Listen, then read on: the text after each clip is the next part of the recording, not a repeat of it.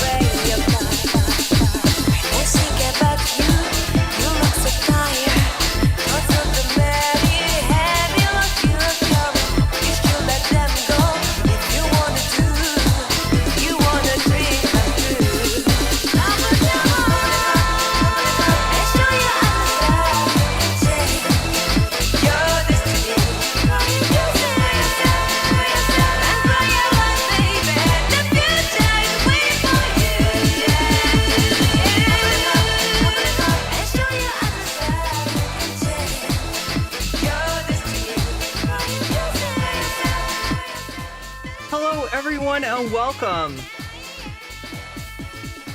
Welcome to the giant dumpster fire that is online content. And I am your host to guide you safely through these trepidatious passageways that we call online discourse. Yes, it is silly season, and I don't know. I feel so... A random Irene has appeared. Welcome, Woody Red. Welcome, Vamps. You need a dance floor. I've got a trampoline. Yeah, that's how I'm gonna get through today. I'm gonna be bouncing a lot. in this giant garbage dump, which some of you might recognize, right? This is a better version of a certain streamer's backdrop. I hope they don't mind. We're not really going to be talking about this streamer today. We're going to be talking about streamers accusing other people, other streamers, of being this streamer, which is like, I mean, of all the people involved, I think that the streamer whose name is being used as a pejorative is probably the least trashy among them, right? So, yeah, here we are in Twitch politics, the home of absolute garbage and trash. So yeah, we talked about Xanderhal Keffals, I think on Monday, like right when stuff started to blow up. I showed you the debate between the two of them. There's a lot more content, right? Xanderhal went back on his stream and you know, made some more content. Keffals has been just in the content mill. That's why I think this is silly season, right? Can somebody help me out here? Can somebody tell me if I'm naive? Because I need to know this. I need to know if I'm naive. Am I naive in not realizing that this is the silly season? And much like I was attacked in December and you know, a few years ago, like, right, that this is what's going on. When they run out of stuff to talk about, when they run out of content, they use each other for content. And we get to pick up the refuse, right? Hopefully we can recycle some of this into, you know, some meaningful clout here to be able to talk of something of actual substance, because oh my god, is it ever messy? This is so messy.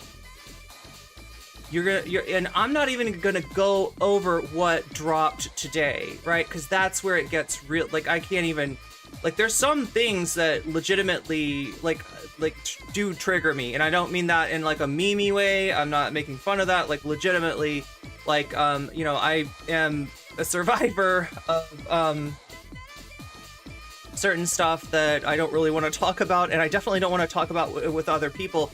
That being said, there are accusations flying in both directions, and I don't think I'm the one to make sense of those, right? I really don't want to weigh into, you know, what the can of worms that has gotten opened up most recently. I will show you the silly season stuff. I will show you the reason that Xanderhal is calling Keffals DJ Muel. And from what I've heard, like, you know, those accusations have been thrown back as well. You love the purple butterfly. Yeah, it's kind of new. I haven't worn this one before, right? I had to actually, like, kind of stretch the wings a little bit to get it to be 3-dimension. Xanderhal is on a total war path. Yeah, I mean, Keffals just had been responding to Xan on his stream. Yeah, I mean, look, like, I don't know. I am not I'm least of all not, like, just please understand, if nothing else, right? I am not defending Xan. I don't. Oh my god, Twitch, thank you for the 45 bits. You added 30 bits to Kex Maroon's cheer. Bonus bits unlocked. We added 15 more? Wait, what? Oh, Kex Maroon cheered 300 bits, and 45 bits got added to the 300 bits. So that's like a that's like a 15% bonus. That's a 15% bonus. Did you know that? Apparently, more in the Fae. Hey, welcome everybody. Yeah, so yeah, no, I'm definitely not here to defend Xanderhal.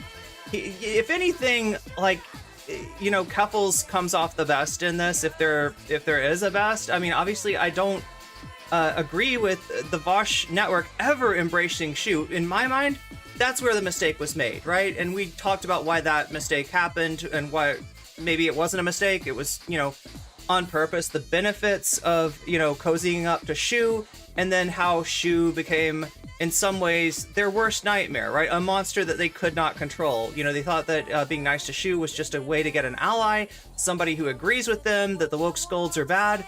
But it turns out to somebody like Shu, Xanderhal, Demon Mama, maybe even Keffals, although I feel like the Shu Keffals relationship is the most solid, right? But like, right, Shu's got a different definition of what's a woke scold and what's a leftist, right? And it's, you know, they basically brought somebody with like, I would say third positionist if Shu was more of a theory head. Right? I mean, that's the kind of people that Shu surrounds herself with, but I don't think that Shu's like a big Dugan reader or anything. I don't think she's trying to be third positionist. I think that's just like the lane that she ended up in. Oh my god. Let's turn down the music so I can hear her, because we haven't heard that sound in a really long time. That is a magical sound that I am now, limited time to earn exclusive emojis. Did you start a hype train? Zira, did you start a hype train? That is 1,100, 200, 300, 400, 500, 1,500 bits. And because of Twitch's special holiday bonus, is that what I'm getting? Am I getting a holiday bonus? Also, Kexmarin, thank you for the bits as well. Wait, like Twitch is starting off strong. It looks like Twitch is killing it right now. This is all fake. This is fake, fake, fake, fake, fake, fake, fake. This is stuff that Twitch did last time I was on, so I had to reset everything. It's a good thing that nobody's donated gift subs just yet, because otherwise it'd be really confusing to do this. But I think I can really quickly end this goal and start a new goal. There's the Twitch. There's the Twitch sub goal. We are on hype train right now. We have limited time to earn extra emotes. I guess it's a good time, as good a time as any, to do this right in the beginning, right? I mean, I'm never mad at you if you start a hype train while I'm doing content. Like, you know, I'll just bounce. Like, that's my new thing, right? When we get a hype train, in fact, that means I should be bouncing right now instead of trying to drink my void coffee. I'm just like, I'm late to stream chat, but I decided to make myself pretty today. I hope you appreciate. Do people appreciate like how pretty I am today? I feel like I did extra. I went a little extra just for you. Just for all of you.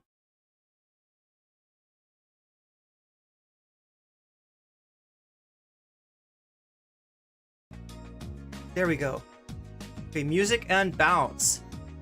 So yeah, we talked about, you know, the reason that Vaush, you know, brought Shu on board.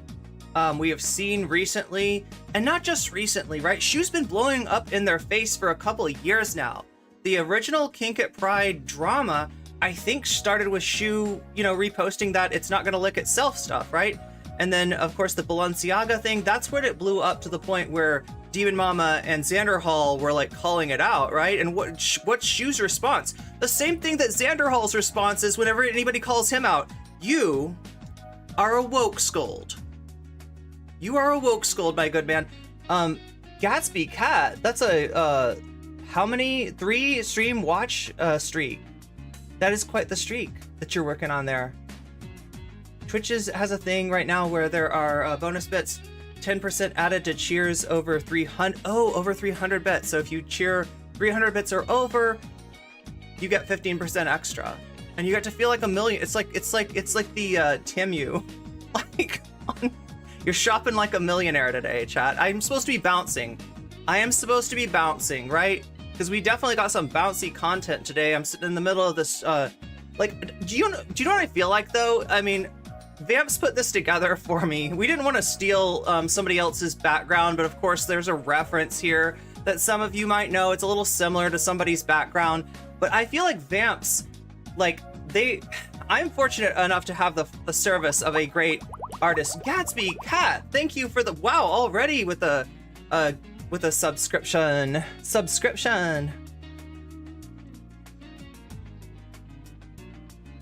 Oh no, that's Vamps giving the subscription. That's a gift sub. At first I thought it was a gift sub. Yeah, so like 55% through level 2. Wait, what's even gone on? Gifted a tier 1 gift sub. Am I? I'm seeing double here. Okay. Yeah, thank you, Vamps. That's very nice of you. And indeed, also thank you, Vamps, for this background, because this is like, do you know what I feel like, chat? I feel like I am in one of the old school Lord of the Rings cartoons. You know what I'm talking about? With the music? Like the cartoons, right? Ralph Bakshi. This is like some animator from the 60s who did a bunch of hippie stuff back in the day. Like there's, you know, hippie, really weird hippie animations, not for kids at all, right? And then for some reason was trusted with the epic tale of the Lord of the Rings, doing a, was it 3 of them or like 2 of them, right? There's either 3 or there's 2 cartoons And they're the ones with the songs like the end of the da da is your da da da. Like I feel like I'm in that, right? Because you know what I'm saying? This like Ralph Bakshi does this weird thing with his backgrounds where he puts like stuff in the background that looks like newspaper print, sort of. It's so hard to explain. It's a very particular style, and it's actually a style that I forgot how much I appreciated. I immediately knew what you meant, but I had the hype train's coming in for a landing. Had no clue how to spell his name. Yeah, it's Bakshi. All right, well, we're starting off strong. You know, I need to have a bits goal too. If people are gonna throw bits at me, I should definitely be rewarding that. I try to reward everything. I try to, like, my dream is to just like somehow like quantify everything so that there's like a unified sub goal, that if it happens on YouTube, if it happens on Twitch, or any combination thereof, that it like all adds up and it gets to a certain point and it says sub goal and it unlocks a very specific content, which I have dutifully planned to add as like, you know, a certain number of extra hours to like 2 extra hours to the stream or something like that. That's how it should work, right? It's rotoscoping, that technique. That's yeah, because it's with the backgrounds, right? And like in some of his stuff, he'll actually have, it'll be like Nixon and like, you know, figures from the news back there. And in some versions of it, it's like Lord of the Rings. I think in the Lord of the Rings, I don't think he put any like, I don't think there was any Richard Nixon. Was there? Am I wrong about that? Am I misremembering that? Was there like a Richard Nixon in the back of one of the, anyway, chat, we're talking about some very niche stuff, and it's probably stuff that I cannot show you on stream due to copyright. Due to the factor of copyright. But what I can show you though is my Twitter post for today. My Twitter post, yes. It's right there, and if you want to help me out, if you want to help that get out to more people, I would massively appreciate that. That is something that you can do for me that is free to you and has an inexplicable value on my side. The other thing is to hit that like button. If you're on YouTube, like 23 of you are, you should be hitting that like button like 5 of you have. I don't know what's going on. Maybe it's because it's a Saturday morning. Look, I'm late to stream. I guess I can forgive you for being late to click that like button. And welcome guests, because I know we'll have some extra people here today that don't normally watch me, but you're here because of the subject matter. Welcome, welcome. You are just as welcome to you know, chat with us, to hang out with us as anyone is. I would say try to keep it, you know, civil in the chat. Be kind to our YouTube mods. Be kind to our Twitch mods. Do not make things difficult for them. Look, I don't have a dog in this fight. I don't have a pony in this show. I don't have a rat in this race, so to speak, right? I'm not, you know, a Zan fan. I am not a Wiggler. I've been disillusioned by both of these people, right? So I'm not coming at this in any sort of bias or bigoted way. I will try to call it as I see it, as far as like who is right, in addition to who I think comes off the best, because that's part of the analysis that you've come to expect from me. A little bit of analysis of the optics of the situation, how the rhetoric played out. I mean, we're not even talking about rhetoric here. This all started over Shoe on Head. Like I told you before, Shoe on Head is somebody that Vaush brought into the network. He does this thing where he's become the forgiver of sins, or if you will, right? If you were an alt-right anti-SJW back in the day and you got lots of videos being like, you know, on like Gamergate stuff or whatever it is, right? Whatever it is, like, you know, and you come to Vaush and you earnestly tell him, you know, Vaush, I've learned and I've changed and I've grown and I've realized that anti-SJW content kind of died in 2016 and I would like to get some of that sweet, sweet bread tube money. Can you help me, Vaush? Can you help me? Most of the time, Vaush is amenable to that sort of thing. If you are a value, if you are an asset to his team, especially, because what he wants more than anything is more people on the left that have sort of, I don't know, like a lot to unpack like he does, that are, you know, look, I'm trying to say this as neutrally as possible. Obviously, I have a perspective on this, you know, like how I, you know, my perspective, and Vaush has a perspective on how he thinks he can be a help to the left. I very much disagree with him, but I mean, that's what it is. And, you know, he found himself on the left, but surrounded by woke scolds. surrounded by woke scolds and genderqueers and cancel culture people and you know, people wanting them to be accountable in the least way for some of the shit that he does, and to sort of push that off as sort of a shield, a sort of a fig leaf on that. Vaush likes to surround himself with like-minded, and I won't say dirtbag, right? Hoot's kind of classified Vaush, Xanderhal, etc. as like the dirtbags. I think they're a little different, right? I would not compare Vaush to Chapo, and I think Chapo would appreciate me not comparing Vaush to Chapo. Famously, Matt Chrisman, you know, said it was pointless to talk to Vaush. Like, what's he gonna do? Jangle his keys in front of Vaush's face? Like, what's the point? What's the point in talking to Vaush, right? And I can't really blame him for that. So, Keffals being a white supremacist only burns me out because I really like the wiggle emoji. I mean, that was a pretty cool animated emoji. Speaking, thank you. I'm glad you said that, Morgan the Fae. Okay, so animated emojis. That is something that we need to worry about. Okay, I'm putting out the call. If anybody's got, you know, animations, GIFs, etc., things that can become emojis, things that I say on stream that you have like an artistic vision of creating, I would massively appreciate that. Because Twitch has decided that animated emojis are great, and they want more of them. And they've given me more slots. I have more slots. More animated emoji slots are available to me now, and I don't even have any way to fill those up because I don't have enough animated GIFs. Or wait, is it a GIF? Yeah, it'd be a GIF, right? It would be a GIF. Do you say GIF or GIF? Chat, 1 in chat if you're a GIF person, 2 if you're a choosy memer that chooses GIF, and 2 if you call it a GIF, like a Christmas GIF, like, you know, like, thank you for this GIF, this gift that you gave me from the office for Christmas. Let me get a drink of Void coffee here. Who else do you vote? God damn. I need to clean my mug. Yeah, I was looking at Asmongold. So the other content that's going on right now is the Twitch meta. If you don't know, there was a streamer named Morgpie who... I don't think that Morgpie was the first one to do this. I thought at first that Morgpie was the pioneer, Morg Pioneer, but actually it turns out that maybe Morgpie got this idea from other people of doing a stream. Now, if you look at me right now, like, right, if you might think that, like, I have very long hair and I have no top on. But, like, yeah, right here, you can probably tell that that's not true. I do have a top on. I am not, you know, doing the meta, as it were, but the meta would be if I had no top on and maybe I, like, bounce up and down, and you know, the area that would be sensitive to Twitch, the area which would get me in trouble, is just below the fold, right? And you can't see it, and you don't know, maybe I have a tube top underneath, right? That's what Morgpie was doing. It was I guess it was working, and it also worked in that it got all the Chud cells, like Chud Logic himself, just all up in arms. It really, like, nothing else rustles Vaush's Chud's Jimmy.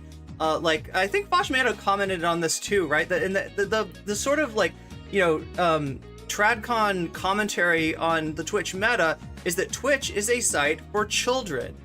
Now, I've looked at the demographics, and while Twitch does allow you to be on the platform, you know, if you're 13 to 17, the majority of people on Twitch are not, right? The average age is a age that is of age, right? You know, it's, I think the average age is like in the 20s, right?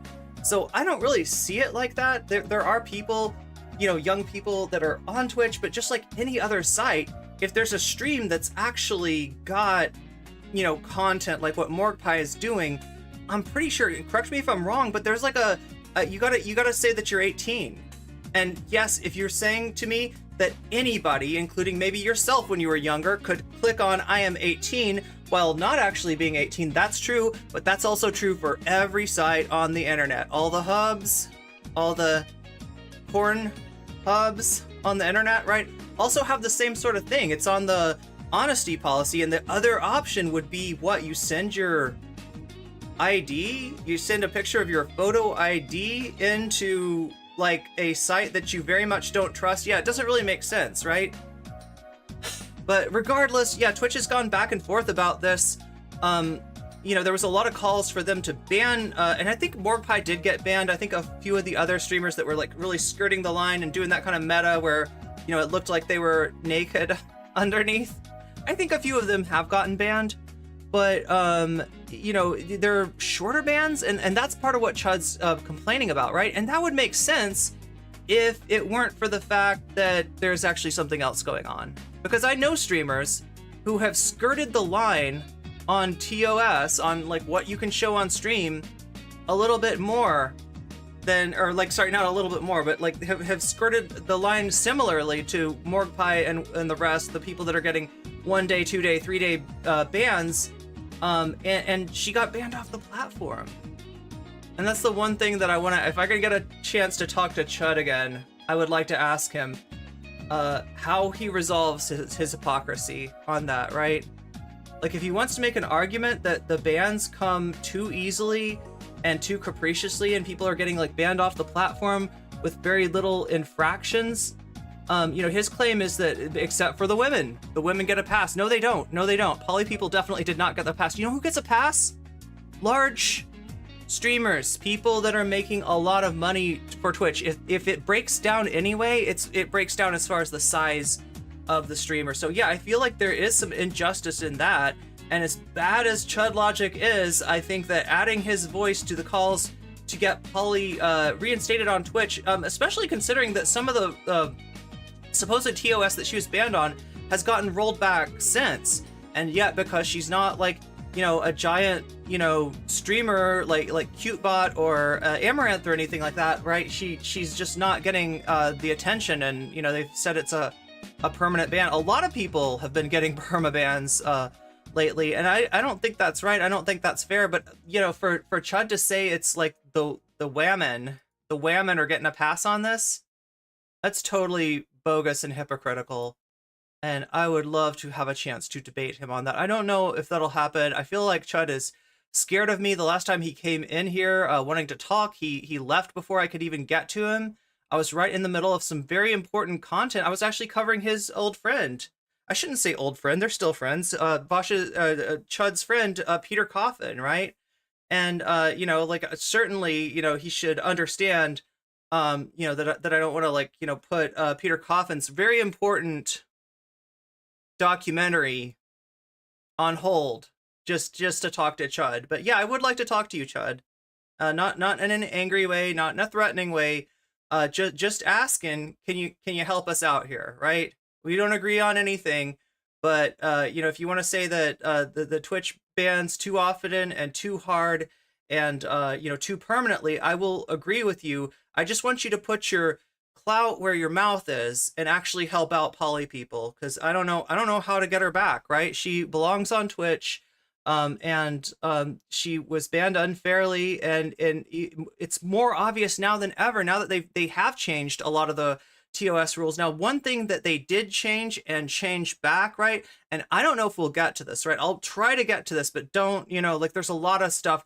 People, people are mad at me because I didn't finish the Vaush on Lonerbox debate. There's a lot of stuff to get to, but I really want to talk about the reversion of the Twitch rules. For 1 or 2 days, they had decided on a policy of artistic nudity. They said that if there's nudity on stream and it's artistic, as in you're doing a drawing, right?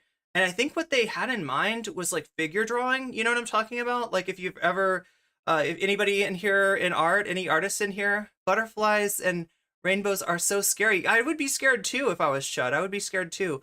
I'll pester him in his chat next time. Just don't get a ban. I'm not trying to get you to get banned from other streamers. But yeah, I mean, you know how he is. You know how to maybe, walk that tightrope. Because like, yeah, obviously he's very threatened by me, but he need not be. Okay, I come in peace, just asking for the bare minimum of solidarity with a fellow streamer. This guy always talks about how this is a workplace. We're co-workers. If you can't get along with your fellow co-workers, then what kind of workplace is it anyway? Well, if you won't help your fellow co-worker who got fired unjustly, then what kind of a streamer are you, Chud? I gotta know.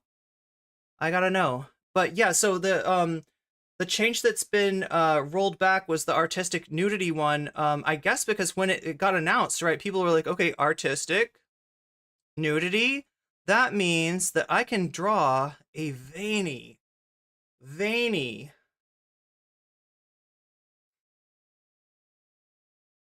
I people were drawing wolfcock.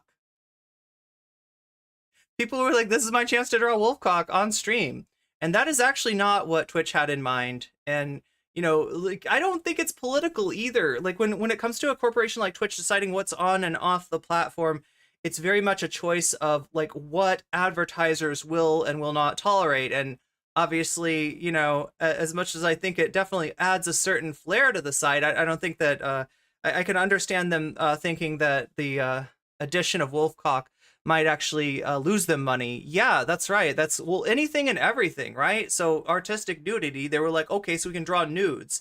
And to some people that might mean like figure drawing. Like maybe there's somebody nude standing off screen and you can't see them and they're like they're doing their portrait, like an artistic portrait of that. Or it could just mean like hentai. And that's what was getting drawn, and not just hentai. But from what I'm told, sometimes like just hentai involving like young looking subjects, if that makes sense. And yeah, that's definitely something that nobody wants on the platform. So I mean, I guess it's sort of understandable. I mean, I don't know who to blame on this. I know that some of the people doing the art, because like, yeah, there's also AI art, right? So you can get an AI art program, right, where you do an art project and it's AI, right? So it's like you're not really doing the art yourself, but you do photorealistic work. So like literally you can create a scene, a picture, a figure, a person that doesn't actually exist in any state of dress, in any state of anything, doing whatever. And people were doing that. And I guess that's what got Twitch to actually roll it back quicker than they've rolled back like anything. So yeah, it's strange though who was on what side. Like Chud was definitely on the tradcon side of things, of like, where are these boba streamers? What are they doing on our platform? Don't they know this is a platform for children? And he even invokes like his own kids and like how hard it is to be a parent and how innocent like a platform like Twitch might look. Look, if you got young kids, like Twitch is like supposed to be 13 and up, and there's like a reason for that, right? It's not something to just like hand your kids the iPad with Twitch on it and say just go to town, right? That's not a good idea. Yeah, I don't know what kind of what kind of parent takes that tack. I don't know what you mean. Wait, you don't know what I mean by what? Won't anyone think of the children? I mean, I feel anyway. So there's different sides, right? There's different people taking different tacks. Obviously, somebody like Asmongold kind of appreciates the content being a little bit titillating. He he likes that sort of thing. And so he was kind of on the other side from Chud Logic. Anyway, yeah, so some really weird stuff happened on Twitch, some stuff that is probably just like the writing was somewhat on the wall when they made that choice, and yet they're totally acting like we had no idea. We had no idea that would happen. I think the whole internet should be 18 plus only. I mean, so some people I've definitely heard that.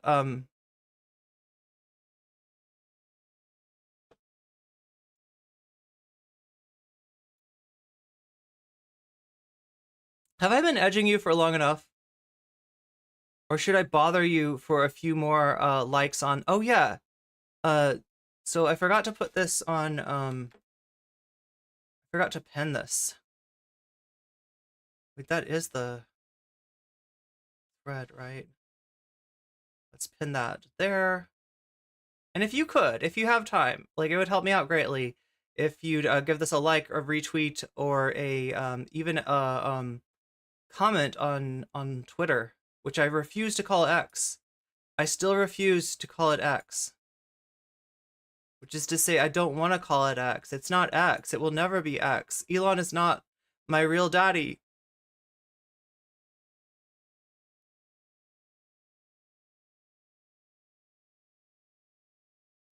Yeah, so some really wild stuff going on Twitch, definitely competing with Kick.com as the pariah of the internet these days.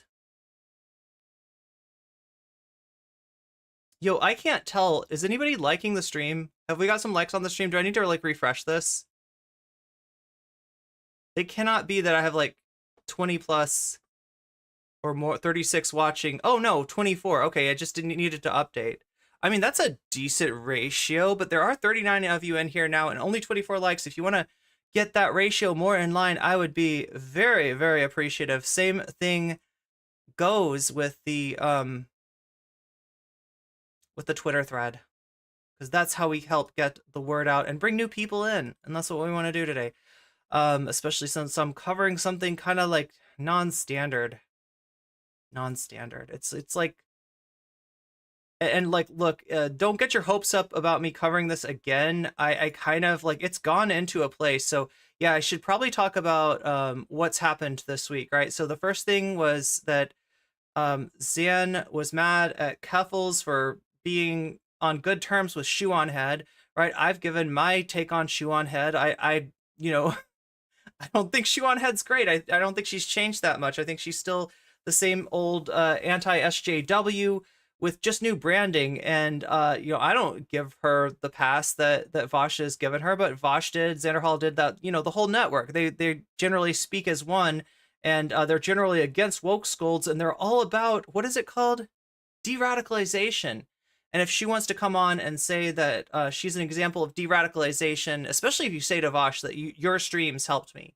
Like, I was kind of right-wing, and I watched a few of your streams where you debated right-wingers, and I realized how cringe it was. I realized it was thanks to you saying the N-word.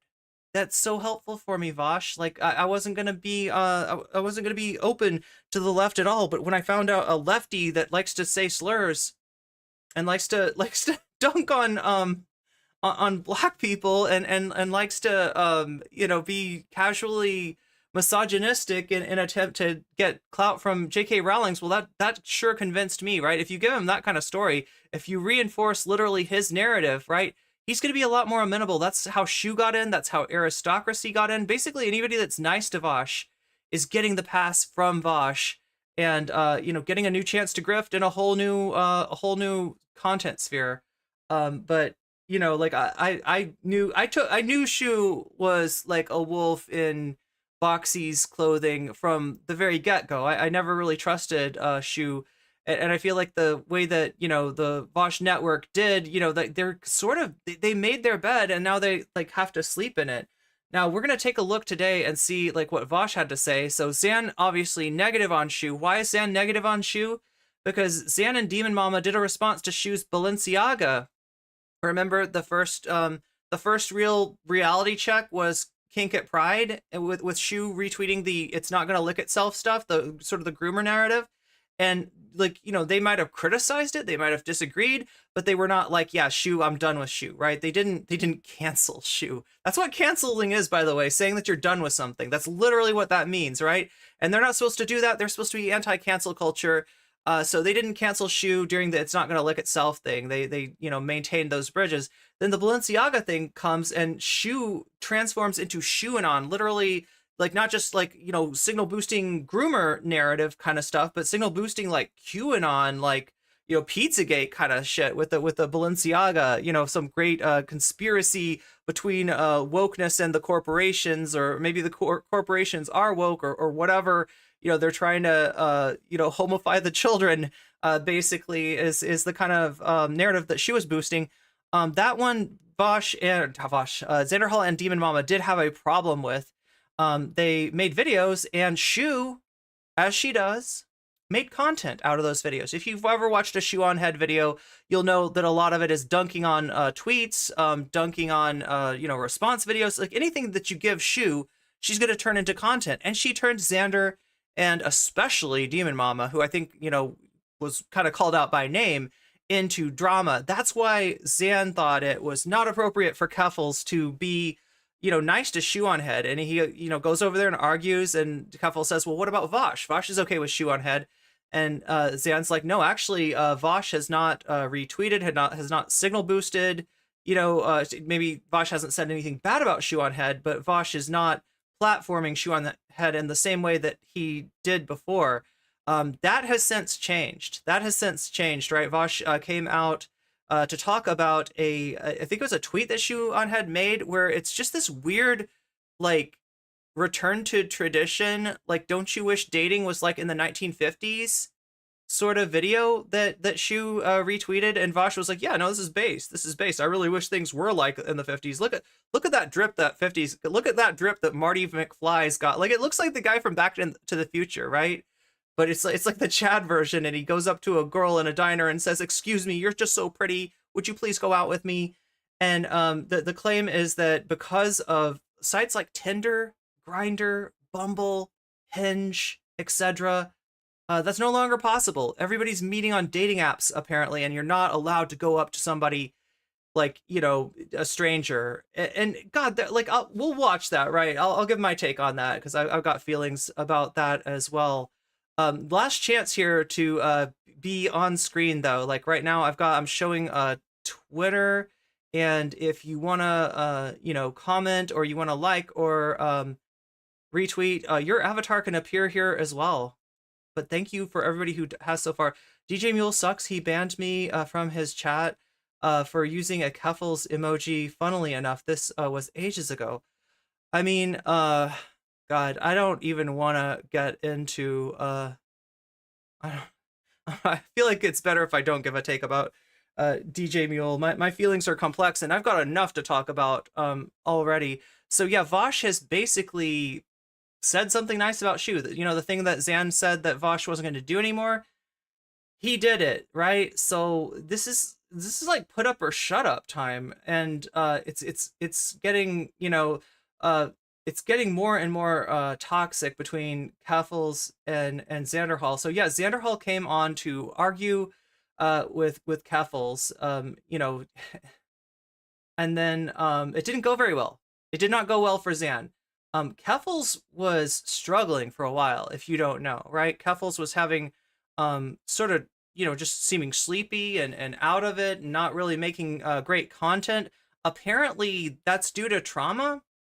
There was some trauma that Keffals experienced. Well, I mean, we all know about some of the trauma that Keffals experienced, but Keffals was having trouble getting to sleep, and she got some help with that, and now she's getting a good night's sleep, and she's like a whole different person. She's very capable. She's very on top of things. Like, I mean, I still disagree with a lot about her, and I see her just constantly moving to the right, constantly embracing, people that she had she had called out like a year before, people like Destiny, and now she's trying to be BFFs with people like that. They've declared an amnesty, and so yeah, I've got plenty of problems with Keffals, and like I said, I don't think that Shoe on Head is somebody like I just don't respect Shoe, and I don't really respect people that are like, yeah, Shoe, like, right? I'm sorry, I can't take that seriously.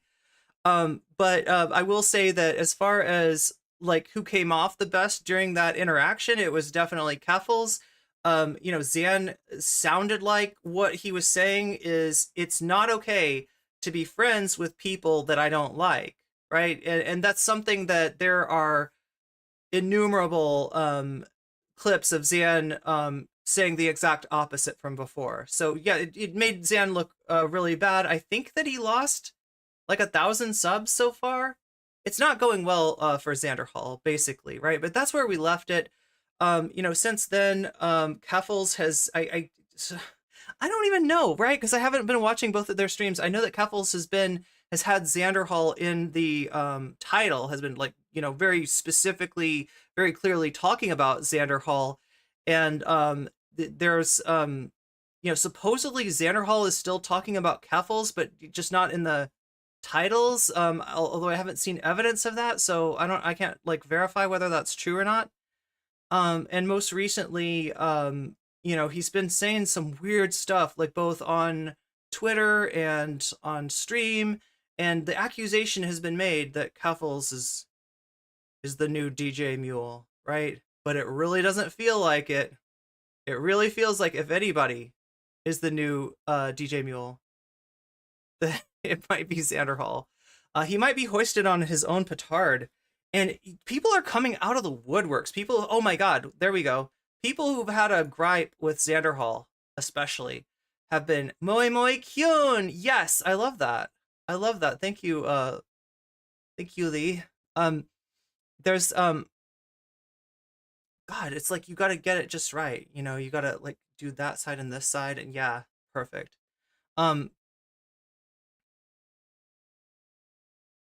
There's a smugness beyond Vaush behind Vaush that I really effing hate. Oh, beyond what Vaush has that you hate about Xan. Yeah, I mean, look, there's a lot of Xan rubs people the wrong way. Xan is like, you know, kind of cringe sometimes. You know, Xan does not he's just not doing things right? If this was a drama that he wanted to start, and it is the silly season, so there's every chance that's what this is about. Get attention, cause drama, you know, and at first it did end up in him getting more viewers temporarily. I think that's like really waned, and at this point, this drama has just hurt him.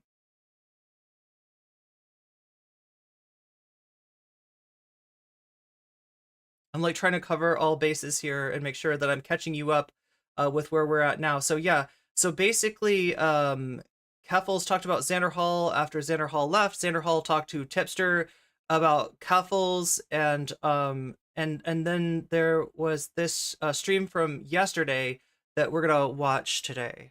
So that's where we're getting in. Wyatt Leaf is very much falling apart. I don't know, where is Demon Mama on all this? This is a question. We had a question a while ago of like, where is Vaush on all of this? I think that question is answered now. Vaush seems to be on the side of like, Shu is all right, Shu is okay. So, you know, it seems like Vaush is coming down on the Keffals side. It's not that surprising considering like how this has gone, how it looks, how Xanderhal seems to be, you know, circling the drain at this point, that Vaush would come, but he hasn't like out and out, like intervened. He hasn't brought either of them on. Am I right about this? Has anything changed, right? Because this is an update. This is a situation that's developing, right?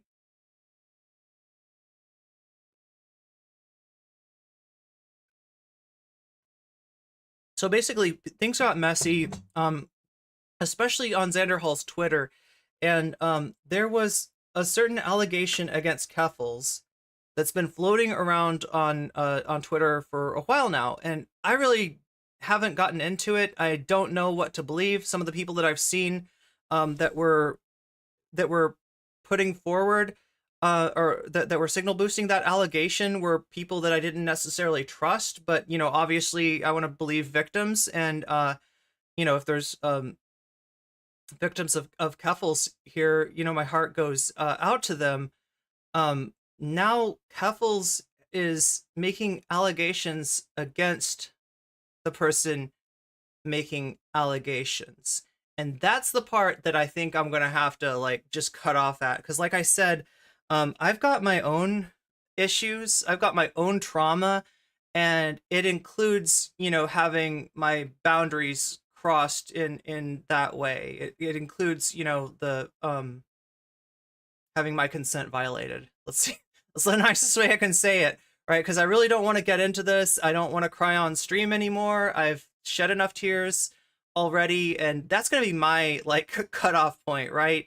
The other thing about it is I just don't know what to make about it, because now there's like allegations flying, you know, every which way, and you know, I'm definitely not trying to deny the experience of any victims, but I can't make heads or tails of this thing, right? I'm gonna have to wait until at the very least wait until the dust clears to really say much about that. So yeah, and if you could get, we've got plenty of content today without getting into me trying to adjudicate you know, of the allegations that have been like I said, levied both ways towards Keffals and from Keffals, right?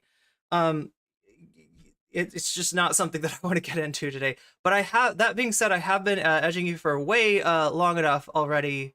And I have the VOD. We have the VOD.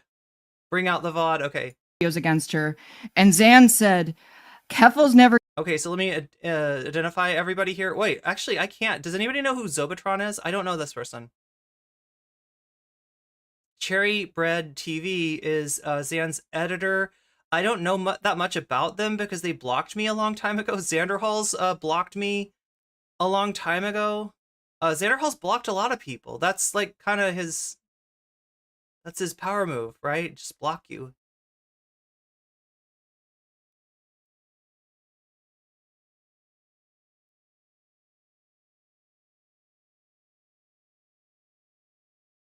There's so much going on here. Like we've seen like President Sunday, for instance, defending Keffals, which is kind of new.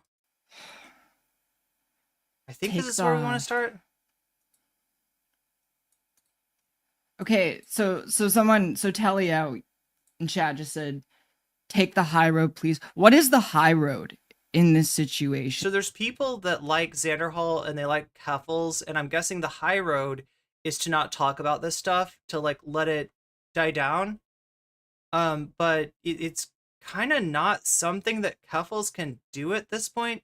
The reason that the allegations against Keffals got brought up again was because Xanderhal, I guess, was signal boosting those allegations. And it's kind of a weird thing. If you don't think an allegation is a big deal until you have a argument with a person, then like what do you really believe, Xan? And that being said, I definitely am not, you know, in any position. I don't want to deny, you know, the victims that that we're talking about here. I don't really know anything about this situation. I believe I've seen I've seen people bring up those allegations. They just weren't people that I necessarily trusted, and so I couldn't really make heads or tails, and I just didn't want to get involved. And again, you know, this is the kind of thing that's sort of, that's, you know, triggering for me.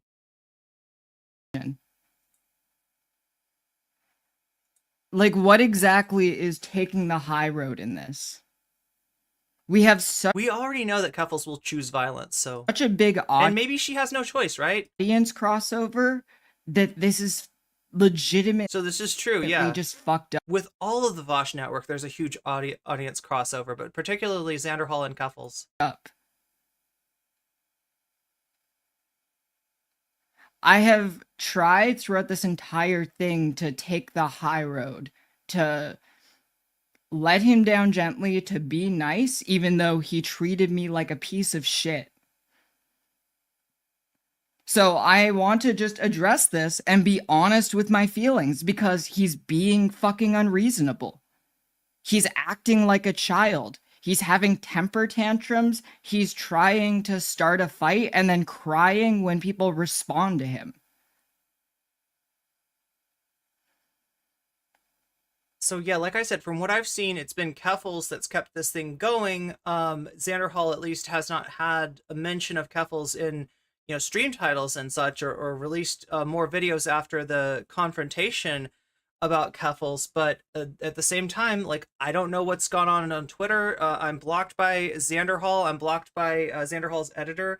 Like, I don't see this stuff necessarily. So there's every chance that, you know, this is something that she has to respond to. So the Great White Leaf Civil War. Yeah, exactly.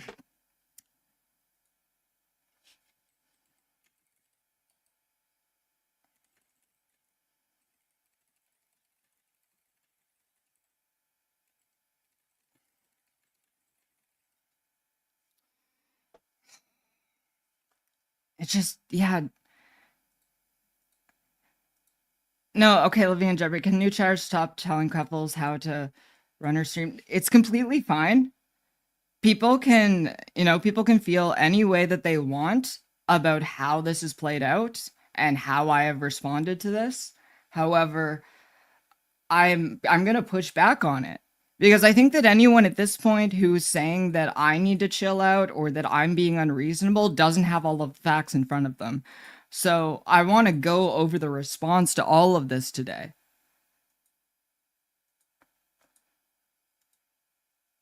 Funny enough, to the people who have been following while all of this has been going on, Xanderhal said that if Vaush were to ever platform Shu, he would burn the bridge. But guess what happened? Literally today. Now, if she doesn't go over this video, I will. In fact, I probably will anyway, because I want to talk about... Right here. Vaush literally uploaded Shu on Head was right about a thing. An entirely positive video about Shu on Head.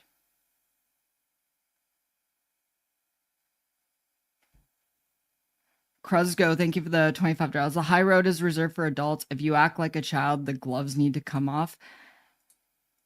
I mean, thank you. Like, thank you. I'm sick of this shit.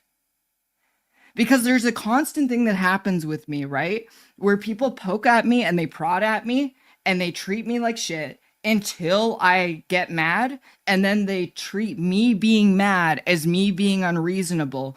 When the reason I put out all of the videos about all of the stuff that's happened with Xanderhal is so there are receipts. So people can go back and look at everything that's happened and no one can mischaracterize what has happened in this situation. I've got mixed feelings about that, right? Because, like, on one hand, like, we were talking about how Xanderhal's one trick is to play the victim. Like, whether it's DJ Muel or, you know, anybody, right? Xanderhal's always the victim. Xanderhal will literally, use his victimhood to attack other streamers, right? That, like, you were friends with Thought Slime, therefore, you know, right? So, you know, that this is a thing that Xanderhal does that does not come off as well as I think he thinks it does, right? And you kind of see Keffals doing the same thing when, like, this is the thing that happens is people say stuff that's untrue about me. I don't know why people keep on saying stuff that's untrue about me, right? At some point you got to say, like, you know, if the whole world smells like bullshit, maybe check your shoe. Check your shoe on Head. No, check your shoe and see if you're the one that's tracking bullshit around, because, like, you know, that's a possibility. But at the same time, this can happen in a limited sense, right? Where somebody's constantly talking about you, and your response to that, those attacks gets characterized as being aggressive, when in actuality it's defensive. That can happen. So, like I said, sort of mixed on how I feel about that. I guess we'll let her cook, shall we? Never started any of this. I never wanted any of this to happen. If Xanderhal didn't want to be my friend, I don't give a shit. To be quite honest, I don't want to be his friend. I think that he acts like a child, and I don't think he's a very good friend, because he's quite willing to completely throw you under the bus at a moment's notice, and that is not someone I would ever call a friend. If you have someone like that in your life, that's not a friend.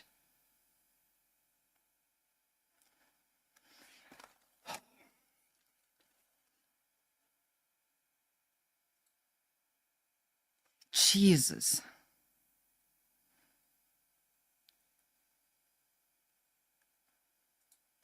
He's an actual crybaby, honestly begging. Honestly began to feel like people who go the hardest against woke scolds are just trying to hide their own woke scold tendencies. Yeah, Jules, it depends on the situation. And again, chat, sorry I've been like so distracted and trying to give a good intro, trying to, you know, give you the proper context. I haven't interacted it with chat as much as I normally do. If you have anything that you really need me to get to, you know, a great way to do that is with a super chat on YouTube, or a what do you call it, like a highlighted chat on Twitch, and I'll try to make sure to get to those. Neither of them are good friends. I agree. Precisely what she did to, I mean, this does seem very similar to what she did to Bad Empanada. If you haven't seen that, did I put out a video on that? It's on this channel or it's on the clip channel. I don't remember. I think I did put out at least one highlighted message. Yeah, definitely helps to get my attention. If there's anything that you think I'm missing or you really need me to address something. I'm gonna also try to address some of my comments. I've been getting more and more comments as like more and more people are seeing me, and you know, more and more people are interacting with my content, and so I'm gonna try to get to those as well, because I think somebody had a complaint about my coverage of Xanderhal, or not Xanderhal, Vaush versus Loner Box, and we'll address that and see if there's anything of substance there. See, the thing is with Xan is that, you know, he's been through a lot of drama cycles in the past, but all of the past drama cycles involved like an awful person, and it was very easy to rally around Xanderhal. Like DJ Muel is trash. Thought Slime, I mean, is a cry bully. you can't call somebody trash when they literally that's their background. It was very easy to rally I mean, around you can, but Xanderhal in those circumstances. But in this circumstance, he instigated this entire thing. And then after instigating it, he positioned himself as the victim. So someone posted this with the whole thing where Xanderhal was saying, oh, if Vaush was still going to be friends with Shoe on Head, I would burn the bridge. Here is what Vaush's actual position is on being friends with Shoe on Head.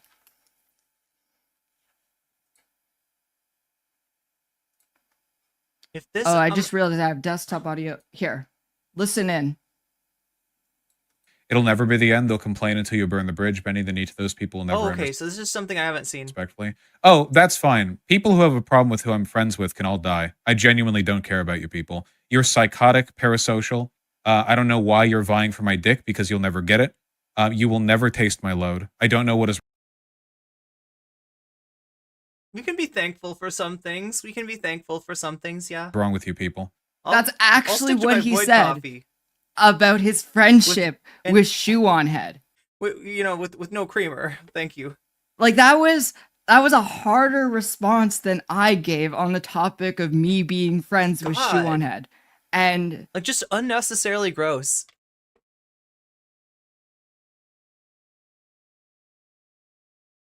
Now I'm the one having technical difficulties. Let me fix that. Xan's just completely ignored it.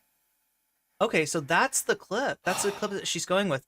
Oh But my the God. reason that I've decided to do I actually don't know. Okay, so this is the one you see up here. Shoe on Head was right about a thing, right? That's the video that she was talking about earlier, unabashedly, agreeing with Shoe on Head, and like not just agreeing with Shoe on Head saying something like, because here's what Shoe on Head's, and if Danny Smith is in chat, he can corroborate this, right? Usually Shoe on Head stands will say that Shoe says something like, I think everyone deserves healthcare, and everybody's like, Shoe on Head is right wing, and they think it's unfair, and Shoe on Head's not actually right wing. She's socially conservative, like bordering on tradcon, and this is another incident of that, and this is more of an incident of like aesthetics, I guess, more of an incident, more of a example, where it's like a cultural critique.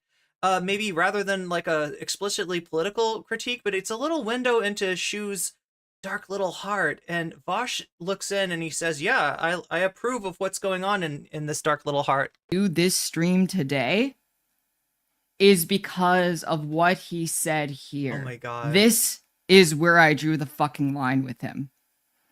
Oh, he's been tweeting about me all day. Like look at this. Wait, that was like he was watching the Jimmy Dore. How did Keffals come up in the Jimmy Dore show?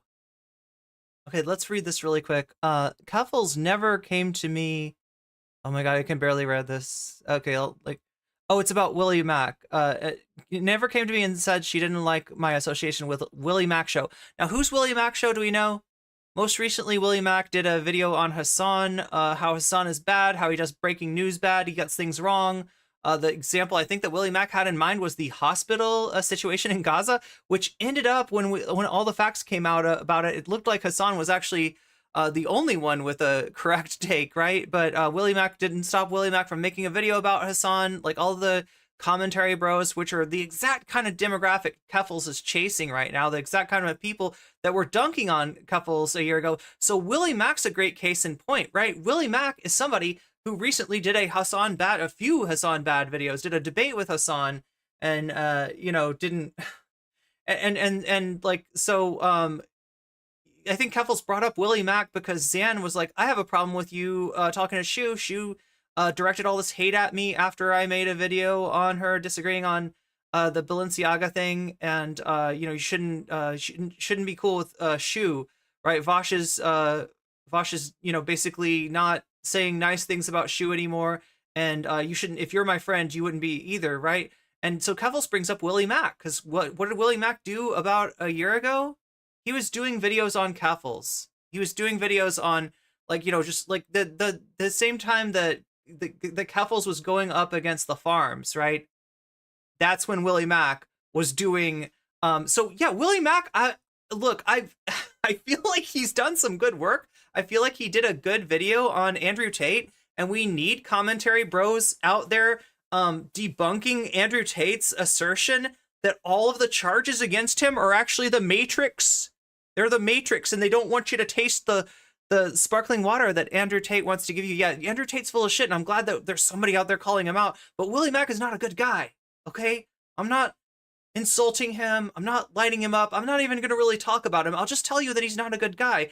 And, the example of that, like when he was against Keffals was the time that the worst people on the internet were attacking Keffals, right? So, yeah, probably Xanderhal shouldn't be friends with Willie Mac, and probably the only reason he is because Willie Mac says Hassan bad. But it is, yeah, she's right. That's hypocrisy, right? This is parallel kind of thing. You're friends with Willie Mac, and but oh god, I don't know how to parse this, because I think that Keffals has probably done a video reacting to the Willie Mac stuff that was essentially saying Hassan bad, and like completely agreed. Like Keffals agrees that Hassan is bad. The fact that she's still uploading videos about me is showing. Oh, okay, so that's where he's. So he's tweeting about Keffals. I think maybe he's even talking about Keffals on stream. But what he's not doing is uploading videos. This is kind of like what Dylan Burns did to me, right?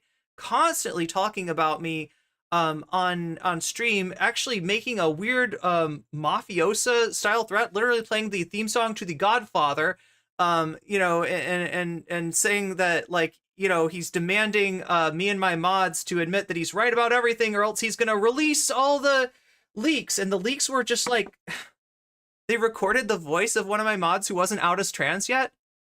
Yeah, so that the first time her voice got listened to, her girl voice got listened to, was by a bunch of like hateful debate bros, right?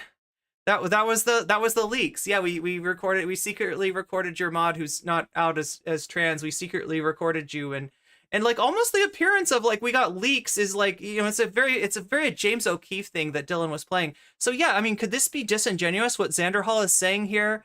Based on my own personal experience, that Keffals is releasing videos, uploading videos, and I'm not trying to drama farm. Absolutely. But again, I haven't watched Xan's stream, so I don't know if he's doing. I don't get the sense that he's exactly. I mean, it's like you'd have to go pretty far to play the game that Dylan was playing, right? You have to be pretty cloak and dagger to try to secretly record people and stuff like that. But yeah, there's every chance that that Xan's being disingenuous here. I don't know who Zobatron is, but that's actually what I was referring to in her newest videos, the hypocrisy of Xanderhal. Okay, so yeah, that's the video. We're not gonna watch that one. That's the video like in between. It's like we're skipping Kingdom Hearts 2.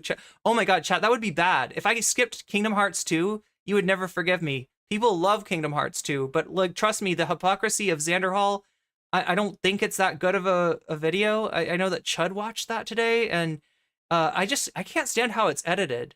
Yeah, that's right, Keffals editor. I think you suck. Like, I'm not gonna say shit about Keffals, but I will talk shit about the editing. Yeah, if you wanna know how to do a spline, get at me. I will make it real simple for you. But yeah, you got some work to do as far as your editing goes. Not that I'm one to talk. Hold on a sec. I gotta move. Let me move the chat window. So someone said to Zan, that's actually not what I was referring to in her newest video, The Hypocrisy of Xanderhal. She shows a clip of you in the beginning of you praising Willie Mack show despite... Hey, what's up, Natalie? Yeah, he did Hassan did end up debating Willie Mack, and it was so worthless. His streams are too boring to sit. Are you talking about Zan's streams, or are you talking about... You're talking about Zan's, right? Not Willie Mack's? That he made slandering videos against her. And Zan said, Keffals never came to me and told me she didn't like my association with Willie Mack show. If she had, and I made excuses for his behavior, then I'd be a hypocrite. The fact that she's still uploading videos about this shows she's just trying to drama farm. I don't know. And then Cherry, he says in a drama thread on Twitter, who is Xanderhal's editor, replied to this by saying, literally anytime he has been brought up on your stream, you said he has Keffals derangement syndrome. This is so dishonest.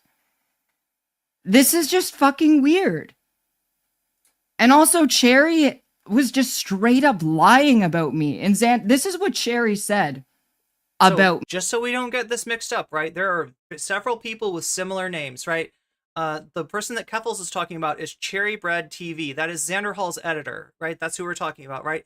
You also may know of a Cherry spelled Chaeiry, who is a Destiny orbiter. And, you know, I don't know, kind of a creep.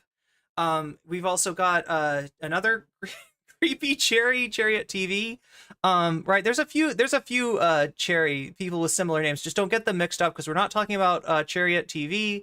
We're not talking about Cherry the Destiny Orbiter. We're talking about Cherry Bread TV. Oh my god, it's so hard to keep up with, isn't it? Cherry Bread TV, that is the editor for Xanderhal. Me in Zan's chat. Cherry said that I was literally gaslighting and lying to Xanderhal and calling him an abuser, and I never did any of that.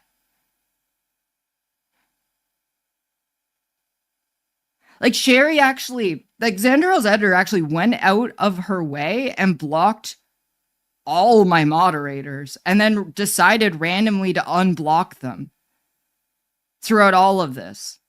It's been really fucking weird and controlling. Like, I was actually saying to I've said multiple times to my community that Zan isn't an abuser. Please don't psychoanalyze Zan. I said Zan is he's a good person. Yeah, Chariot TV, aka Materialist Waifu, aka Gwen No Fear. And you know, if you want to know why I say what I say, look up those names and learn. That's always a good intro to a stream segment. What the fuck is this? There's a lot of people that I was a fan actually back in the day when she was called Gwen No Fear. But there's a lot of people whose names that are coming up, you know, including Xanderhal and Keffals, who I've cut ties with for various reasons.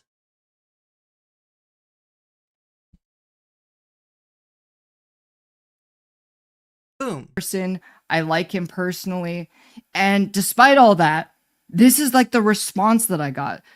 Where the fuck? This is what made me decide, fuck him. This is it. Wait, this is the Jimmy Dore thing. Believe what a piece of shit Xanderhal has been. Oh, and just so you know, like, right, if you like any of the content creators that I'm not too keen on, like, that is okay. I'm not going to judge you for that. You're not going to get banned for, you know, for liking anybody. You know, who you watch is your business, and I will, like, totally leave you to that, right? I don't want to police, you know, who anybody watches here. Like, I've got my own personal opinions based on my own experience. I may be right. I may have been too hasty in my judgment. If you think I am, you're welcome to you know, tell me why, and I will honestly listen to you.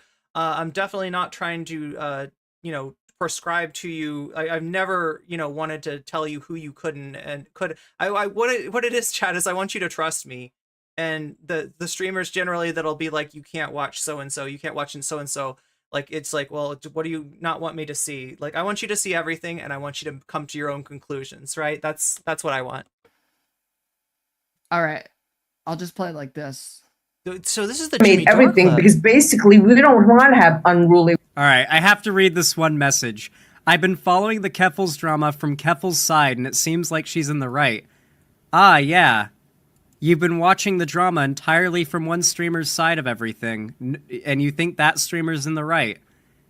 And you admit to not having seen any of my side of it. I wonder... I wonder why... Okay, anyway. They were because That's the most drama you guys get for this stream. I know. She's really trying to milk it, and people are, like, raiding the channel because of it, which she knew would happen, but, you know, it is what it is. She's basically the new DJ Muel. How does that come up in... Okay, somebody must have... Oh my god. See, this is the problem. He's responding to people in chat. Do you know who the people in chat... that when you're trying to do a piece of content and somebody comes along and says, hey, what do you think about what Keffals just said? That's a drama frog. That is somebody that is very likely trying to cause problems, that's very likely trying to draw you into a fight. Their life is not exciting enough, and they would like to see more drama in the content, the streamer content that they consume, and they're you know, they're in there to do that. I don't know how he's getting, like, is he getting like one guide here? Look, I got one guide the other day, and I apologize for it because I know some people were not too keen on me responding to, what was their name, Dave Smith or something, as much as I was. But yeah, I try not to do that. they would automate. What the fuck does that mean? Nothing out of context, right? So another trick is that, you know, people send you a clip like in your Discord, like right here, Keffals, right? And what you need to do, if you really want to know what he meant, was go to the VOD in question. Does anybody want to send me a link to the VOD? I mean, we could try. I don't know if it's worth it, though. I don't know if going in depth on this is going to really change my mind about Xanderhal all that much.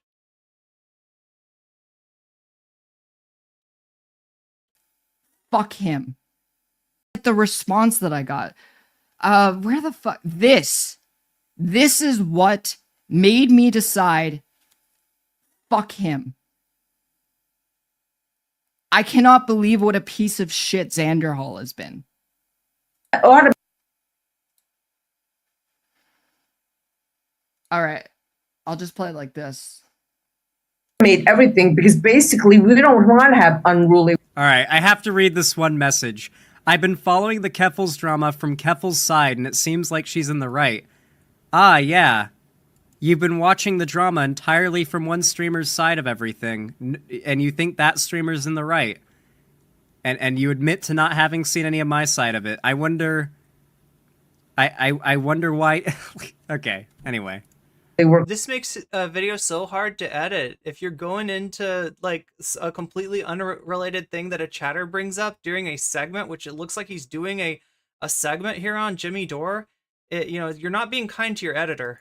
That's the most drama you guys get for this stream. I know. She's really trying to milk it, and people are like raiding the channel because of it, which she knew would happen. So that's what she's saying, is in spite of the fact that she's doing multiple streams with Xanderhal's name in the title, despite the fact that she's doing multiple videos with Xanderhal's name in the title about this drama, that Keffals is saying that Xanderhal's kind of like slipping in drama lasagna, right? You know, you got Jimmy Dore on top, and you got a layer of drama, and then you got more Jimmy Dore, and you got more drama, and then maybe, you know, you cover what's going on Twitch, and you do more drama. That's what he's doing, apparently. But, you know, it is what it is. She's basically the new DJ Muel. They would automate. Oh, what the fuck? Oh, god damn. Like, this is what happens when, like, he's saying, like, you know, if you watch something from a streamer's side, you might get an incomplete understanding of what's going on. Same thing is true as if you're watching the DJ Muel thing from Xanderhal's side, right? And the fact that somebody's name has become a pejorative, y'all are hateful. That's what I got to say. Beyond my ideological differences with you, right? Beyond the fact that you've got a lot to unpack and you're like totally unwilling to unpack it. Beyond the fact that you know you're there sucking off of Vaush's clout teat, you know, to make your, you know, streams like artificially to get that some of that sweet Vaush audience. and you're being useful to him as payment, and kind of rubber stamping everything he says. Beyond all that stuff, right? I don't like the toxicity, and I don't ever want to get into this kind of toxic exchange myself. I know that, like, when we had the drama with Demon Mama, I probably was a little too toxic, right? I was dunking on Demon Mama. I was in my feelings. I was feeling a little too much, right? And I said some things, like, I probably shouldn't have said the diaper comment where I said that she's cleaning up Dylan's messes. She's like cleaning it. She's like changing his diapers for him, right? Because some people took that as me, having a go at Dylan's age. There's a lot to have a go at about Dylan, and his age is not one of those things. I don't think that he is, like, I think that he's, he's interested, he's curious, he's engaged in the subject matter that he talks about. And I didn't mean to, like, imply that, he was a child, because that, that's also something that people will use to cut people like Dylan and Xanderhal slack that they don't necessarily deserve. Toxicity is sometimes necessary. I mean, yeah, I guess you're right. I guess it can be. I just like this kind of stuff, like turning somebody's name into a pejorative. Like, I don't ever want to be like, you're just like Demon Mama, and like have people be like, okay, like, what, I guess Vaush's name, you can kind of, Destiny's name and Vaush's name have kind of become pejoratives to those who know, but Fuck does that mean? He said that I'm the new DJ Muel. The people who don't know, DJ Muel put out a video, which I reacted to. I shit on him for that. It was a video called Xanderhal is Not Your Ally, and it was a video that downplayed the abusive relationship that Xanderhal had with his ex-girlfriend. The abuse that Xanderhal received from his abusive ex-girlfriend. He gets into one fight with me. He burns all the bridges that he can. And he says that I'm the new DJ Muel. This is fucking way too far. I literally just put out 2 videos. And those videos were just edited stream VODs of the streams that were all... Yeah, it's really ironic that the video is called Xanderhal is Not Your Ally, and Keffals is in literally a situation where she's fucked around and found out that Xanderhal indeed is not her ally. He means that Keffals is accusing him of abuse, but he is the one being abused. Already public. Bricklaying, if they could, Jimmy, so that there wouldn't be a person like you. You know what I mean? They would have robots do that, and then you'd have like unemployed, opioid-addicted people who were once working class and who are just unemployed. Why is it a common trend for right-wing grifters to also... So I hope you can all see why I'm so furious right now. Okay, now I'm curious. She's getting furious, but I don't know, like, could I find the Jimmy Dore video that Xanderhal did? Like, this shit has gone just so fucking off the rails.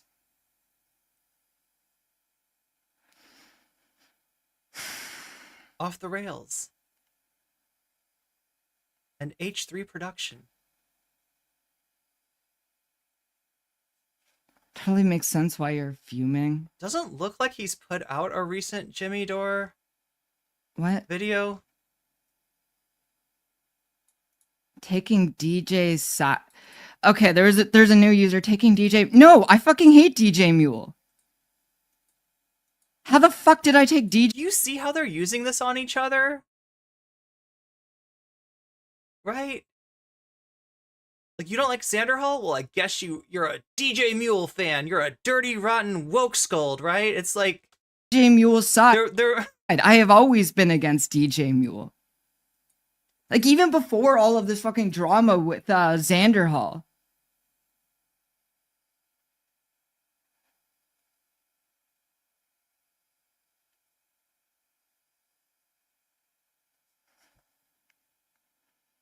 Yo, Disagreeing with someone, a bad person, means... I don't don't even see Jimmy Dore mentioned in Xanderhal's like stream Means titles. that you are pro the No bad idea. person.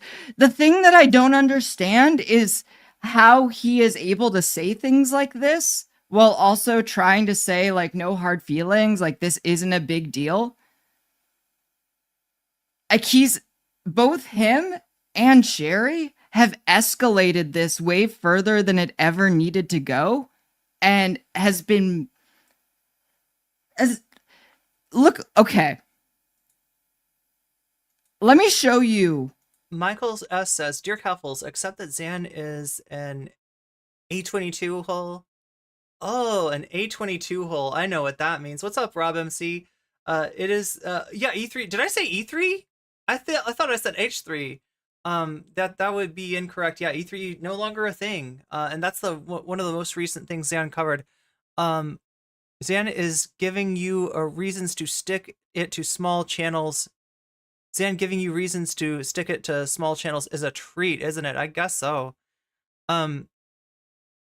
It might be Robin C. I'm not sure. I'm not sure where he covered Jimmy Dore recently, but yeah, apparently he got one chat. He got one guide by a chatter. What are you, some kind of DJ Muel? You're gonna bully your friend into stealing his dad's car so you can take your girlfriend out to the town instead of going to DJ Mueller? Oh wait, is that Bueller? That's the Bueller thing, right? The Ferris Bueller. They treat me like a piece of shit and then play the victim when I mean that is their motto to a T. Phoenix Rising. What he said about Tori. I'm pissed about Jules, you're on that. Yeah, it's like Vaush saying you support J.K. Rowling if you think that his tweet is wrong. this Yeah. too.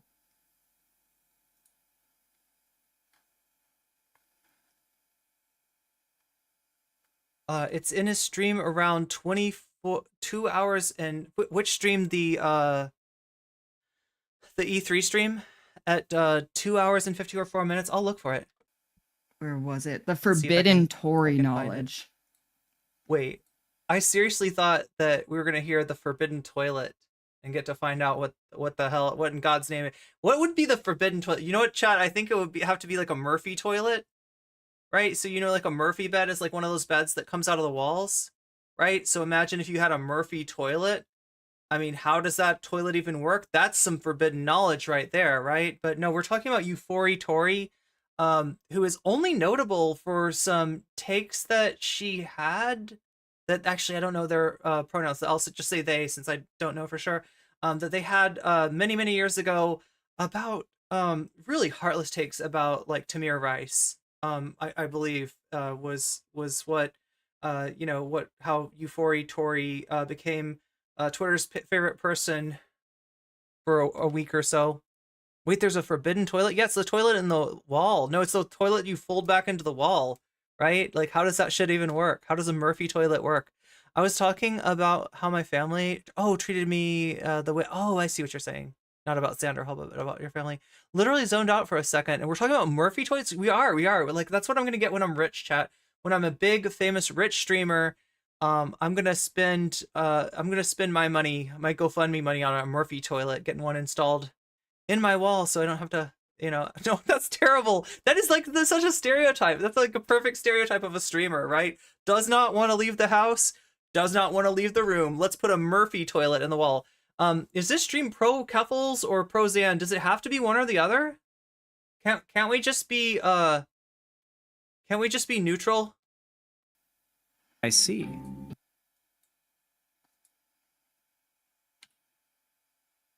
Regardless, try Dennis. Regardless, whether you're on one side or the other or neither, you're welcome here. There's no litmus test as far as you gotta agree with this or that. We're just watching this drama, trying to figure it out, and hopefully checking out of the drama when it gets to the really toxic point that it's gotten to today.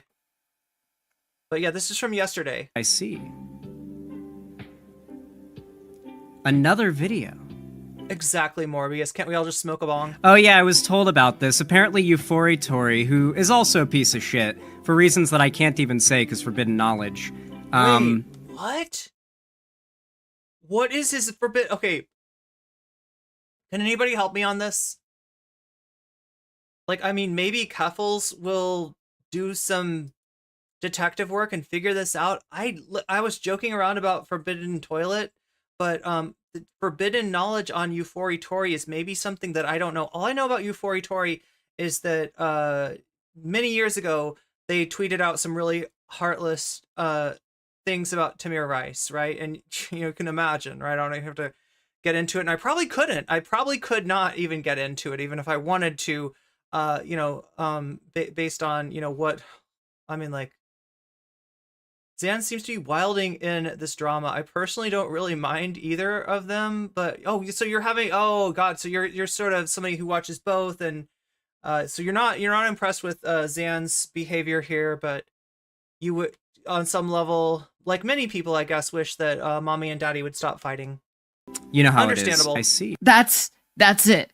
You might be wondering, like, what's the context there? This is a 15-second clip. That's it. He does not elaborate. Just Tori is a piece of shit because of forbidden knowledge. Well, I guess what he's saying is that he knows something about Tori that he doesn't want to say on stream, but that he has, pretty good confidence about.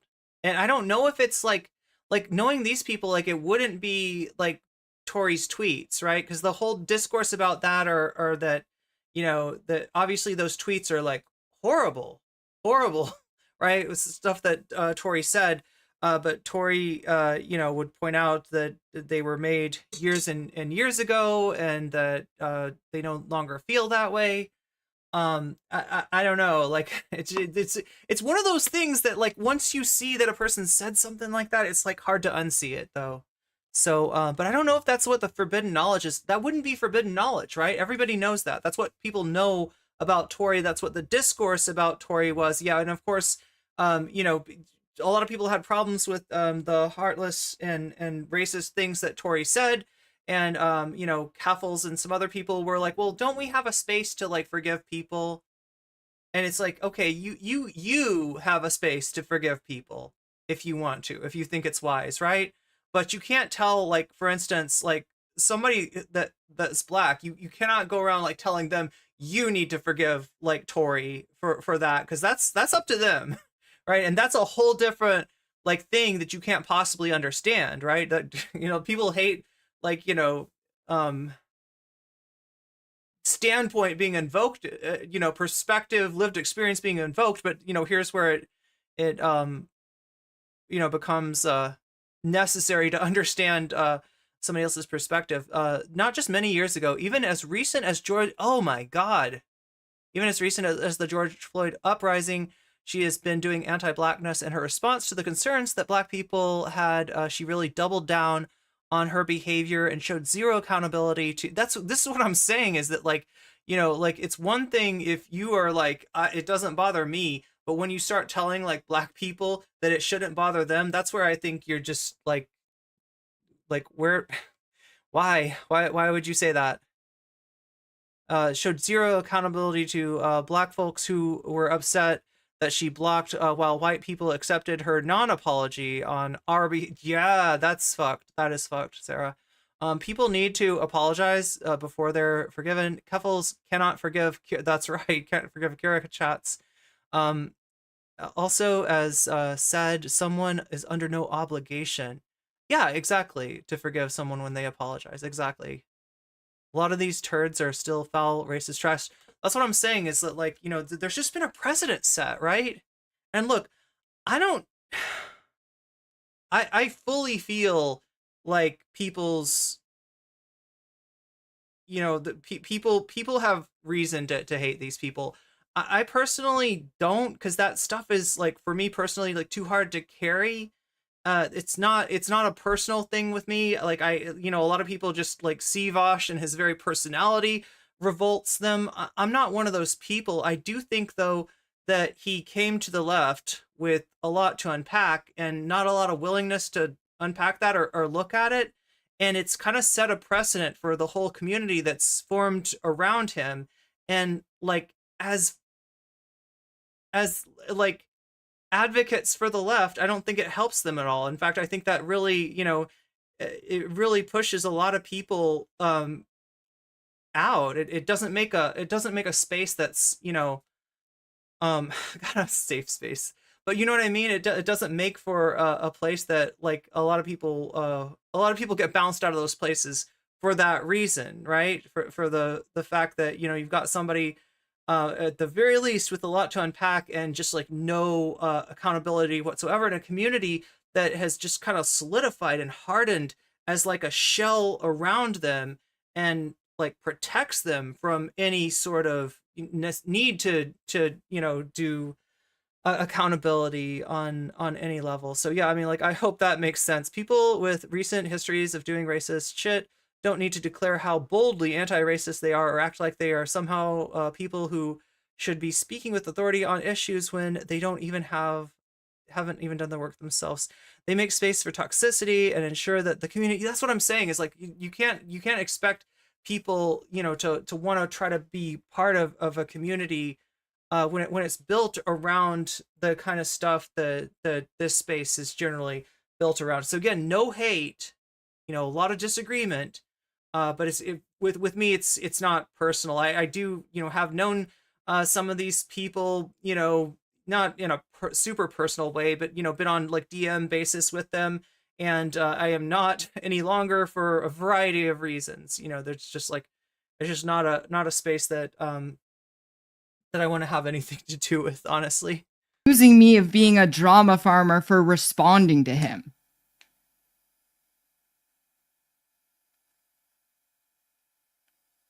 He's just literally, at this point, he's writing everyone off as a piece of shit. It's crazy. Jules says, Vaush built a safe space for white cis men and the people who love them.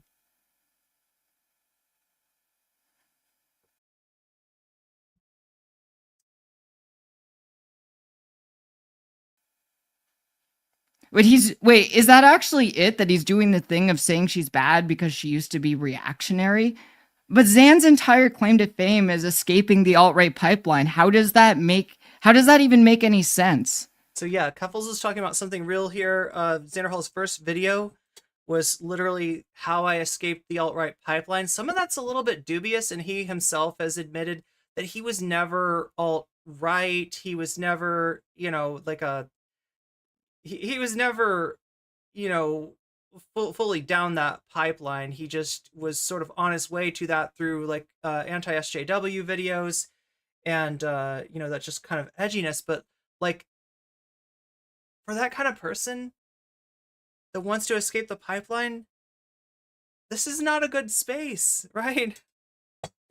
Like I'm saying, that person has a lot to unpack, and it's just not going to happen. It's just not going to happen in Vaush's community. I agree. As a white cis male, I agree. Yeah. The forbidden knowledge was that Tori came onto my stream and said that Xan went too far. That's it. That's the entirety of it.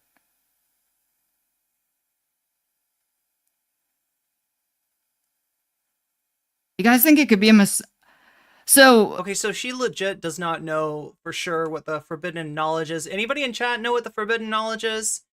Anybody know what Zan's talking about? I mean, I'm guessing because like he keeps on talking to Cherry and saying, "Oh yeah, we're gonna let's talk about this next," and Cherry's like, "Don't talk about that, Xan." Like some people, have some of Zan's like to still care about maybe Zan's like welfare more than he seems to be caring in terms of like this spiral that he's doing. Finally, a safe space for white cis men. I know, right? Thank you, Vaush. Xan is seriously so bad that he makes it easy for Keffals. Yeah, well, I mean, look, I do think that Keffals is in a better headspace than she was before. When she was having all the trouble with sleeping, and there's, I've noticed a pretty big difference in her content and, how she handles drama between like something like the bad empanada. Well, I mean, that was a long time ago, but yeah, he is making it very easy for her. This drama seems just like a big nothing burger. That's what I'm saying, is that on some level, I wonder if, like, look, okay, so go with me if you will. I am not 100% sure on this, right? But I suspect that some of these streamer dramas are like cyclical. And the cycle that I'm talking about is the cycle of content, lack of content, right? And then where there's a lack of content, there's a temptation to create the content. And like having a problem with somebody like being friendly with Shoe on Head, which, Xan hasn't really, had that much of a problem up until now. It does kind of seem like an attempt to stir something up, to make his stream more relevant. Keffals isn't any better. I'm not siding with Keffals, Polly, but yeah, no, it's like Velvet had a speculation about why Xan is acting like this, and I think the reason why possibly could be that because he had an abusive ex-girlfriend. I'm sorry, I should be a little bit more careful about how I am when I'm saying something is a when I'm like agreeing with somebody on their point, right, on their perspective versus how I'm calling how this drama comes off to, your average unbiased person, right? Because I'm trying to make both assessments at the same time of like, obviously, like, I think that they're both fault. They're both like at fault for being okay with Shoe at all, right? The whole Vaush network, that was a huge mistake by Vaush. And because of the nature of the network, right? Now, we've gone over this before. How does the Vaush network work? It works through a thing called Whiteleaf. Whiteleaf is a website administered by Vaush's sysadmin. So if you're friends with Vaush, if Vaush trusts you, you will be offered, as I once was, a Whiteleaf website, right? What this is just like, KGG, Keffals' website, just Xanderhal's got like a website, Demon Mama's got a website. They've all got a website. Now, why would you do that? You're on YouTube, you're on Twitch. Why do you need that? Well, there's a benefit in like embedding yourself. There's an benefit in embedding your stream into a website, and it's this, right? If we're just on Twitch, you can sub to me on Twitch, and you'll get emotes, and you will no longer see the ad breaks at the top and the middle of every hour, which you would otherwise see, right? So you don't have to worry about that, right? But when you pay for one of those, or even use a Twitch Prime sub to get out of the ad break, you will be giving like vaguely half of that money to Twitch and half of that money to me. And you don't really want to give money to Twitch necessarily. A lot of people do not want to give money to Twitch. I'm not saying that you shouldn't.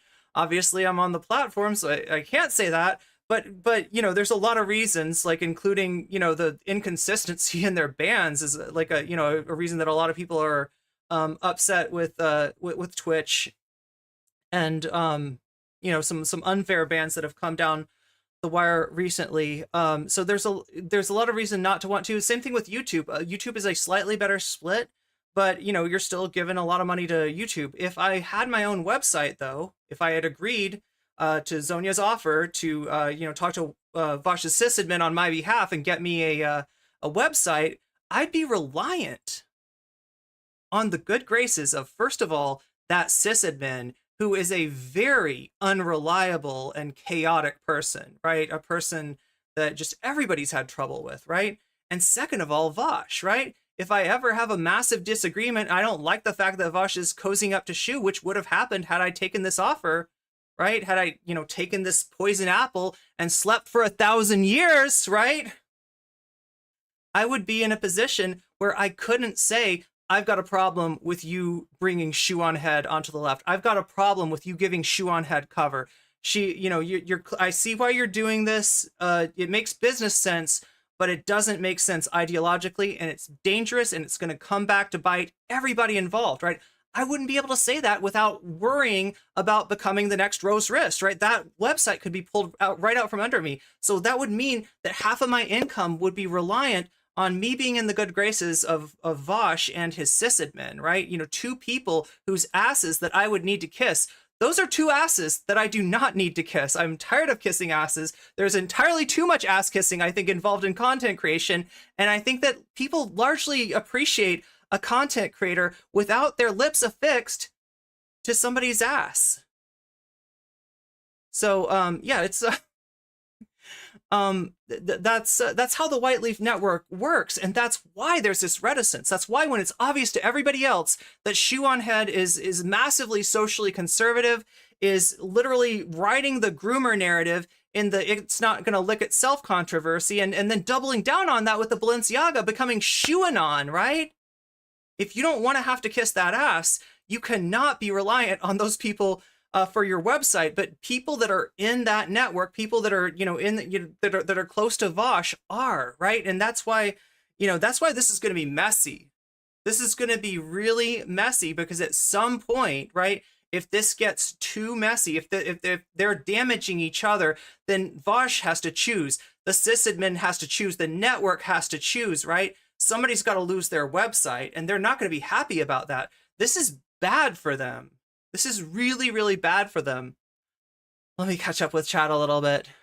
Both are racist. Both grift the trans community. It's just a big hog fight. Paul, you are not wrong about that. You are not. This is true. This is just a big hog fight, and that's great, but no one here is right. Yeah, completely agree with you. Shoe has a White Leaf. Yo, Shoe, I forgot about that. Thank you for bringing that up, Lexical. Yeah, Shoe has a White Leaf website. So that's why I'm covering it, if you don't understand, right? Because this kind of seems like, like usually I don't cover pure drama, and this smells like pure drama. That's why I'm standing in front of a big field of trash here. That's why I'm in the middle of a giant, dumpster fire right now.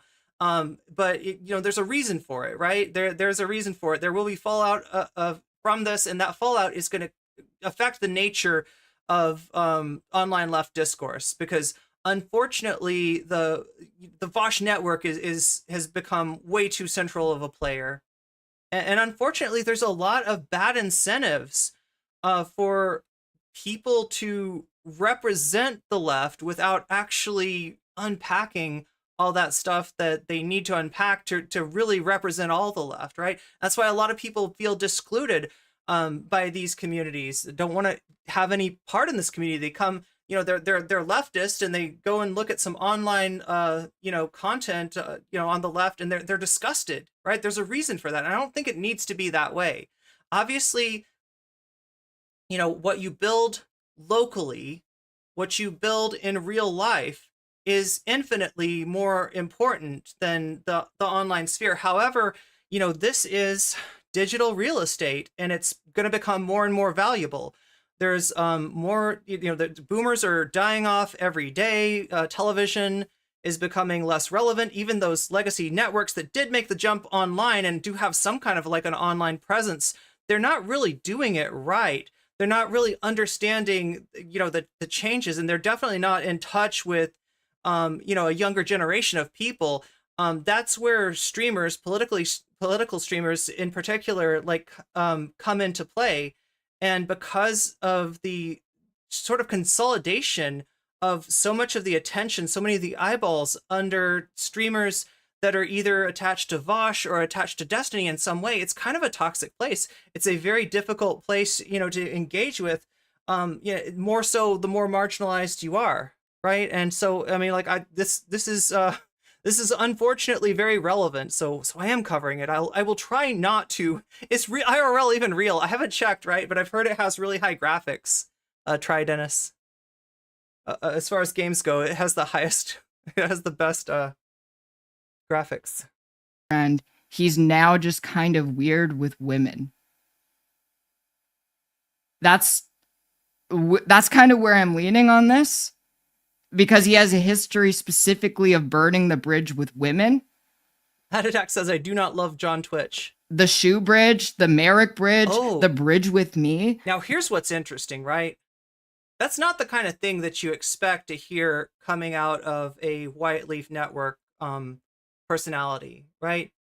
There are some marginalized groups that they tend to fuck with less, right? Like Vaush doesn't want to be perceived as being antagonistic towards trans people, even though he has been in the past, and obviously, well, I don't know, I don't want to get too much in that.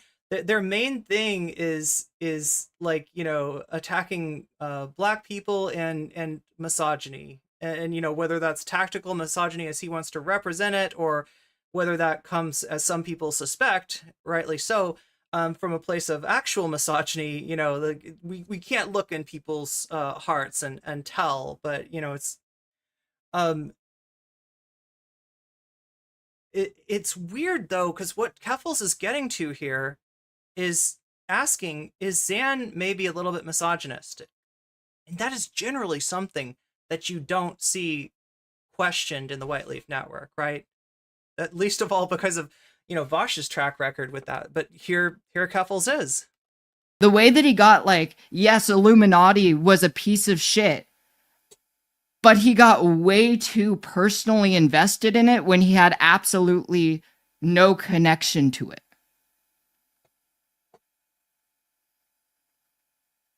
Okay, so she's talking about Xan's drama. Yeah, I guess he has been going from like one drama to another. So if you don't know, before this, there was a drama with Lance of the Serfs and of the leftist mafia. At the beginning, at the outset of the leftist mafia, they had Illuminati. Yes, that Illuminati, that same Illuminati, that was one of the members of the leftist mafia. And when the allegations first started to come out, when it was just about like plagiarism, and it was pretty obvious that Illuminati was making a bad faith claim of plagiarism against Legal Eagle, despite the fact that that there was plagiarism that Illuminati had done. Lance defended her, and apparently was, I mean, I don't know how close they were, but they were co-workers in the leftist mafia.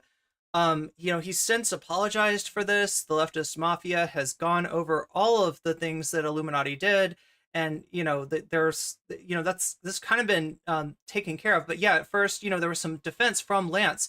Xanderhal absolutely jumped on Lance over this, but I don't think it was really about Illuminati. This wasn't Xanderhal like trying to ride to the rescue of Wonder Struck Guy and Oz Media and all the rest, right? This wasn't anything noble about this. Xan had a beef with Lance and had been nursing that hate boner for a really long time, and that was Xan's chance to jump on Lance. That in the Tim Pool debate, that he claimed that Lance had, and I had some issue. Like, in general, I don't like, if you're gonna go on Tim Pool to debate him, you got to do so intentionally, because you got to realize that he has every ability to use you and your presence on that program just as much as you might debunk or expose him, right? So you really got to know what you're doing if you're gonna sign on to one of those debates, and generally it's not a good idea. But yeah, Xan just, like, I don't know, is looking for a chance to go after Lance. Because I can't think of another reason why he's doing this. Jules says it's true about Illuminati, but Keffals doesn't really care that he's misogynistic. She is saying this because it helps her create the narrative. Yeah, I think you're right. Well, that's uncharacteristic, was what I was trying to point out, right? For anybody in the Vaush network to point out somebody's misogyny, least of all one of their own members, call them out for being misogynistic. That's not super common. Usually they give people a pass, including and especially Vaush, in terms of misogyny. So it does seem like out of place, and I think there's every chance you're right, Jules, that this is about creating a narrative rather than any concern about Xan's misogyny. I like Lance, but his performance on the Tim Pool debate was definitely an L. They were pretty good friends. They were pretty. Lance and Illuminati were friends, pretty good friends. Never got into the serfs, but my far off opinion of Lance did like a 180 when he joined the White Leaf gang. Did not see that coming. Yeah, a lot of people don't know that about him because he doesn't seem like the type. And of the White Leaf gang, if you want to call it that, he's the least similar. And in terms of their, like, I don't know what to call it other than anti-intersectionality, right? You don't see that as much in Lance. Lance is somebody that, I was, on speaking terms with, you know, a long time ago. I've had Lance on stream a few times. I've been on stream with Lance a few times. And you know, I've always obviously had some disagreements, right? Like the Lauren Southern, look, this is something that Xan and Lance both fucked up on, I think, in debating Lauren Southern.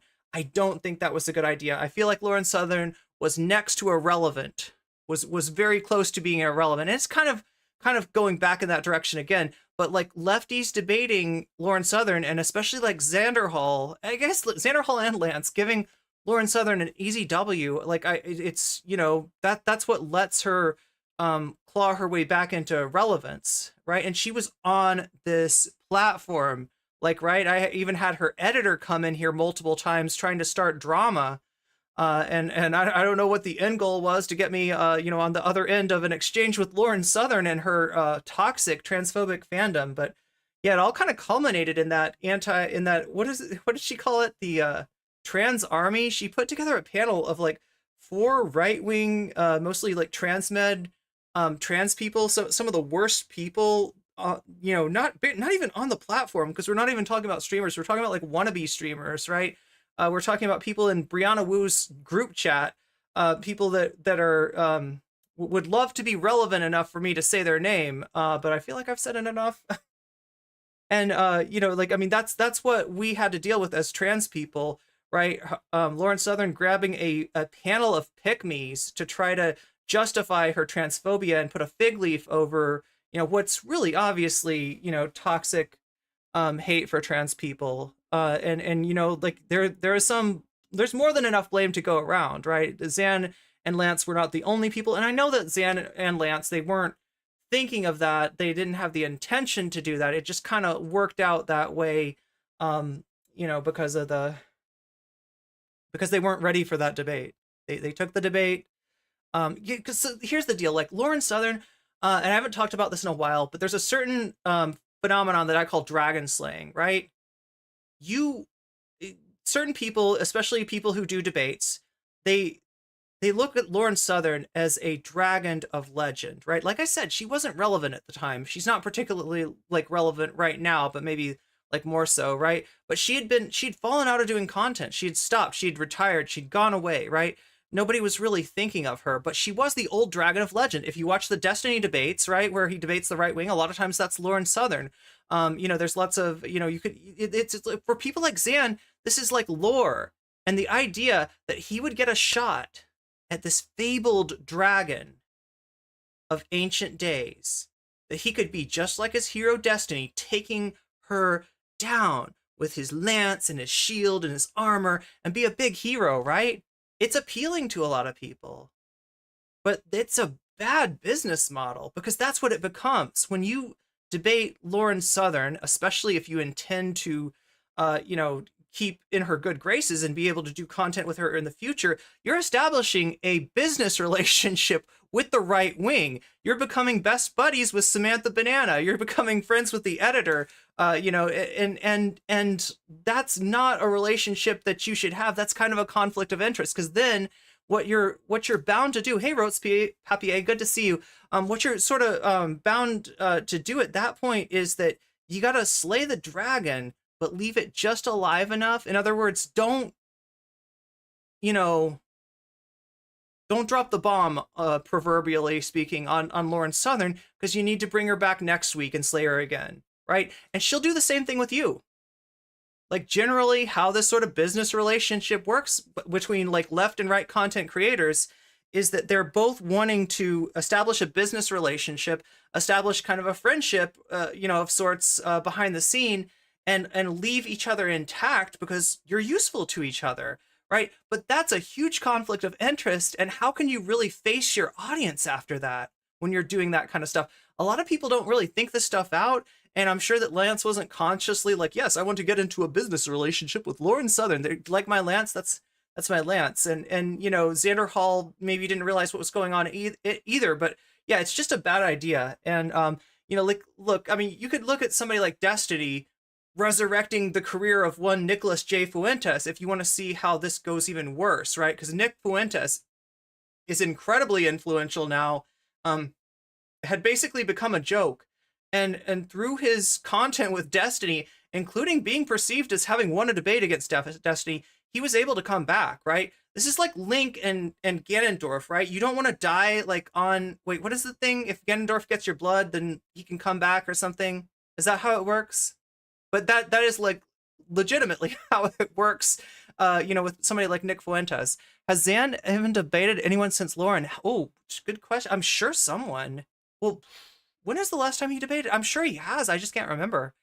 It reminds me of Jesse's new video. Oh, Jesse talks about this. Nice. Good Lance, Irene. That was a good Lance. Nice. Pretty good Lance. I mean, I like I said, Lance is part of the reason I started doing streaming content. Like, right, he was one of my heroes back in the day, and they say never meet your heroes, but I don't know. I'm glad I got to talk to Lance. Even if we're after he joined the White Leaf Network, I haven't really talked to him since. Let's just say, and I don't think he would. I think that I'm too critical for him to want to speak to. But my door is open, right? I don't have a terribly negative opinion of Lance. That my one area of criticism was the debate with Lauren Southern, but that was a while ago.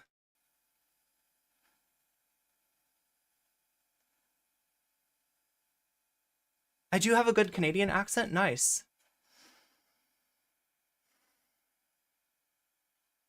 Wait, she's on. She's just being really quiet. I thought I didn't. Well, it's because he's okay. So she's about to show now I didn't know about this, right? But apparently after the Balenciaga thing, Xanderhal came on to Vaush's channel to have a conversation with him about it. And Keffals is going to try to show some hypocrisy here. Before we get onto that, though, she teased this, but she didn't watch this, so I'm going to put it on now. This is Vaush. And look, Keffals was right about the way that she represented this. This is Vaush unabashedly praising Shoe on Head. Zan's claim was that even though Vaush has not called out Shoe on Head, has not distanced himself on Shoe on Head, has not done like a Shoe on Head, bridge burning stream or anything like that, that he hasn't meaningfully platformed Shoe. He hasn't said nice things about Shoe. Keffals did. That's why Zan's mad at Keffals. But we're going to see right here that Vaush is weighing in on a recent post, a recent Twitter post on Shoe on Head. Now, we can't tell this for sure, but I have some suspicion, like, even if Vaush isn't commenting on Keffals versus Xanderhal, Vaush is aware of Keffals versus Xanderhal, like, just the same way as you would be if, like, there was cracks in your foundation, right? If you go, if you go down to the basement and there's cracks in your foundation, right? This is a bad thing for Vaush. There's no upside in this drama for Vaush, right? Both Xanderhal and Keffals serve a useful purpose for him, and the way that this drama is going, it's pushing him further and further towards having to pick a side, and he really doesn't want to pick a side. He would like to continue using them both. But here he is weighing in on the Shoe on Head drama, which I think Keffals is taking as a de facto approval of her position in the conflict with Zan. All right, let's break down the scene, okay? Okay, so just remind me that copyrighted music is copyrighted music, okay? And as powerful as I am, I cannot fight copyrights. So when that music comes on, good to see you too. Yeah, when the music comes on, I gotta mute it or something. Maybe I'll put on subtitles. That's a good idea. Like Vaush is gonna ride right through it. He's gonna listen to the music, but our man is wearing like, I don't have the kind of relationships with the YouTube partner program maybe that he does. A 1950s bowling polo shirt. Is it? Because to me this reads as 80s, but what do I know? He looks. Is this a 50s style outfit? I mean, it makes sense. Let's be clear here. Fabulous. Okay. And we're in a diner called Diner. That's cool. Diners are really nice. You know, the only place, because I have like foreign friends who visit, and they're like, I've wanted to go to an American diner. And there aren't that many American diners anymore. You know what I mean? I mean, you can find American diners in Europe.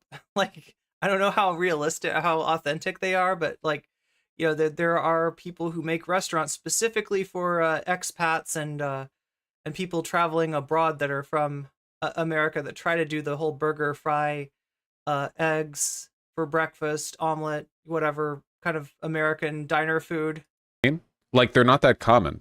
There are a couple of like usually you can find diners if you're like driving across the interstate and you have to like stop off at a little. Well, here's my question, right?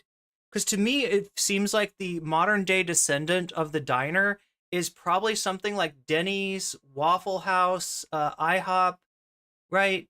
Now, obviously that's not the same as like a mom and pop diner from the 50s, but like that's where that experience has gone. That's definitely where that food that they would serve in a place like this. You want a milkshake, go to Denny's. You want a piece of pie late at night, go to Denny's. You want some fries and a pancake, go to IHOP, right? I don't know, like, right there, yeah, Denny's. People in chat are saying Denny's, but I think that he's saying there just aren't like the independent one-off kind of diners like there would have been in the 50s. Place to get fuel or whatever. There's usually like a diner there sometimes. Like Sherry's, right? There's a lot of these. There's a lot of these chains across the. Sometimes you can find on the West Coast. The only place you can find diners in major cities is like they're diner-themed restaurants. Like they're not authentic diners. You know what I mean? I don't know. And did anyone else eat a lot of John? So when he says diner-themed restaurants, I think he's talking about those ones that are supposed to be throwbacks to the 50s. Johnny Rockets is the one that he's about to mention. I think, isn't there another one called like Ed DeBevick's or something? Right, and those are weird, right? The wait staff are sometimes like required to dress up in like 50s attire. Sometimes sometimes they're roller skating or something, and I don't know. It's weird, but yeah, it's trying to be like a recreation of that. Johnny Rockets when they were growing up. Johnny Rockets is like a stylized, aestheticized, like return to tradition. There it is. Kind of diner style restaurant. There's a lot of them in LA. They're not like super good or anything, but their interior always looks like this, basically. You can also put a quarter in little jukeboxes that are at each table that queue up a song on the playlist, which is cute, you know. This is the one in Seattle. At a local I gotta ride the pause button and ride the mute button. Shopping mall. See, it's got like the little. I think it's cute. You know, I'm not a huge fan of like 50s revivalism in general, but I do like diners. I do like. I actually don't know where that is. I did go to school in the Seattle area, but I must not have made it to. He said it's in a mall. Red leather, or fake leather, I guess. You know, I like the like racing. Yeah, it must be on the north side. I don't know. Stripe on the seating. It's cute. Oh, you know, when they serve you your fries here, because you always get fries. They give you a little like cardboard ketchup platter that the person uses a squirt ketchup bottle to put a smiley face on. And the last time I went to Johnny Rockets, because I look the way I do, instead they did like 2 dot eyes with a mustache, which I thought was really cute. You should have just given him a horse. Sorry, that's not to like go woke or anything, but one of the things that I thought was especially cute about it is that all of the people who were working at that Johnny Rockets, including the person who did that with the ketchup, were very clearly like recent Hispanic immigrants, which I know because I grew up in Los Angeles. Not to be too woke, but wait, what? How do you think you're in danger of being too woke? And there are about as many people who are recent Hispanic immigrants as there are people who are not in that category. It's like a 50-50 split. So the idea of like, I don't know. Not to sound like one of those woke people, but a Mexican mom coming over to America, then going all the way up to Seattle, and then like giving me a curly mustache ketchup platter makes me happy.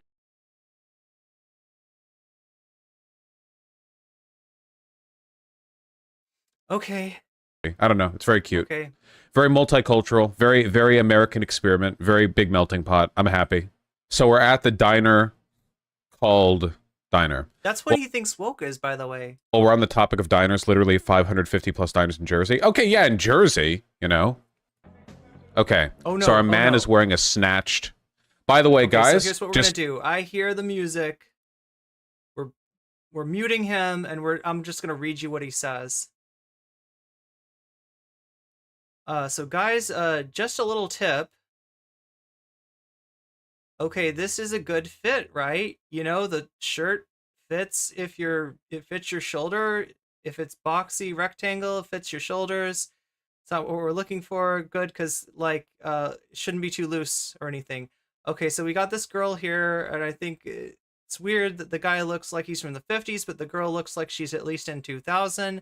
It's maybe old-fashioned guy going up to riz her, and she's going to be like whatever, and then ignore him or something. Maybe that's what's going to happen. Okay, my guy is getting ready to, yeah, we got the classic thumbs up on the hips. We got the classic how do you do ladies fit coming up. Let's go.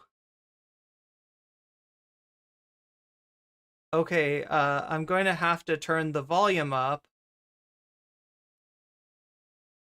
There's music, I guess. Vaush is killing it by clearing the fair use of the music. Yo, did he pay for did he license this, or did he like just like, I mean, like, so the song that's being played now, here's why I wish I could play this for you, right? Does anybody know what song's being played in this video? It is a song by a band called The Police from the 80s. That's why I thought this was 80s, right? Because it's like 80s music. I don't know. But anyway, it's The Police. It's that song, I'll be watching you every single day. That song, right? So, no, here's the thing about this song. Like, a lot of people really love this song. Some people probably have this song played at their wedding, right? People find this to be a beautiful expression of love and affection for your sweetie. However, chat, I happen to have seen an interview with the songwriter, with Sting, describing what the song is about. And it's not about cute stuff. That song's about a stalker.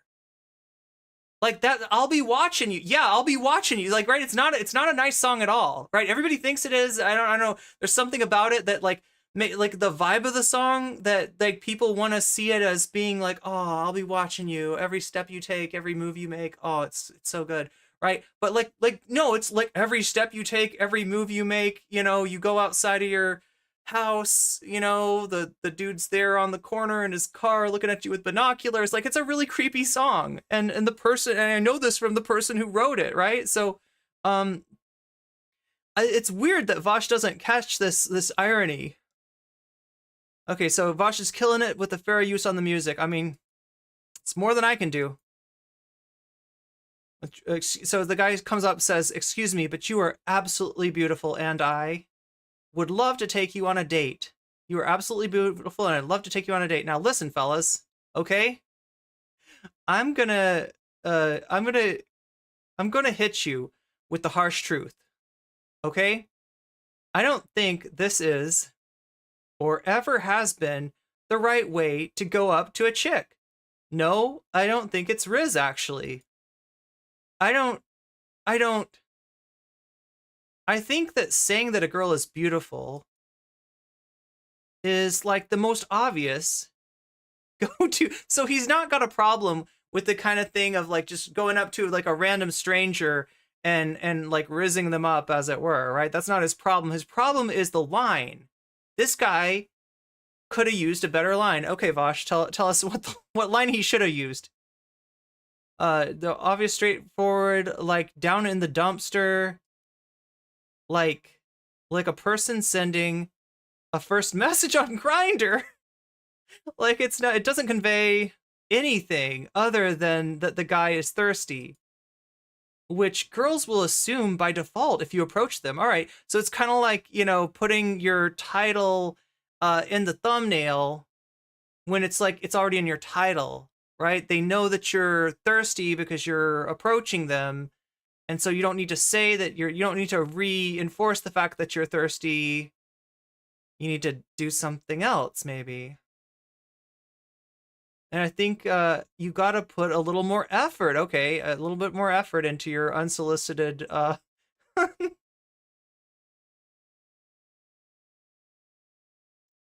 little more effort personally, and and by a little more effort, I don't mean like I don't mean you have to do anything crazy or whatever. Like if a chick's wearing I love it how that he says a chick. He loves this 50s shit, by the way. Noticing this, if a chick wearing a nice piece of clothing, maybe compliment that, or if she has really nice curls in her hair, something like that, usually complimenting something specific indicates a greater level of attention from you than just saying you're beautiful. But again, he's looking good, and I'm not saying it's over, though it might be. Okay, so yeah, it seems like he's got the phone number now. So this is like, I mean, this isn't just like this is a little bit of a return to tradition, right? And a little bit of a pining for a time that never really existed. Now, look, could something like that happen more easily back in the day, back in the 50s than now? I don't know. I wasn't around in the 50s. I wasn't around in the 80s. Like, right? I literally don't know. Like, you could ask your parent or grandparent or whatever. You could ask your aunt or uncle about what the 80s or the 50s or wherever time period this is supposed to be was like, but they're gonna give you a selective memory, right? If they picked up one person at a diner, they're gonna tell you about that incident rather than the like 15 people that they awkwardly approached and it just didn't do anything, right? So the other thing about it too is that like this is kind of a callback, like the diner thing. Like it's supposed to be like the small town thing, right? That like I think even Back to the Future is that like set in it seemed like a smaller town, but the idea is like, look, if you went to the same high school as somebody that's sitting in the diner and you kind of recognize them, like maybe there's a chance, right? If you're wearing a shirt of the same rock band that they wear, maybe there's a chance. Like, I'm not saying that like, meeting somebody in a public place can never happen, but, sitting alone in a diner and I don't know, it just feels like, in most cases, this is more likely to make somebody like uncomfortable. And like, the way that we meet, people has changed, over the years, like, I mean, the there's more people living in an urban environment than living in a rural environment. Like the chances of sort of having an in to be able to approach somebody in public is a lot less. And so in general, like this sort of interaction is gonna mostly feel uncomfortable. And I really hate the idea of sort of like going back to this like time that never was, like, and like trying to paint the 50s like they were a freaking paradise. Like, like that's incredibly conservative coded for a reason, right? Like if you think that the times were better in the 50s, like better for who, right? There was a lot of things that were not better in the 50s. And like even I don't know. I mean, this is kind of sus. So wait, why is Vaush going over this? Because Shu put it on her Twitter, and he's responding to this because this is something that he agrees with Shu on, agrees with the point of this commercial. Let me see. I don't know. Wait, I said commercial. I don't think it's a commercial. I don't know what it is. It seems like a video. It's not like a TikTok though. It's fairly professionally put together. It's got some copyright music on it that had to be licensed, I would assume. I mean, maybe not so much on TikTok, but this doesn't have a TikTok stamp on it. This doesn't seem like a YouTube short. I don't know what exactly this thing is. Okay, so we sit back down. Man's haircut is looking great. By the way, looking fantastic. It's got a piece of paper. What do we He's got the number, right? That's like a name and a number. I'm going back to muting because I don't know.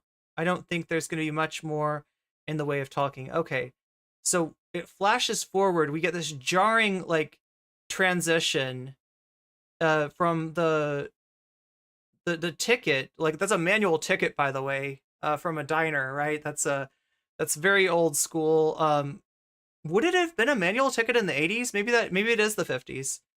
But yeah, like literally like, you know, a ticket that I mean, like, I guess some diners still have, no, I don't know. I think they would want to have it like computerized because otherwise people can just, could write something different on the ticket than you write.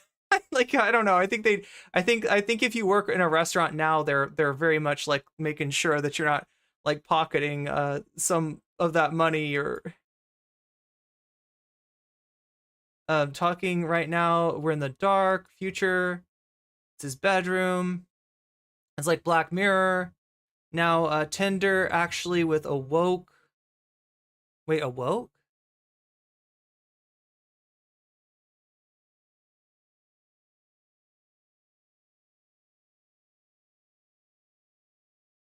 So he's like scanning through the video, and I think I agree with the premise of this. Yeah, I completely agree. Yeah. Yeah, it's hard to really yeah, Shu doing trash again. You can't complain about Shu doing trad shit is what they said. You can't complain about Shu doing trad shit when I agree with the take. Okay, so I'm sorry. The right answer is Vaush doing trad shit. It's like overly embellished, but it's...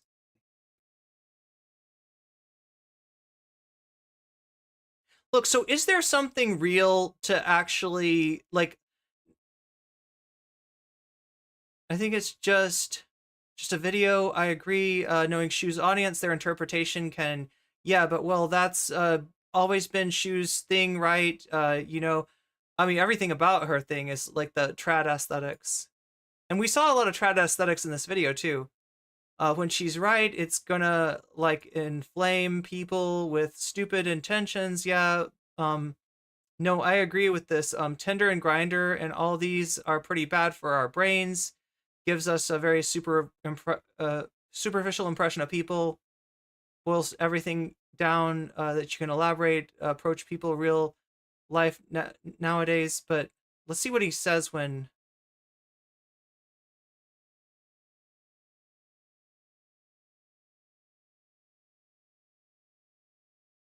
I'm waiting for him to say one particular thing.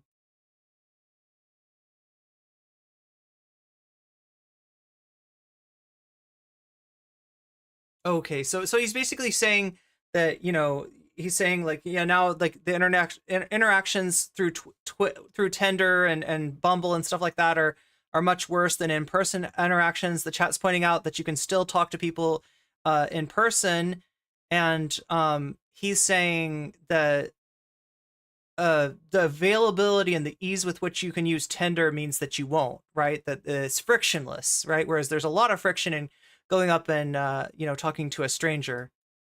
So he really is agreeing with the message of this thing, right? That this is what the dating sites have taken away from us.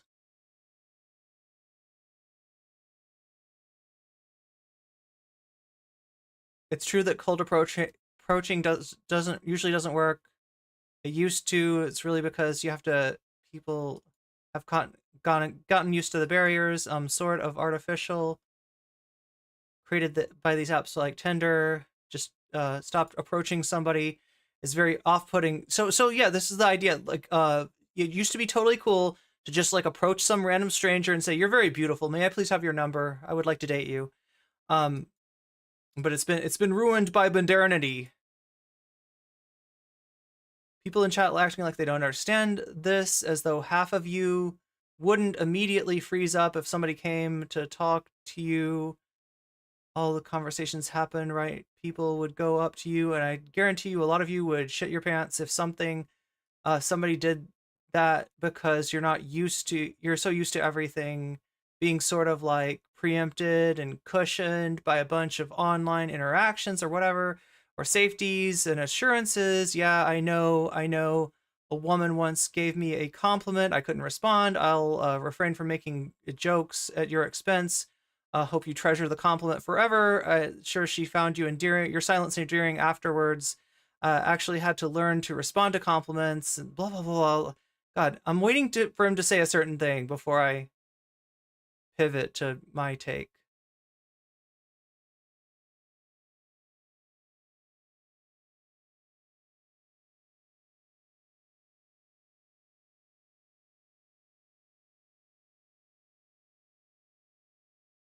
So he's talking about compliments, being able to take a compliment and give a compliment back, demonstrating confidence and res.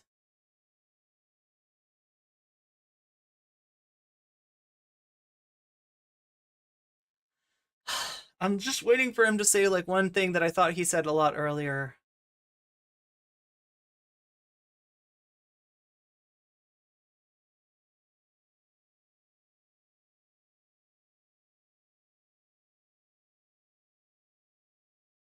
Oh wait, I can unmute him now, can I? And they said, I know, and they're not a friend, I would want to despawn right there. Yeah, it depends on how you say it. I've never just said, I know. So this becomes Vaush dating advice at this point, which I don't really have any interest in. Like, I don't have any interest in responding to Vaush's dating advice. When a person compliments me. You gotta wink. Yeah, exactly. You gotta give them the little ding. Wink. What if you genuinely disagree with the compliment? Keep it to yourself. If they're complimenting you, just take it as the compliment. Don't argue with them. That's so awkward for them. You know? The only time I think it's acceptable to, like, deny a compliment is if you can, like, sincerely build off of that conversationally. Like, for example, if you're doing something like craft work in public, like, I don't know, just a very dumb example. You're working on a car on, like, your driveway on the street in front of your house, and somebody walks by and they're like, ah, good job. And you can, like, I guess, you're like, no, I don't know what I'm doing.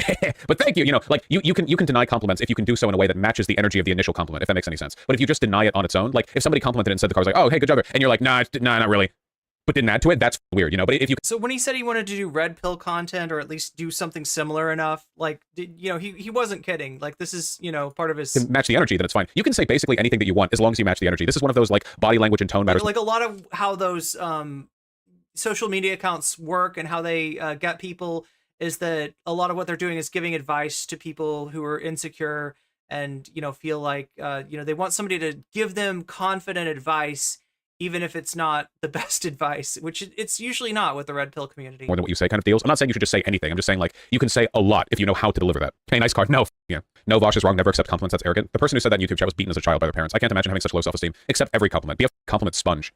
Absorb them. Be like a lich with life, okay? Even on Tinder, asking for an in-person date after a bit of chatting is seen as a supposed red flag. That really depends on who you're talking to. To be honest, when you're on Tinder or Bumble or whatever else, the worst people to engage with, in my experience, are straight women, mostly because straight women exclusively deal in men, at least for the most part, and men are awful. So they're conditioned to expect and have experienced, like, awful shit, purely by virtue of talking to men, you know? So, you're kind of, like, overcoming a barrier there, I feel. I don't understand Tinder at all. I'm old. I mean, it's not that difficult, really. Like, the guy's doing what you're supposed to do here. You just swipe.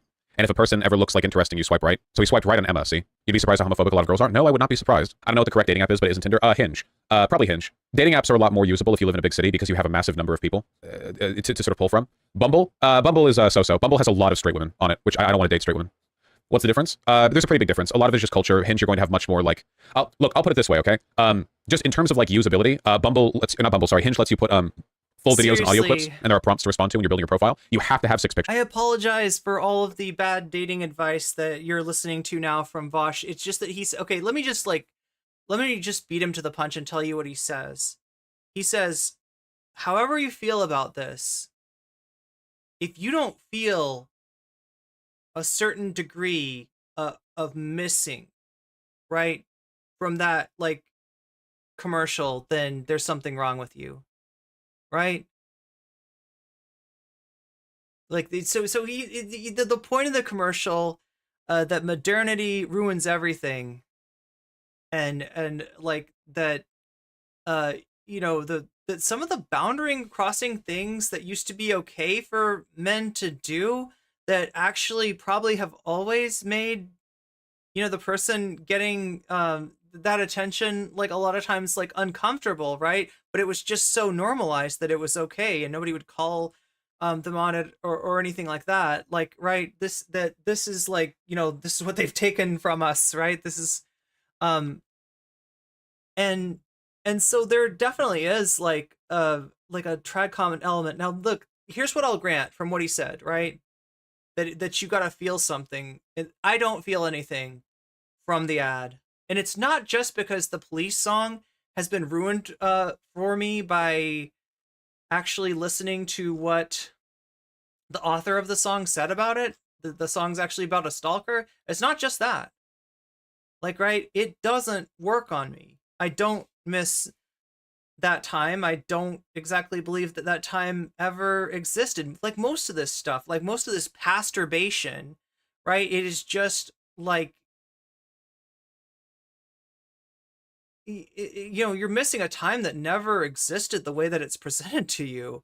It's the best memories from people from the 50s or whenever, you know, that kind of, you know, vibe took place. And there, you know, don't get stuck in like somebody else's nostalgia, right? That's ridiculous, right? It's not even like your nostalgia to get lost in.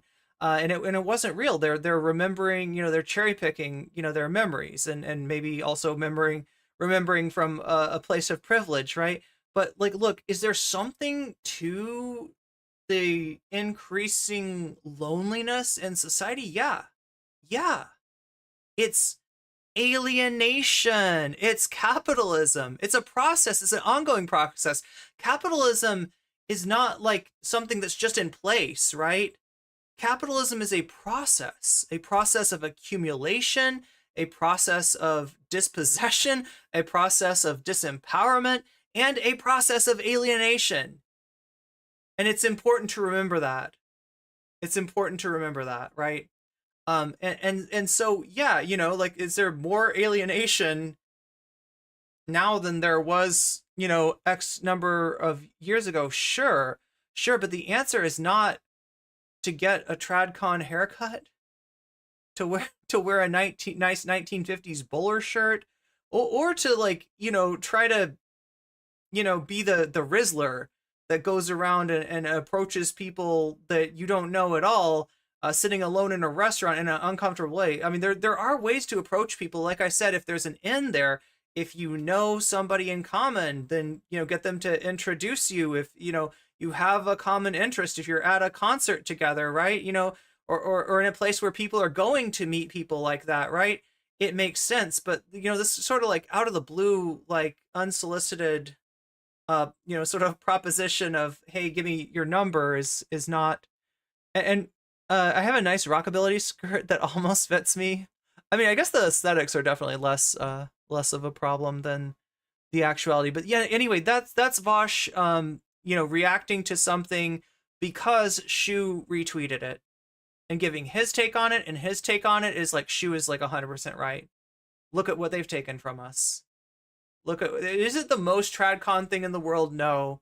Like, you know, is there, like I said, there's an understandability that comes from, you know, the real alienation that continued. But, you know, like, obviously someone like Shu's gonna interpret this as like, we need to really get back to tradition. I want healthcare for everybody, but can we also get back to tradition? And Vaush is agreeing. So is this a sign that Vaush agrees with Keffals? Maybe. If Vaush massively disagreed with Keffals and thought that Xan was in the right here, would he have reacted to this video at this time? Probably not, right?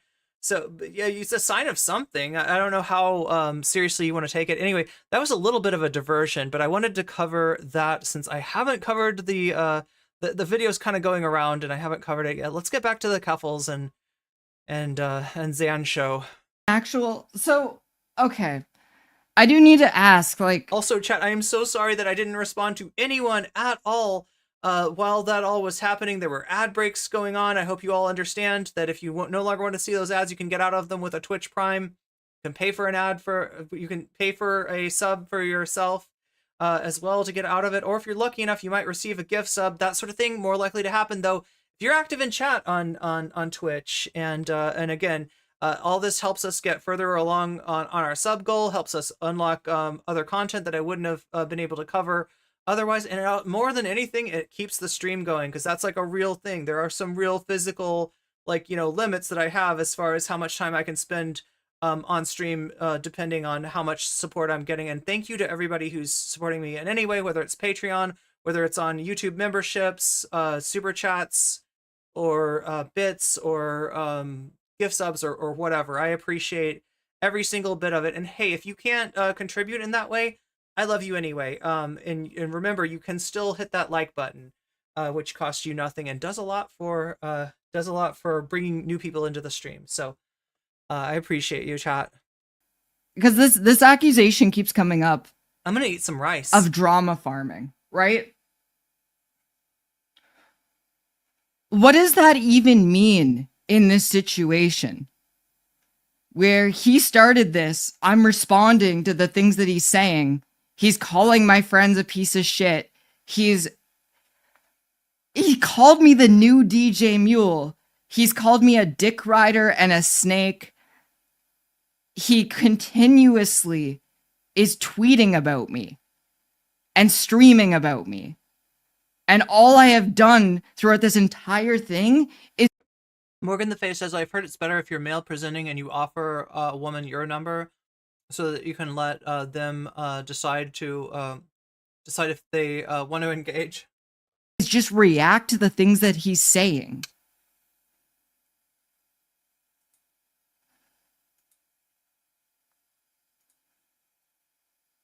He literally started this shit. Oh my god. I forgot my hummus.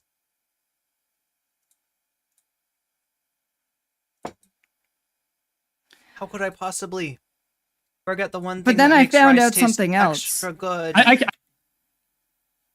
I found out that Let me see how quick I can be with the hummus. throughout this entire thing, I had no idea that Xanderhal has been a longtime friends of a Kiwi Farms user. Oh my god. And I cannot get away right now, can I? Roast Papier says, I did that recently, offering my number. She actually called me later. Nice, congratulations. So I guess that's a good strategy. Do you condemn hummus? I'm gonna try to condemn it into my stomach in a second here. Do I need a cat chat? Yeah, probably so, because I can't miss anything that Keffals saying. And it'll give Zara a chance to get on and, opine if you want to. What's up, Nathan Drake? I don't really know much about this, but it's very entertaining. I agree. Like I said, I don't have a dog, a pony, or... Oh my god, let me get into the right modcast here. There we are. Hi, Zara. Hi. Can you hear me okay? We can hear you. It's like... Here, let me get a little closer to the mic. I was like kind of far away. So Dingus Gambit. Yeah, that's me. I gotta say though. Hey everybody, it's Zara Zarax, who you should go follow on YouTube and on Twitch. Meow. Hello. Yeah, the only hummus I will condemn is Sabra because Oh yeah. I don't even think of that as hummus. I'm not it's not into even that. food. It's not even real food, chat. hummus. Hi everybody. Oh my god. I just realized that just a few minutes ago, Christy Z was like, "Oh, Zara, you have to say hello to me," and I was like, I feel It like was I missed predicted. a lot of chat. I was reading off Vaush's lines and trying to like read everything they were saying, but there was like obviously chat. They were playing the police. They were playing dad rock, right? That is the one thing that you will get clapped so hard. You'll get spanked for playing dad rock. Like literally, a dad will come through the computer and they'll spank you if you play that on stream, right? You can't do it. What's up, Fist Chart? Good to see you. Welcome to They the really chat. will. They will come so hard for you, and like it's not the good kind of punishment. It's not like It's not any punishment you play- like, yeah. exactly. Dad rock happens. Bad things happen. Yeah, dad Meanwhile- rock will get you clapped on Twitch. Twitch will usually let you play a lot of music, right? But with the dad rock, oh my god, you're gonna get muted so fast. Yeah, they do not play around. It is not fun in games. And when I was saying let's try being gay and doing crimes, I did not mean crimes against dad rock copyright. No crimes against humanity. No. No crimes against intellectual property, I guess. Which is like essentially the same thing under capitalism, just as bad. Did they leave a message in the bottle? Oh. Like, I feel like the police have some good tunes, maybe. What do you think, chat? As far as dad Uh, rock, I'm not super mad at. There's some really ridiculous dad rock out there. yeah, no, obviously the police are much better on like the scale of like the awful worst bits of dad rock and then like the enjoyable dad rock. But like I don't know. They're okay from time to time. I think one of the unfortunate things is the band goes super hard, but a lot of what they were kind of like borrowing from were like artists of color, particularly like black artists from like the reggae scene, Yeah. from like the like ska movement and things like that They've got throughout an like album called Regatta in Blanc, as in like it's true. white reggae. That's like It's that's like real sus right there. And and they don't understand like any of that music. Like I feel like maybe they liked it, but like the thing that they're doing is like it's not that, and it doesn't show any understanding of that. And I'm talking about the rhythm. Like they don't have a sense of that rhythm. So yeah, even them saying I that think their they're interpretation of that rhythm, they were like, "Oh, this new rhythm is like really what's getting the kids riled up. No one's ever heard of this." But like aside from replicating those rhythms sort of, like it's not like they found the groove. They didn't find the vibe. Like they're like a solid trio for dad rock. they do kind of borrow And from some of obviously the effects of like dub, right? Kind of their correct. delays and their echoes or Right. And they were like deeply oh my god, invested in bringing all these elements together. Jules says they also wrote a song about a high school teacher having an affair with a student. See, the people that miss the 80s, the people that miss the 50s, like, do you actually know what you're talking about? Like, that was an okay thing to write a song about back then. Like, it wasn't like a good thing. Nobody wanted their child, like, dating the teacher or something, but like somehow it wasn't seen as like, the way it is now. They just took the offbeat guitars from reggae and put it in a new wave casing. That makes sense. Shit was super Yeah, sus, yeah. definitely sus. So like so what is your hummus journey gonna be like? It's just a Do journey you to the refrigerator, and hopefully no cats accost me on the way there. But sometimes, do you ever have the thing with cats where you're going to get something and the cat's standing between you and the thing, and because you're like, making a beeline for that thing, the cat is like, this person is chasing me. Like, or they're like gonna defend their territory. They're like, "Wow, you're not getting through here." Like, right? Or like, so sometimes I have to deal with the cats, but they're very cute, and so I forgive Ew. them. My I mean, Sharona, it was a touch of the younger cat. What? What's my Sharona about? I'm not familiar with the story of that I don't know song. either. I just know the song. Time Sharona. Zara, read me a bedtime story sometime. Don't put chat to Okay. sleep too much. I'm gonna go get my hummus, and if you Oh, wanna, like, there is a lot I of chat promise that not to put too many people to sleep. Maybe like put someone to bed, maybe like, but like definitely not like put someone to sleep. I don't want anybody to fall asleep. This is it's not big bedtime. energy Well, right it might here. be bedtime for some people. But that Bedtime or not, we're you gonna can't keep it help going. that. We're gonna keep it hype. Gonna keep We're the gonna get energy. pumped up. Okay, sounds good. I will Also, deal, Christy. I will leave you to the competent hands of Zara and also Vriska. My cat always walks diagonally in front of me to keep me from getting to what I want. Aw, Jules, that sounds very kitty cat like. And I love and respect the game. Cats know what's up. They always just follow me, and then they try to get like right in front of my feet to lay down before I get where I'm going. So I try to just pet them and then walk erratically to wherever I'm headed so that they can't guess where I'm going. But I don't know. I just love cats so much. I couldn't feel bad about a cat, even if it tripped me and I fell down the stairs. Singers from my country literally just take whole songs and just translate it. Oh wow. I mean that's a lot. I do miss the 80s sometimes. Um I'm not B cat. Get a room, girls. Oh my god. Oh shit, I need to feed my cat. Duck and weave. Cats are all we know of heaven, all we need of hell. This is very true, Adadak. Cats are more awesome than humans. I think that cats are wonderful. Cats are my favorite animal. Look at all these people with just like perfect opinions in chat. Lindsay Robb says, I have 4 cats. Look at that. That's perfect.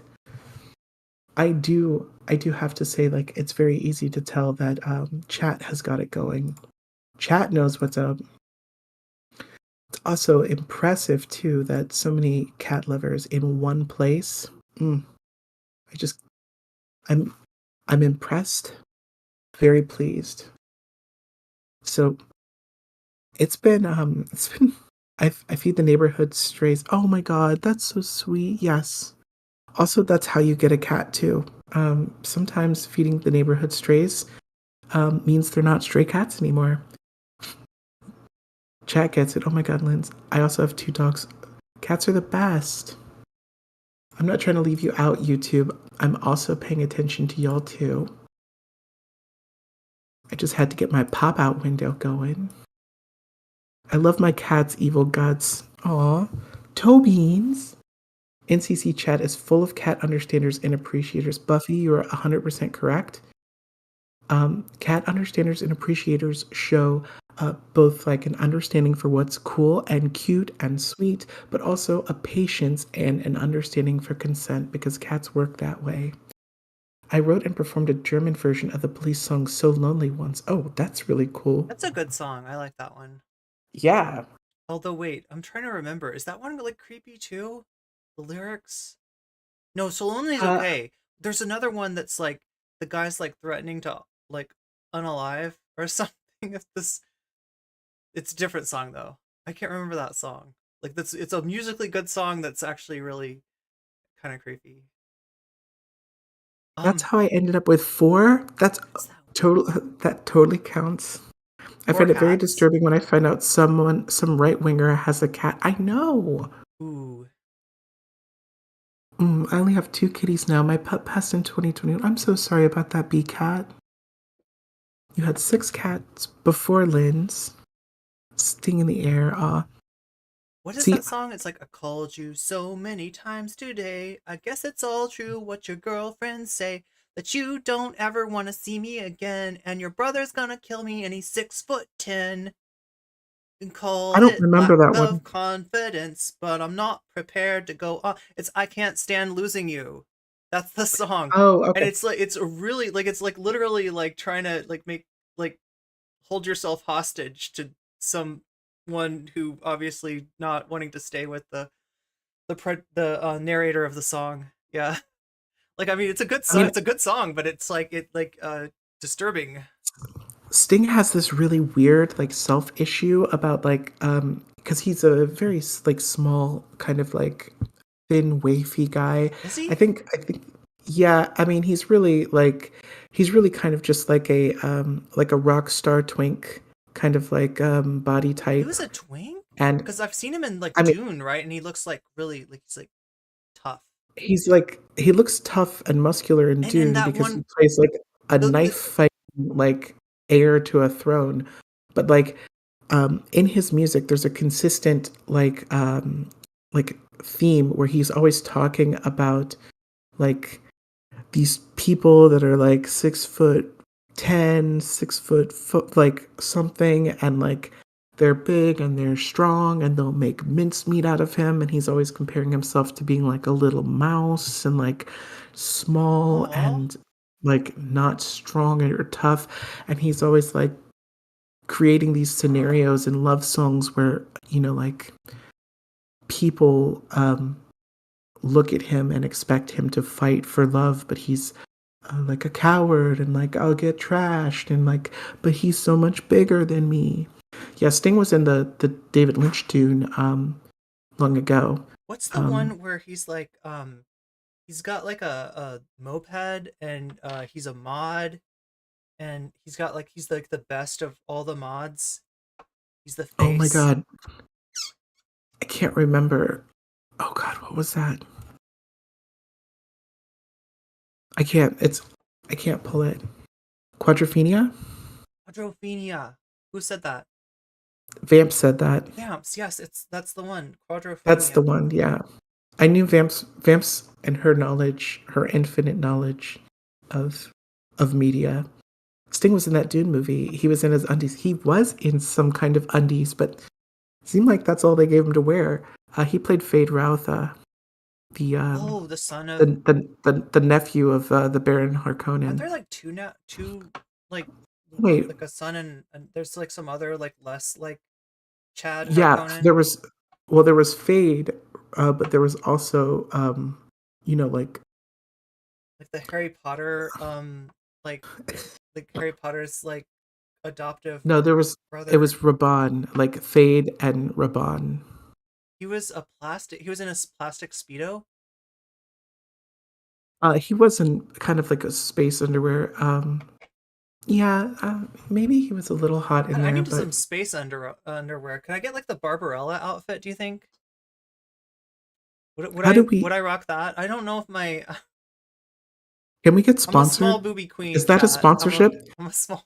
I should get sponsored by the company that does small booby bras or something. You should because first of all sizes are wonderful, and everybody's got to rep, good quality stuff that feels good and looks good and makes you like it, AB, exactly, Buffy. All bras are bad. Exactly. All boobs are beautiful. Yeah, all boobs are beautiful. I was like, all bras are bad. Well, I mean, to each their own. All Wait. bras so far are bad. That doesn't mean that I'm not holding out hope to find a good bra. Like a perfect bra. Like there's some that are better than others. Like I like sports bras. I don't know. What does that say about me, chat? That I would just like rather wear a sports bra than like anything. That better not be a self-censor slur? I mean, I gotta say, like, sports bras are comfy as hell. And, they feel good. They're They don't have very to be convenient. like cleaned in some weird way. You can just throw them in the laundry. The only thing that sucks about them is they've got those little pads in them that like go in, but like when you wash them, they always end up like with both of the pads on one side, or like it falls out completely. Or not a fan of the underwire, but I also have small boobas. I mean, sometimes I'm very grateful for the underwire, but it just depends on the bra. And like, like if I'm wearing a dress with like a low back or like a deep V in the front, a different bra's gonna do the job.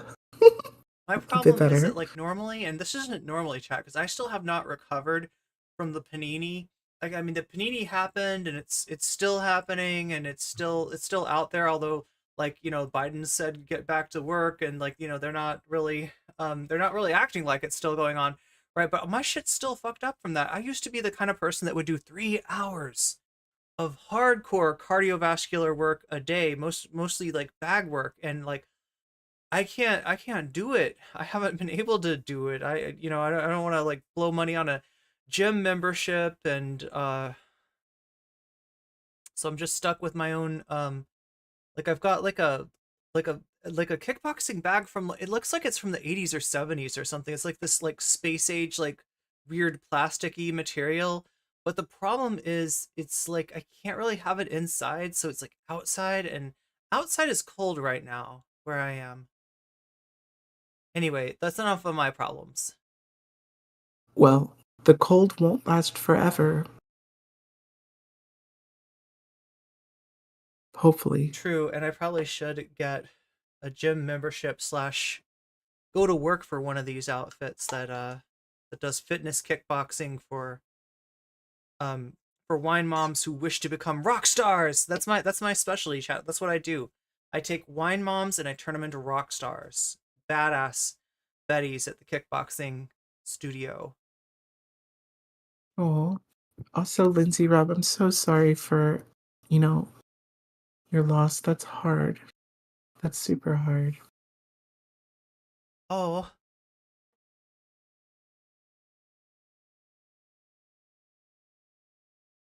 And sorry for my typo, but like Victoria's Secret is just as cool. There's nothing wrong with enjoying what you enjoy and liking fashionable and cool clothing. I think I'm mostly surprised with Sting when it comes to like his work after the police, because he continued on some things and changed other things. Anyway, he's a very interesting like songwriter to pay attention to. well, that's what like has anybody heard of the podcast Your Favorite Band Sucks? They're these like old session musicians from Nashville, like that. I guess they like play on Nashville's kind of like a center for recording not just country music but a lot of different kinds of music, and because they're like actually like good at playing and sort of have very developed taste in music. They're willing to go and tell you why your favorite band that you think is awesome and the best actually sucks. And it's kind of, I don't know why I like it so much. Like sometimes they do It's because actually. they're haters. They are They're fucking haters. But they're like haters. they're knowledgeable, but they just hate everything and But that's what they said about everybody. Sting, is that like I don't know if it was like the Police suck, or if it was like Oh, I think they were doing the Police and they were like, well, okay, we will say that the Police is better than Sting's solo work. I mean, I think it's hard to say because like if you like Sting, the best part of the Police's Sting, you get more like Sting from his solo work later than his like work with the Police. But if you like dad rock, you get less dad rock from Sting. I don't want to ever say new Sting because I'm pretty sure he went solo in the 90s. What is it? He had that big hit Fields of Gold, and it was just like, I don't know. If that was all of his work that other people knew, like he would have probably never had dad rock credentials anymore. But who am Was it I? like I'm just adult? some weird girl on the What do you internet. call that? Like adult contemporary or something? Yeah, I think that's what it would be. Or I mean, it could just VH1 be like, rock? oh God, VH1 rock. There's no rock to that song. I'm pretty sure like it has like a violin solo and harp. I don't know. It's his other stuff was interesting, like at least as far as, his work with themes, time signatures, Wait, did he whatnot. ever work with David Bowie? Because like I want a Sting and David Bowie like twink mashup where they're like in space, but they're like these like they're it's like a combination of like, Did they ever work together? I never heard of I that don't kind think of they did, but collab. I want them I mean, to it's because too like late for it now. oh yeah, oh my god, twink death is cruel. No, David Bowie like Oh, is literal like death in that case, yeah. literal death. Like I don't think Twink Death ever came for David Bowie. I think he like he buried something at the crossroads, and Twink Death never came from him. But like honestly, it's like I was saying on Blue Sky, like Twink Death comes at about the same time typically that you get upgraded to being a MILF, whether you ask to or not. So I don't know. It's just like a roll of the What about dice. MILF rock? Why is there MILF rock? What is MILF rock? There Wait, should be MILF is there rock. MILF rock? Is that Wouldn't there be like the stuff your aunt is into? I mean, Shania Twain Like what is that one? or like That's Melissa Etheridge? who's that chick that's like, I'm a bitch, I'm a bitch, I'm a bitch, I'm a bitch, I'm a bitch, I'm a bitch. That's actually me Also a waking up bitch. early in the That's like some morning mom rock, without right? coffee.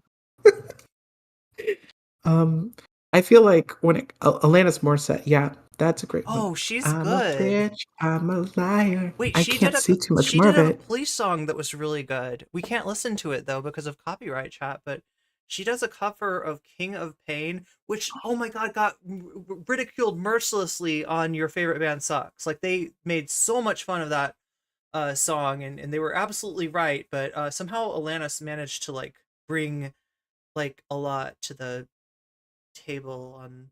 She brought the power of Canada. It's the power of, oh god, do you know about this? About Zara was telling me, Lord Fertos, thank you for the resubscribe. Zara was telling me this about the other day that like apparently Canada subsidizes its music industry. I mean, like literally pays people to be Canadian rockers and pays rock stations to play Canadian music. And so like if you don't know who the Canadian bands and musicians are, they do up in Canada. They know exactly who they are, you know, and they love them and they support them. And like, what is it? You get charged money on if you I tour was in gonna say, Canada. like, yeah, like American bands that tour in Canada are like, there's like a tariff barrier. Uh, if you're going up there and taking their gerbs, um, so it's interesting. Like, it's not so much that Canada's like you're not allowed to come up here. They just make sure that like they're taxing you hard for touring in their country. And I think that part of it is set up because they do, as a country, try to support their musicians pretty heavily. But it's something that I like never would have imagined because like you don't see that in the United States at all. Oh my God. 47 months. Wow. I know, right?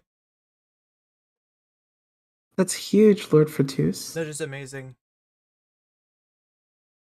I have a lot to say about the video for This Could Be the Right One by April Wine. Wait, that sounds familiar.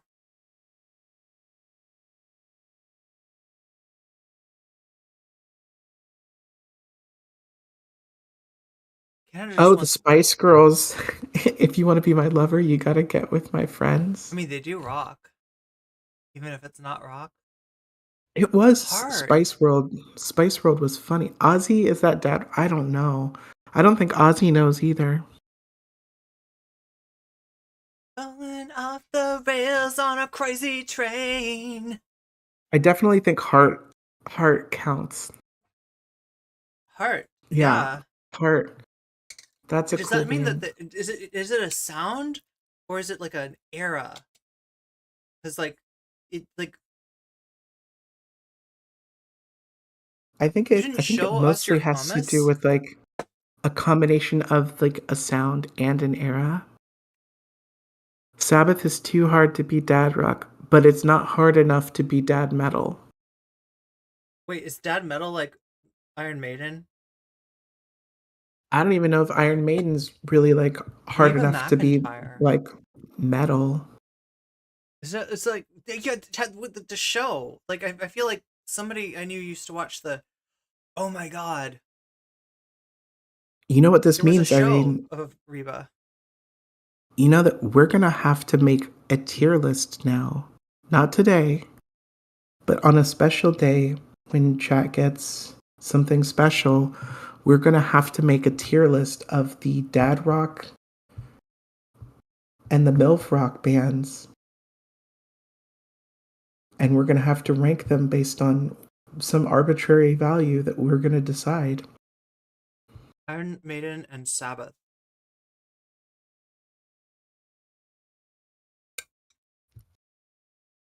True. Yeah, Oh, wait, and I like can see Metallica. that. I mean, Metallica was kind of like thrash before they were. Were they Yeah, like they were more thrashy in their earlier period. in the like master of the puppets, master, obey your Like, master. Sorry. you know that there are limitations to how much you can like sing copyrighted music. Seriously, like if I do it too good, I get in trouble. You're singing it too good. I gotta My sing it first wrong. album was Cyndi Lauper. Oh my god, Christy Z. Cyndi Lauper's amazing. Okay, the thing that I really respect about Cyndi Lauper and like kind of idolize and want to be like is that she got to hang out with wrestlers. Yeah. I've hung She even out with did some exactly wrestling. one wrestler, and that is good. And I'm glad that we will definitely bring Kid Bandit back someday to have another conversation, right? But like, I want to talk to like all the wrestlers. Like, I want to be like Cyndi Lauper, where I basically live with the wrestlers, and the I wrestlers become think your that, adoptive family, basically. yeah, Cindy's so cool. And like, she's always been like a very like progressive and kind of like, Oh yeah, she sees your true colors shining. but also she's like just very much herself. And I love that.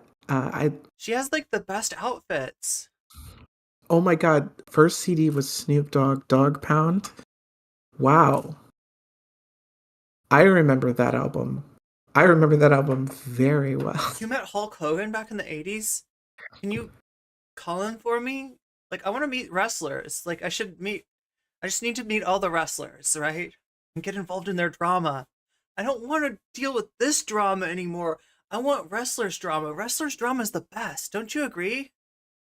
Say you My first CD agree. was OK Computer by Radiohead. Oh my God, Oh, Spark the that's Blood. like a classic, That's a right? That's classic always album. like Oh the my number God. one on a lot of people's lists. There's some really interesting Girls wrestling stories just coming wanna out right now. It's fantastic info. Like, I think the more I see you cover wrestling and cool wrestling stuff, the more excited I am. I think that there's a wrestler that is talking about coming back that would be really cool if you could have her on the show. Because can you imagine going and doing an interview with her? Are we talking And about like, Colonel Nanochka? no, I wasn't talking about Colonel Nanuchka. We Not still need to yet. talk to Nanochka. Right, no, I it was actually the video about the wrestler in stream suggestions that I dropped a video. sun rings Um in the middle of the night. My father says when you're gonna live your life right. Meow meow meow meow meow. Oh, the melody. That's what's bad. Is I can't do too much of the melody. the melody is where they catch you. But like, no, it was just a wrestler. She had retired, and then that's when she like transitioned after her retirement, and she's like looking at potentially coming back now that she is out and trans. And we could make that happen by putting enough I was just pressure, saying, social media pressure. That's we what should probably a just ask campaign. her to come talk. Yeah. Oh, Yeah, we should ask her to talk, and then we yeah, should like find out what wrestling like her name is Gabby. that she. Wait, is it? Wait, let me see. Stream section. YouTube chat was asking if her name is Gabby, and I was like, yeah, it's They Gabby. knew. Gabby Chat Tuft. knows. Yeah, she's so cool. Also, Macho Man Randy Savage. Oh wow. Wait, who can was we that watch guy? I want to this? say Ric Flair, but I don't think that's The macho. right. Is that the guy that snaps into the Slim Jim? Macho Man Randy Savage snaps into the Slim Jim, but snaps. he also had a feature role in Spider-Man and his own rap album. What? Do you know who I love else the has their own Cure, and rap I love that album? Steven. No, it's a reggae album. It's Steven Seagal. Steven Steven Seagal Seagal. sings Yeah, reggae. It's unfortunately. terrible. You know who else has a reggae album? Snoop Dogg. Oh yeah, I heard Snoop Lion. It was when he was Snoop Lion. I Snoop wish he Lion. hadn't done that though. That's like It was not as good as Doggy Style. It wasn't even as good as when he did featured work with like Warren G and Lady of Rage and like I'm trying to Nate imagine him Dogg. doing like the like intro to like a what is that one that's like no no no no no no no, but there's like a whole like intro that you do. No, there's no way. There's no, that's not him. Yeah, it's not his style. It's not his style. It would not be Snoop. I still rock Tool and A Perfect Circle in the daily and have since high school. That's awesome, Lindsay Robb. Snoop Lion, Better Lay Low. My only contact with wrestling is Stephanie Sterling's videos. Wait, maybe I should make Stefan, yeah, t-shirts like we run. just chat. Can we make this a thing? I don't know why. I don't like particularly like. I'm not a huge wrestling fan, but I love the drama of wrestlers. Right? There's something about like the storylines that they have where there's like there's this ever unwinding like tale of the wrestlers and why they hate each other or why they like each other or why they used to hate each other but now they like each other like they the betrayals, the anime level betrayals and everything. Wrestling commentary Oh, check when. I mean, how would I do that though? Because that doesn't involve like oh my wow. God. Soul Life, thank you Wow. so much. Yeah, so like thank you. I wasn't Thank even you for the gifty expecting. to Adadak. Oh no, is somebody in chat sick? We're talking about I'm Pedialyte, but not in the debate bro sense. It means something else Andre the to Giant, that's what I mean, Jake the is I Snake, want to be Rowdy Roddy amongst Piper. people that when I say Pedialyte, they are like, oh, is somebody sick? Is there like a right? That's what Pedialyte should mean. Instead, I have to talk about debate bros, and it's always like when you say Pedialyte, I mean something a little different. I mean, Pedialyte is really good for staying Have hydrated you ever when you're had the sick. unsweetened Pedialyte? That's what I like to get. Yes, yes. Although it's disgusting, but like when I'm sick, Well, it's not that's what as I it's not need. as sweet. Wait, It's maybe not I as like the sweet tasty. kind too, It's not as tasty as the sweet kind, but but it's like better I like for to if you want to get your I stomach don't like right. right, I don't really want to get like a sugar rush. I just want to feel I get better. a sugar rush, thinking Andre of the you Giant. too much. I have Chad, I'm groceries making coming you any think minute horrible now. things about my musical like taste just based on like what Oh remember. yeah, ICP were wrestlers and singers. In And fact, the singers? Insane Clown Posse, well, they were wrestlers and rappers, Okay. but ICP actually had their own league, a Juggalo wrestling league, and it's still going to this day. Was it like Backyard? No, it was like official wrestling in a ring, but it was Juggalo wrestling. It was Juggalo Championship Wrestling. I mean, is it like are there different rules?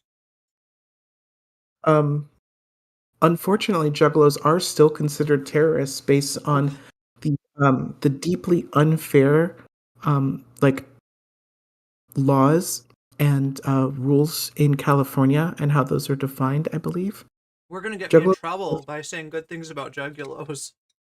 no, I think it's fair to talk about how like groups can be designated gangs, but because they meet like a criteria, but it actually can lump people in that don't. But I Well, it's won't like if jeopardize literally the if somebody platform by like. it's like literally if I'm somebody takes sorry. your symbol and like makes it like isn't that what happened? Like somebody took their symbol and made it like their symbol. N- no, that's not what happened. What happened? Um. Uh.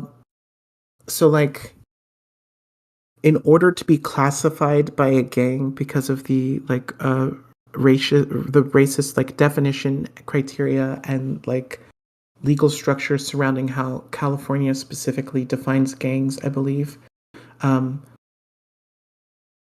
Having three people that like have similar tattoos or iconography and spend time together, like they don't actually have to commit crimes as a unified group in order to designate all people that have similar characteristics a gang. And these laws are intentionally like very powerful and vague in order to allow for like basically like what was originally just like very racist targeting of like black people and like Latino people.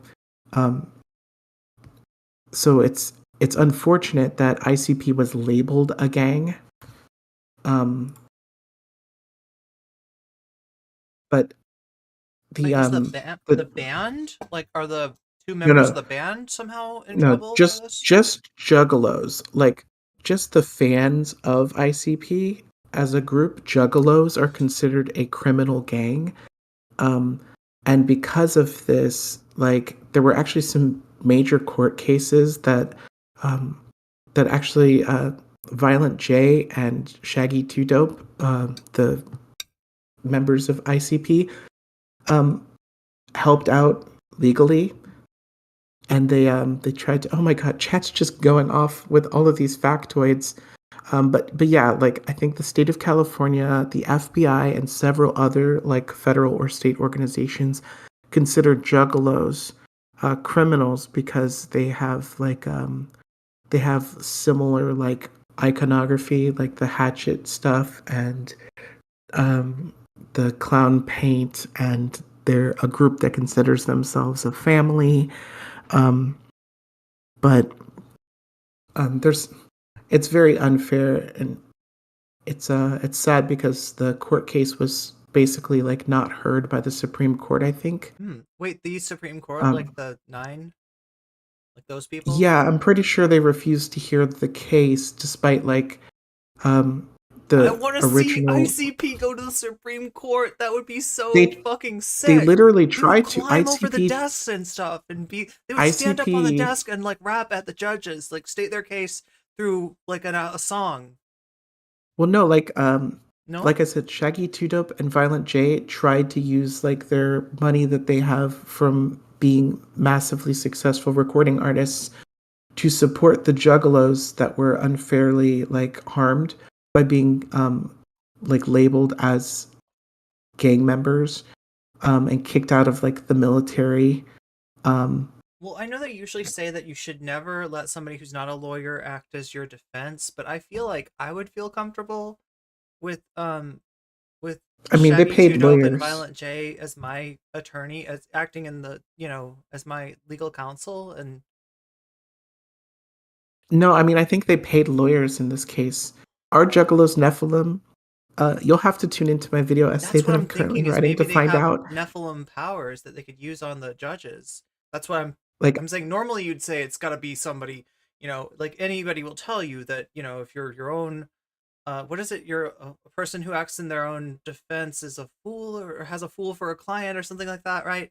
But like, I think that in the case of if you have the opportunity to be represented by ICP, there might be some extra human powers that go with that, like Nephilim, status, and allow them to maybe be a little bit more convincing for the fact that they are like magical well, entities from ancient the good. lore. I mean, there are slight complications to that. First of all, if like the Insane Clown Posse is representing you, then you are no longer pro se. And second, depending on like the venue, it may be quite difficult for an insane clown in a posse to represent you Because you have to say that because you're of they may sound or may mind not. No, no? it's because like if ICP is representing you directly, they may have to meet certain credentials or criteria in order to practice law in that So jurisdiction. you can be But what your I own was meaning lawyer, is but they can't you be can be your your own own lawyer, lawyer. but they can't be your lawyer for you, depending on the rules and the jurisdictions. And once again, this is not legal advice or Oh yeah, consultation. not lawyers We here. are not lawyers. But that's a major factor. But they could definitely give their fans money if their fans were harmed unfairly and they thought that they could help pay for their legal defense. Um, so Like, why can't life work like that? Just be like a musical, like, or like certain moments. Like, if you want your trial to be a musical, that's how it is. It becomes like, singing attorneys, and you can bring the ICP in, because in that case, like a musical attorney would be more knowledgeable than an attorney that'd say pass the bar. well, I mean, both attorneys would have passed the bar.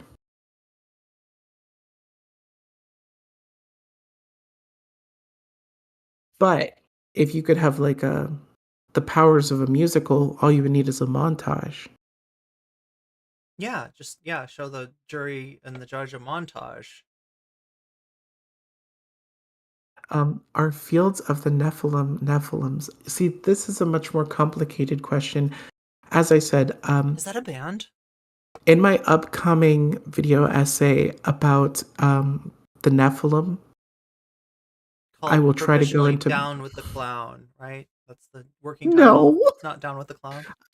I wasn't gonna call it that. Should I call it that? I hope you actually weren't, because I'm not trying to.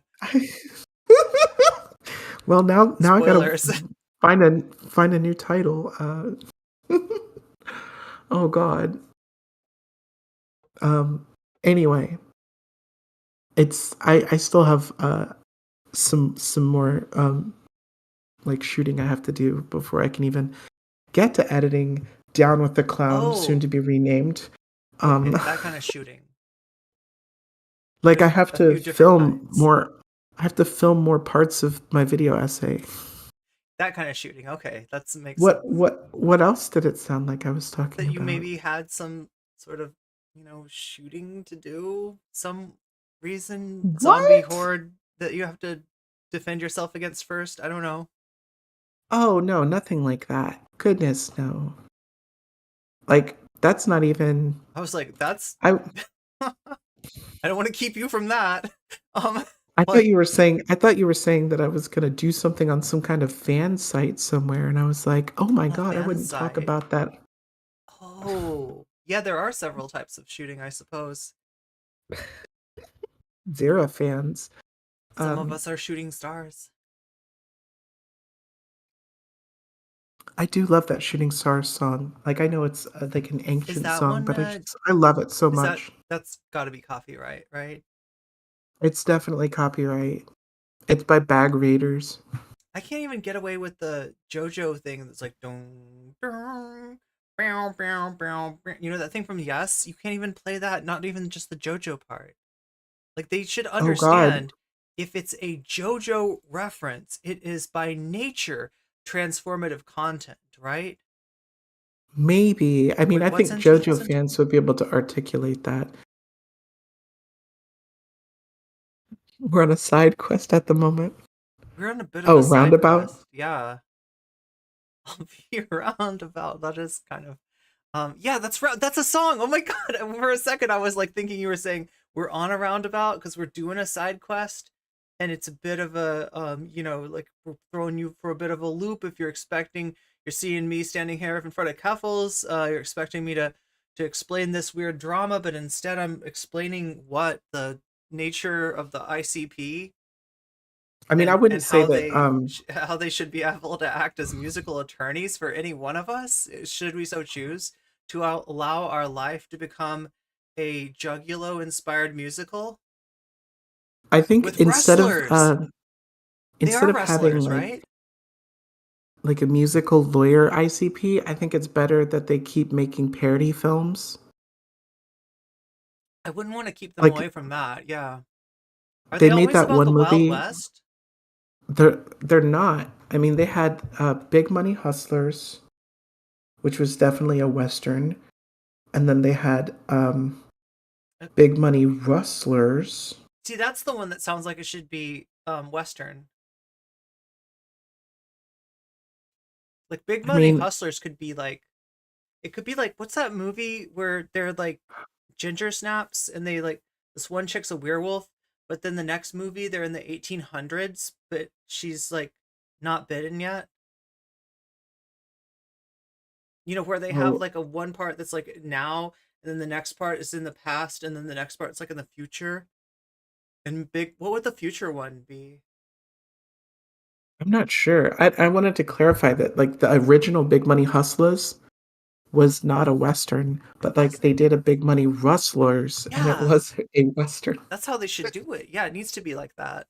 I'm approving of the ICP's decisions, unlike Xanderhal's and Keffals' decisions today, which I don't necessarily want to sign off on at all. I can definitely say that the Insane Clown Posse made the right choices in their Oh naming of my their God. movies. Yeah, they've got the Irene stamp of approval, and that's what's really important.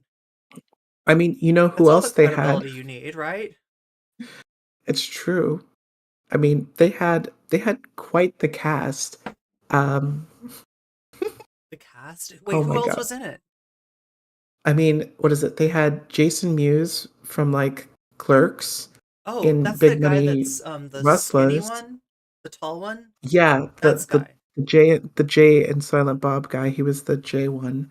Um, and then let's see. Wait, they didn't have Silent Gosh, Bob though?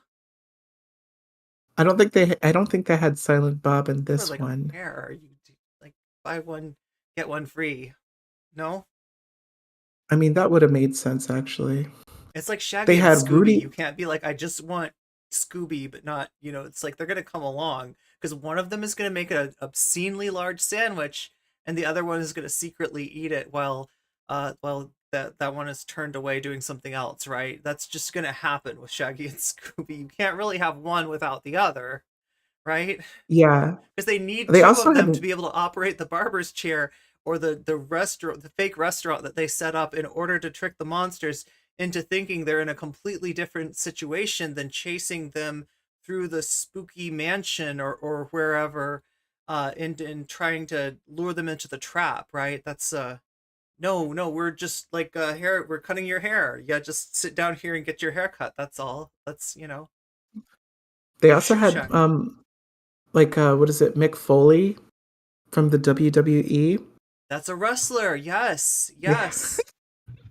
They had Rudy Ray Moore, the original creator of Dolomite. Hmm. Like the kind of story that they were parodying. Um, Oh, anyway, so like it's very interesting. we're in a state full of Bubba Sparks wannabes. We're gonna pop off. Oh At least they're gosh, not I Tom remember. McDonald wannabes, right? Could be worse. Yeah, it could definitely be. I just remember Bubba Sparks had that one song with Petey Pablo called "Get on This Motorcycle," and I giggled every time I heard the title. That was a long time ago. Are people still trying to be Bubba Sparks? Is that real?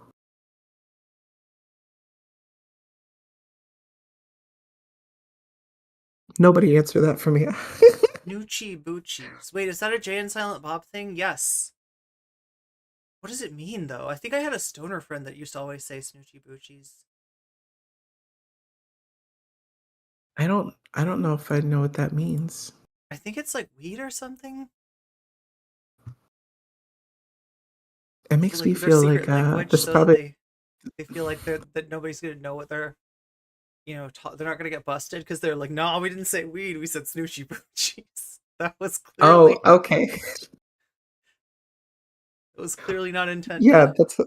that's how it works. Like you just have to use the right cute words for it. If you say And in Minecraft, I would like to sell you this in Minecraft, right? That it's not the same charge.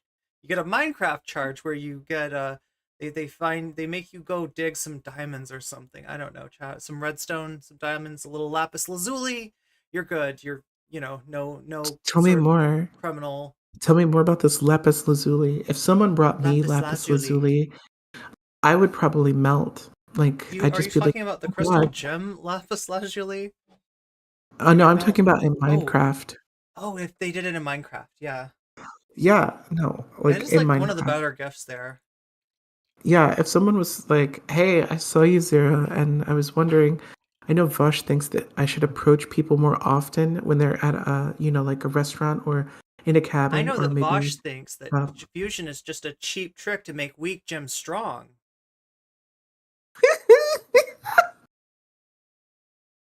exactly. But then they handed me lapis. I would be like, "Okay, I will go to a secondary location with you. This lapis is nice. Let's go, like hoe a garden. I mean, that's not I'm good at nice is not hoeing. how I describe lapis, but I get what you're saying. Yeah. Blue precious stone from Afghanistan.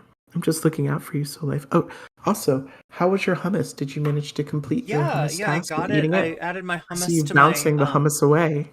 I added the hummus to my rice and thereby had rice and hummus, which is that it turns out is pretty good, especially when you forget to put tofu in your hummus, which you meant to do, and you Oh realize you're no. just eating rice and it's just kind of like, okay, well, maybe I need some protein. I don't know if I'm going to be bouncing on a trampoline for an entire stream talking about Vaush and Keffals and Xanderhal and all manner of sussy bakas.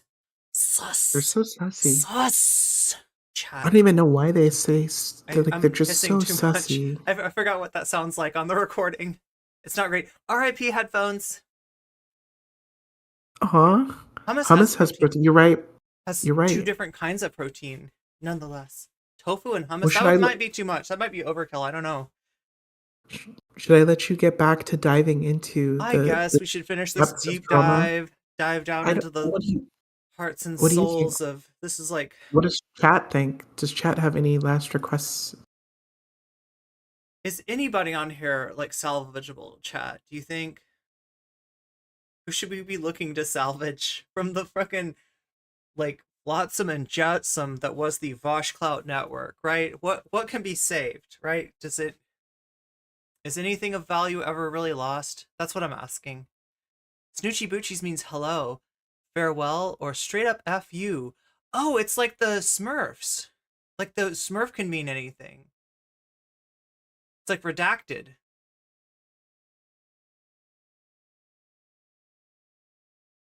Okay, so these words mean a lot of different things. Well, I learned something today. All right, well, I will be hanging out in chat. Yeah, I will be getting back to doing my job. Thank you for giving me a little break and having this nice conversation. And I know, this figuring was out fun. I got a little bit more of a idea of how I'm gonna meet wrestlers. So that's what's important, Chad, is that I figure out how to meet wrestlers. That's all life's about, right?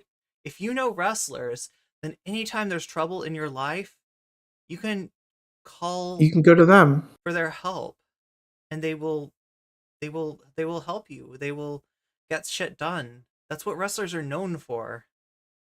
I mean, based on what I learned from, Cindy and her life story, it kind of works that way. Like, that's the difference between Cyndi Lauper and Madonna, right? Madonna never knew rappers. When she got in that beef with Lady Gaga, it was just her versus Lady Gaga.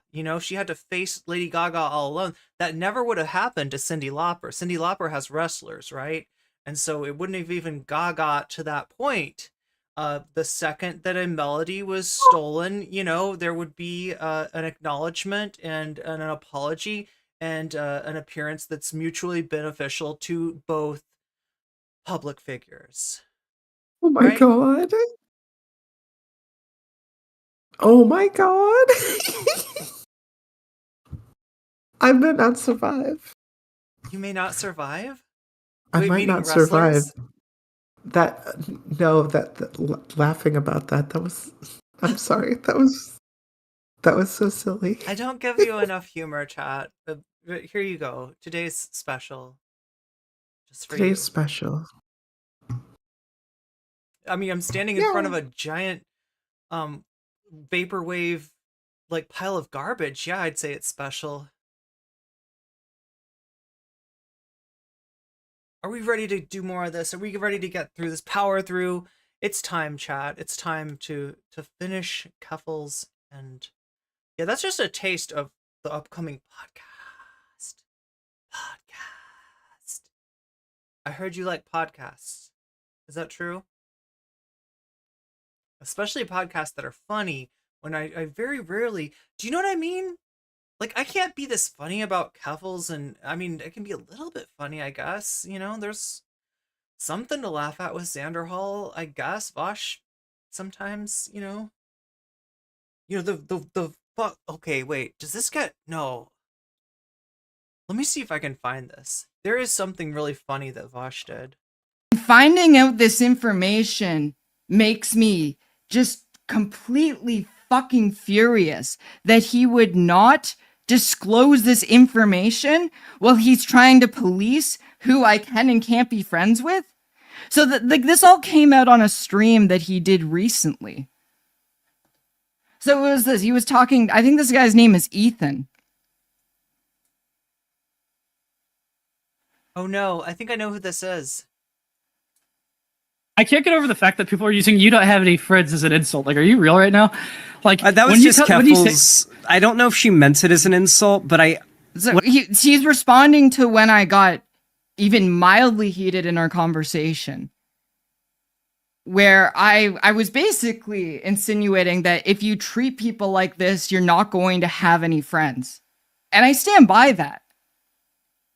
If you're willing to throw people under the bus and you're not willing to give people any grace or charity, yeah, people aren't gonna want to associate with you, dude. People are complicated. Like, this kind of woke scoldy purity testing stuff is just weird. It's the kind of stuff that we've been constantly in this space railing against for years. I mean, look, she's I wouldn't associate that with woke scoldiness, right? This is just a life lesson, a social dynamic that one could observe, that your friends are going to be friends with some people that you're not friends with. And we all know that. And that's simple. That's not the hard part. Your friends are going to be friends with people that you're sometimes not friend with, true, right? But there's also the possibility of your friends being friends with somebody that has, done something so bad to you that it's not healthy for you to maintain a friendship with somebody who's gonna look past that or ignore that or refuse to take sides. So I think we can all admit that there's some situations in which Zan's call of hey, this is a line that I've got to draw, and if you are gonna be cool with them, I cannot be cool with you. Right? There's some situations in which that is true. That is not most of the situations. Most of the situations are probably situations where you're not going to like everybody, but you got to tolerate the friends of your friend, even if that's somebody that you really have, even good reason to not like, right? It's the real question is, where do you draw that line? If there's going to be discussion, it's not going to be this black or white thing of yo, you should always just, your friend's best friend with Nick Fuentes. That's totally fine. That's you. If you want to be friends with Nick Fuentes, stay friends with Nick Fuentes. I don't mind. I don't like Nick Fuentes, but I'm going to be friends with you, even though you're friends with Nick Fuentes, right? There's probably some, we'd agree, that there's some people that you cannot tolerate. And then there's some people, most people, you probably should tolerate, even if you don't like them. So I don't know why the argument has to get flattened out into either or when it's clearly, the real question is, where do you draw that line? Now, that's an interesting question. That's a discussion to happen. That's meaningful content. If you want to be doing content, which I'm guessing this is what they're trying to do, be relatable to their audience, right? Okay, well, so just so you don't get bored with this, think about your relationships and times when somebody's been friends with somebody that you really didn't like or had really hurt you, and you felt hurt by that, or maybe you relate more to Keffals, right? That's the game that they're playing. Who's more relatable? Who gets to keep the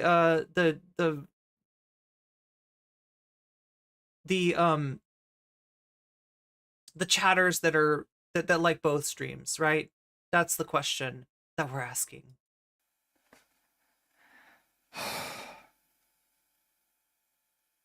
Jesus, holy fuck.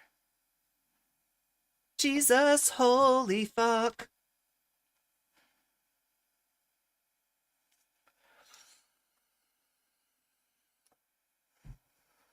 God, we're both vaping. So let's continue with I don't know what this says about me. this. But I'm going to be as charitable as I can here. I think Okay. being as charitable as possible, because I'm being more charitable to her than she is to me. What she might have meant is, if you have standards this strict, then one day you will find yourself not having friends. Or I think Okay, that can I ask a question? This may be a very obvious question. Maybe I'm the last one to figure this out. But what? Risk of Rain 2. Why is everybody playing this all of a sudden? That's the video game, right? This is Risk of Rain 2. Is it just Zan copying off of Vaush, or is this a bigger trend that I am just not noticing? What's up, Shakespeare? Nick Fuentes is not relatable. I agree. Should not be. Better not be relatable. That's my favorite song from church. Yeah, Jesus, holy fuck. Jesus, holy fuck. you don't have friends because at this point maybe you've cut everybody What off. is that one Father John Misty song?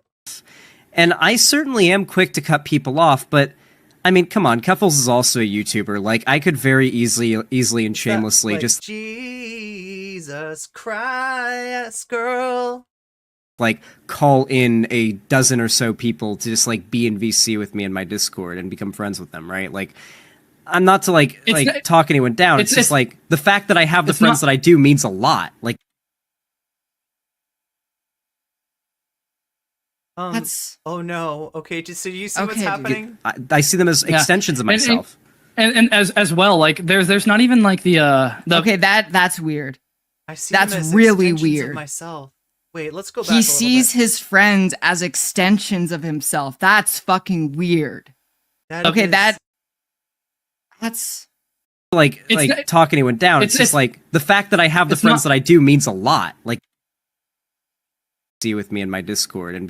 I mean, come on, Keffals is also a YouTuber. Like, I could very easily and shamelessly just like call in a dozen or so people to just like be in VC with me in my Discord and become friends with them, right? Like, I'm not to like. Okay, so Keffals is making that face because Xanderhal is like, when asked about friends, he's talking about fans that would show up in Discord to talk if he, dropped into the general chat. Like talk anyone down. It's just like the fact that I have the friends that I do means a lot. Like, that's okay, dude. I see them as extensions of myself. And as well, like there's not even like the Okay, that's weird. That's really weird. He sees his friends as extensions of himself. That's fucking weird. That is not how you should see other people. So yeah, it's the definition of not having boundaries. Or a definition of That's really narcissistic. having boundaries. I'll play that back. People to just like be in VC And yeah, like the centering yourself on it makes it sound like, it's like, okay, well, you're friends with me. That means you gotta do what I say. with me in my Discord and become friends I with don't them, know. right? Like, But like that is like literally that. Oh my god. Okay, so I don't know if he's just like, look, he's vaping too. Okay, so maybe he's just mixed up and like talking about a bunch of different things that aren't super related as I often do myself. I don't know. Maybe there's a little bit of that in it, but the way that it comes across is that it sounds like he's saying that like that what he thinks of as friends are like, people in his creator Discord, like, fans, like people that watch his content. And yeah, it's not a good look, particularly. And then the seeing the friends as the extension of yourself. Well, yeah, I mean, if you're a content creator, people might do stuff on your, in fact, people probably do stuff on your behalf without you even asking. But like seeing fans as that, seeing fans like it just sounds like he's confusing fans with friends. And like that kind of relationship is not like a equal one. And so if there's an expectation of people doing stuff for him based on that kind of friendship, it doesn't necessarily carry over into other content creators. Yeah, I don't know what to call it. I mean, like usually parasocialism goes the other way though. Like, right, usually when we're talking about parasocialism, it's like just the phenomenon like where you watch a YouTuber a lot and you're describing something that the YouTuber has said without really thinking that's what you're doing, and you explain it as, I have a friend who says da da da da da, and like as you're saying it, it occurs to you, you do not have a friend who says that. You have a YouTuber that you watch who says whatever it is. But it's an easy mistake to make because, if you see, your favorite, if you watch your favorite YouTuber enough, it kind of feels like a ongoing relationship. It's just, remembering that it's a one-sided relationship in some ways. I mean, come on, Keffals is also a YouTuber. Like, I could very easily and shamelessly just like call in a dozen or so people to just like be in VC with me in my Discord and become friends with them, right? Like, I'm not to talk anyone down. It's just like the fact that Chat, I need some new friends. Let's get in that VC after this. We're gonna. I have the friends that I do means a lot. Like I see them as extensions of myself. And as well, like there's not even like the problem of like, oh, well you heard it here first. Sader said his friends are just orbiters from his audience. So Orbiters? you should not be. I mean, maybe that's an orbiter. That's like I think that's a friend of his who wants to do content creation. So I guess you could say maybe they're an orbiter if Zan's got the gravity to have orbiters. Oh no, what the fuck is up with that? No, what is even up with that? How is that legal?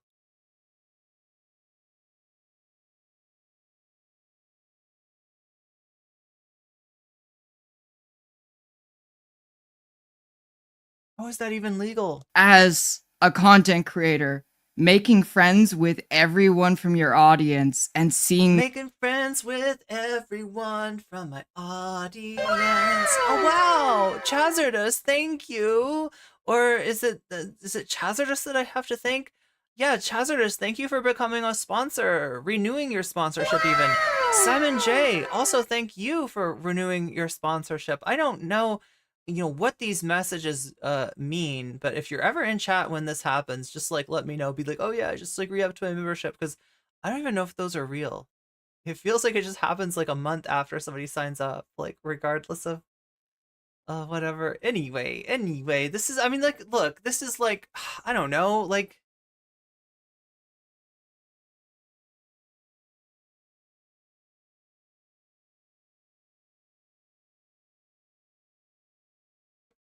probably streaming is the most similar type of content that you could consume to an interpersonal relationship.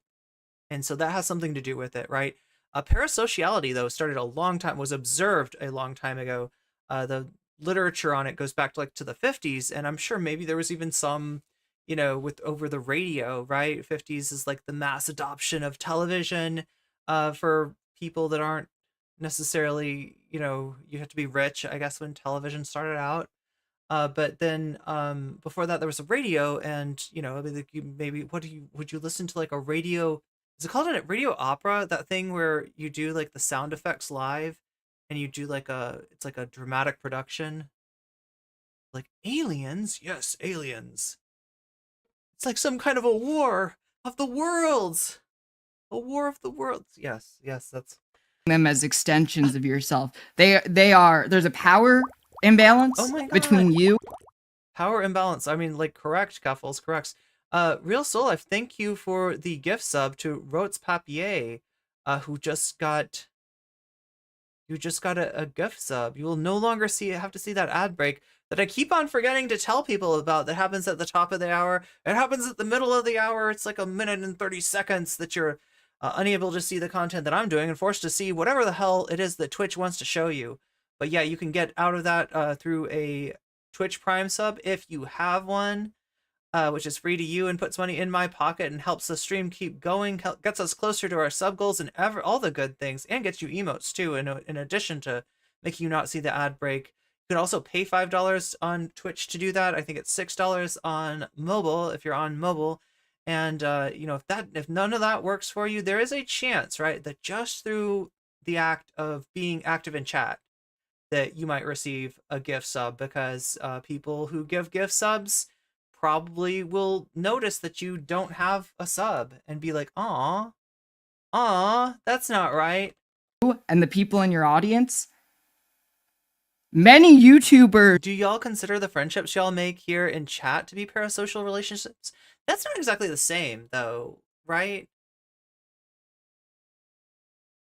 And in some ways, like, the streamer chat interaction breaks the strict definition of a like one way, there is like an interaction there. But if you're watching ContraPoints, right, and assuming that ContraPoints like isn't like reading every comment you make on the video, then you feel like you kind of know Natalie, because you see her when she, well, this maybe not so much anymore, she makes one video a year, you don't feel like you know Natalie, right? But like at the height of ContraPoints, when she was putting out a video every week or every month or what, I don't know what it was. Was it like every month? Like, you know, that repeated experience, right, feels like a relationship, even though it's not. It's just you watching a content creator completely fuck up their for a relationship to be parasocial. It has to be one way. entire careers by not realizing this and by exploiting the My boss calls YouTube weird shit. Soul Life, that sounds like a hell of a boss. fact that people in their audience want the attention of the creator. There is a reason why many content creators do not, outside of their content, engage with people in their audiences. But I digress because we're not at the part that I want to discuss. For context, guys, Xander's main friend group is actually my friend group, and no one knew who the fuck he was, right? They all just treat him like a normal guy. Sometimes okay? they remember And- I'm famous because they, like, semi-famous, whatever you want to call it, because they see a post involving yeah. me, and they're like, what the fuck? Oh, yeah. It's really God. funny. You know, I totally relate to that, Xanderhal. I always forget I'm famous too. I remember the other day, do you want to use an example? Because I don't want to dox anyone who doesn't want to be mentioned. No, you can mention all of them. They're going to get mentioned by me at one point or another. Okay, so I believe it was... This is the person who really doesn't like getting mentioned publicly. Shaxby, I thought you said at first I thought you said Mormon polyamorous community videos. That I'd be like, You know who I'm Maddie? talking about. Yeah. interested. Oh, dude, Maddie can suck it up. She's fine. Okay. Nobody's explained this to me though. Does anybody know? Is Risk of Rain like trending? Is it coming back? Is there like a new Risk of Rain? Is Risk of Rain 3 coming out? Is there a reason that I'm seeing everybody play Risk of Rain, or is it just like literally because Vaush played it?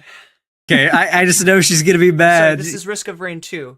You just like me. No, she's not going to be mad. She's not going to care Oh, it's a new DLC. I see. that much because you're not attaching an account to her. The other day, Maddie saw like a post on Reddit that like mentioned me in like a list. No. of It was on Kiwi Farms. Remember? Oh, it was on Kiwi Farms. Yeah. So for those that don't know, Maddie is like very progressive and also uses Kiwi Farms as just like she's like sort of a. This is what I was talking. Okay. So yeah, that's what I first when she said that I thought this is Ethan, right? That's Ethan. That's the person that debated President Sunday, I think. Like Zan's like interlocutor. French. About chat.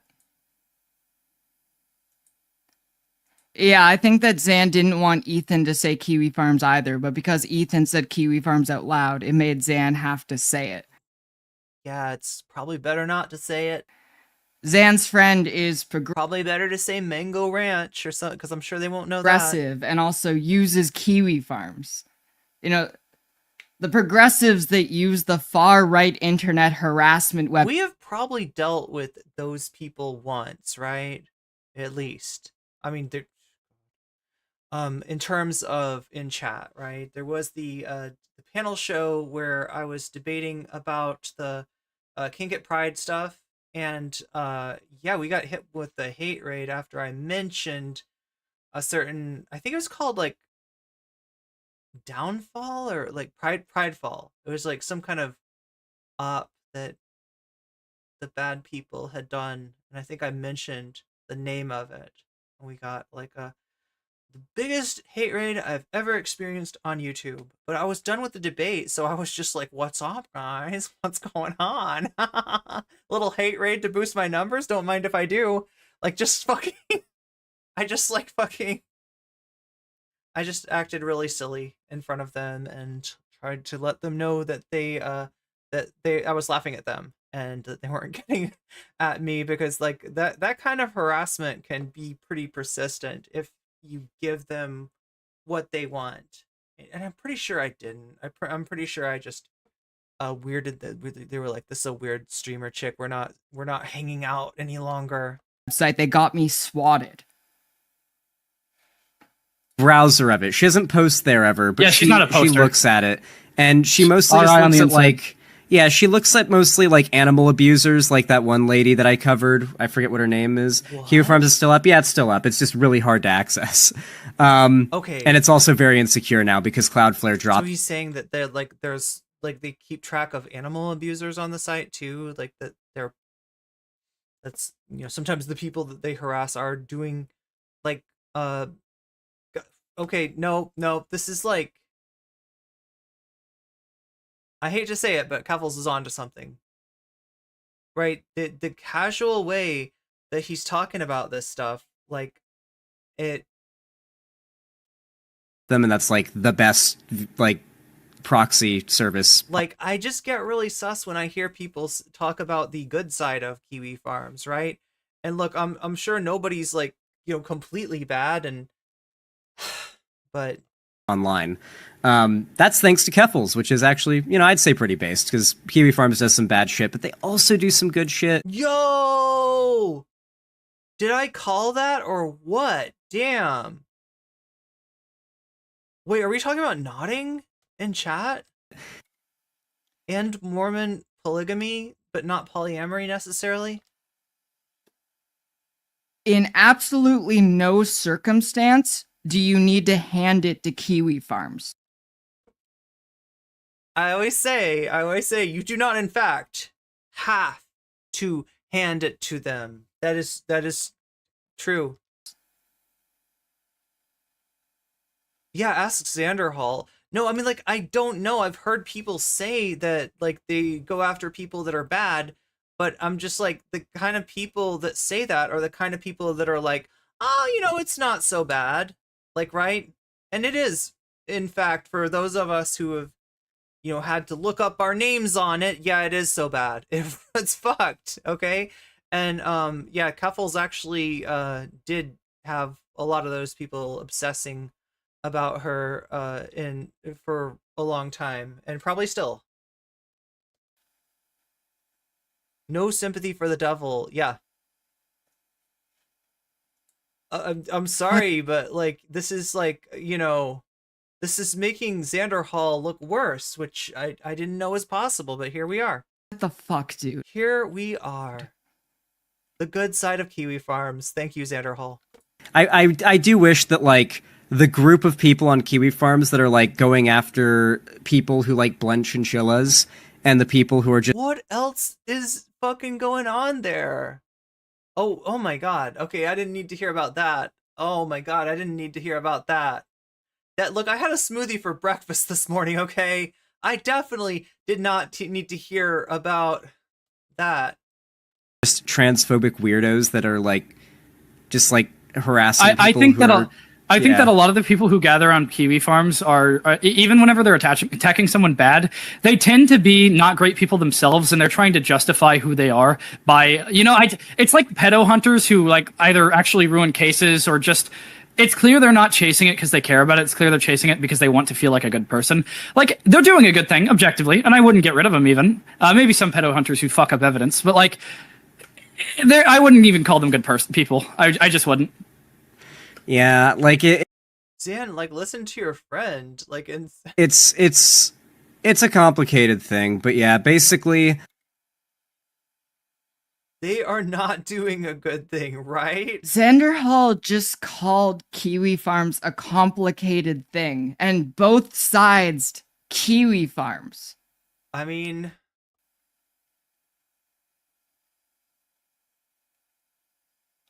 This is just wild to me.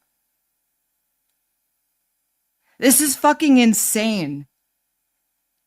Look, that he's friends. Look, I feel like President Sunday put it best when he said, "This is going bad. This is going bad, Xanderhal. This is going bad. It's going bad." With Kiwi Farms users, and then he's burning bridges over me being friends with Shu.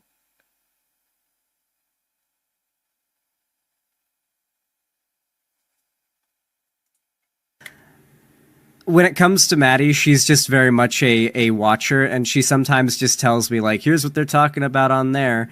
And it's usually just some funny stuff that has to do with the political space and like not anybody that I really care about, but mostly with people on the right. What? Like, oh, here, this person on the right had some really bad shit leak about them. I'm like, whoa.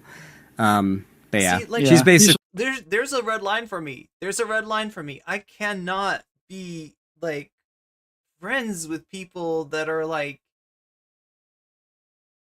I just like, that's scary. That is some scary fucking shit for anybody that's been a victim of any kind of targeted harassment, like from a like at a high volume or a low volume, right? That's like my gossip pipeline. But she saw something about me on Kiwi Farms. It wasn't anything like bad or like super scandalous or even mean, honestly. And she was like, huh. Oh yeah. I forgot. Zan's like known. Because like to them I'm literally just some guy, right? I just can't imagine going on freaking a website like that to try to find some dirt on some right-wingers. And I dislike me some right-wingers, chat. Don't like I just like that's not like you generally it's like an argument that they made that's really bad that I'm like with anybody that I'm criticizing, right? It's like not like here's some personal information or dirt about them that I generally don't fill my friend group with people that know of me because it tends to be a little awkward because I can Look, I'm gonna say this.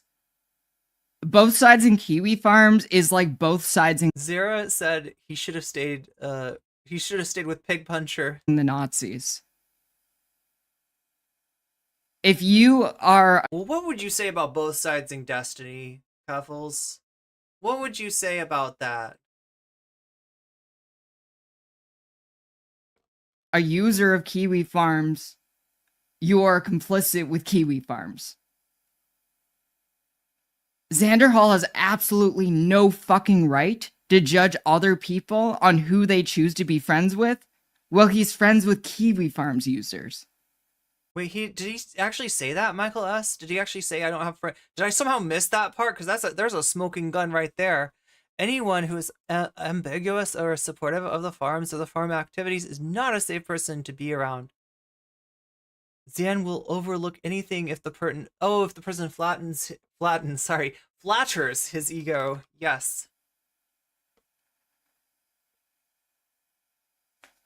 Yeah, I mean, like, literally, aren't a lot She looks genuinely surprised. of them actual Nazis? A lot of them She's like in an NPC loop or something. are actually just fucking Nazis. Like, there is a good reason that Joshua Moon, the founder of Kiwi Farms, his company used to be named Final Solutions LLC. It was a direct reference to the fucking Holocaust. It was a direct reference to the fucking Holocaust. Like, this shit is That's like some Bored Ape level crypto shit. awful, awful, awful stuff.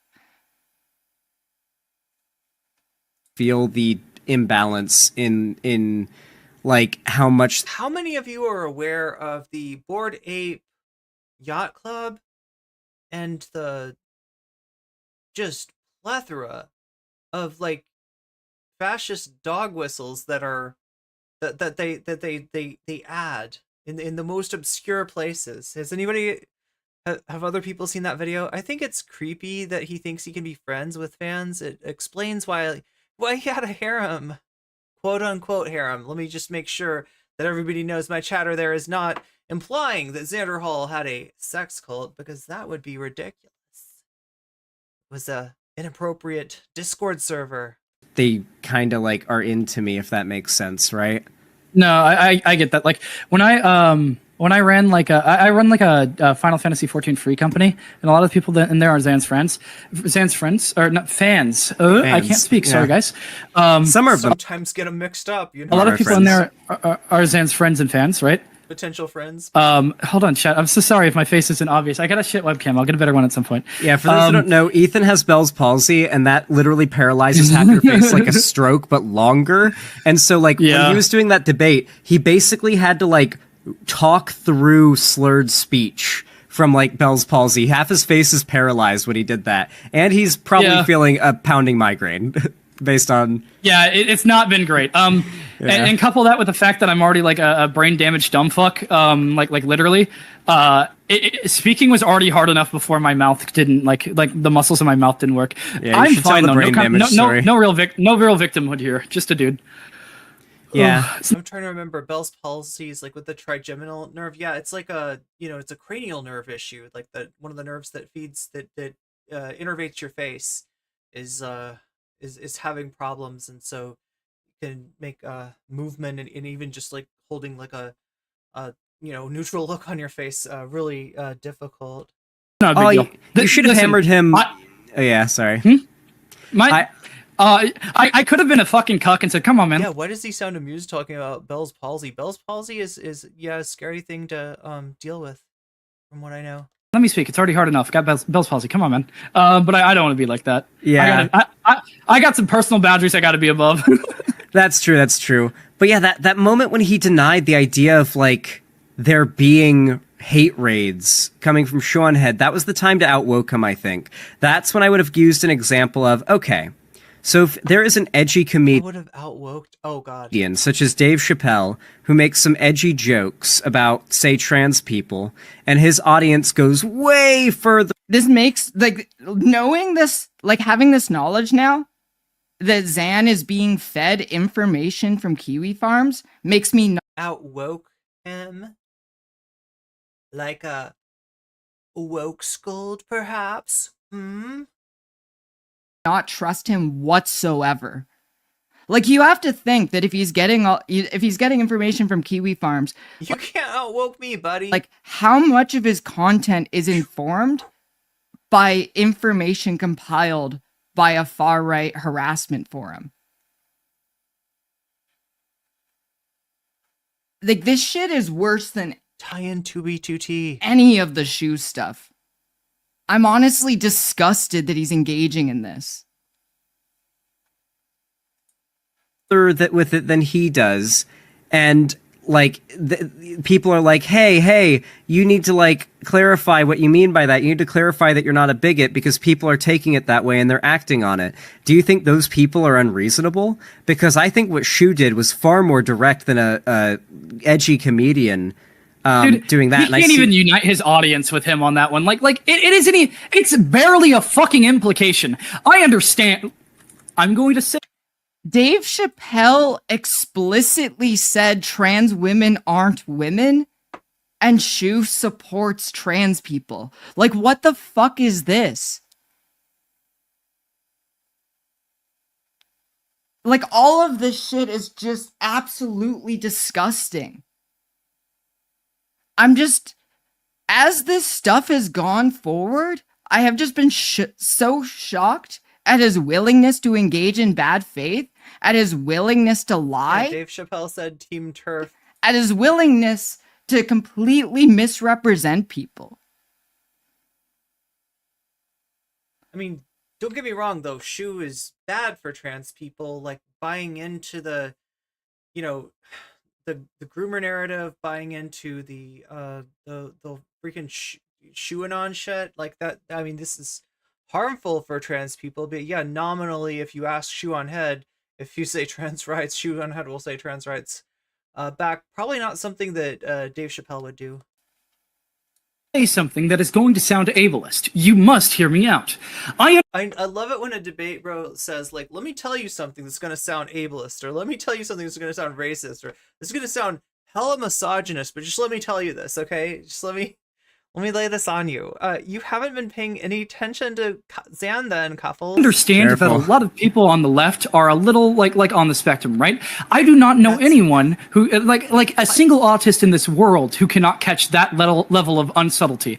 I could maybe say, well, maybe someone's got a touch of the tism and didn't see it. I get that happens, right? It's not. Oh my god. Okay. I'm touched, but go on.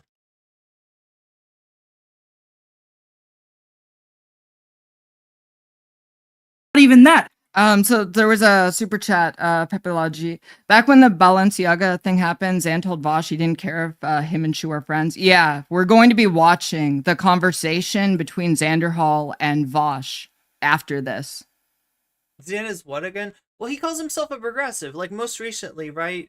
He said that he's not entirely sure if he really considers himself a leftist, and really feels more confident just saying progressive. Because we need to go back. Who is this person? This is Ethan. So top left, we got Ethan, Xanderhal's friend, maybe?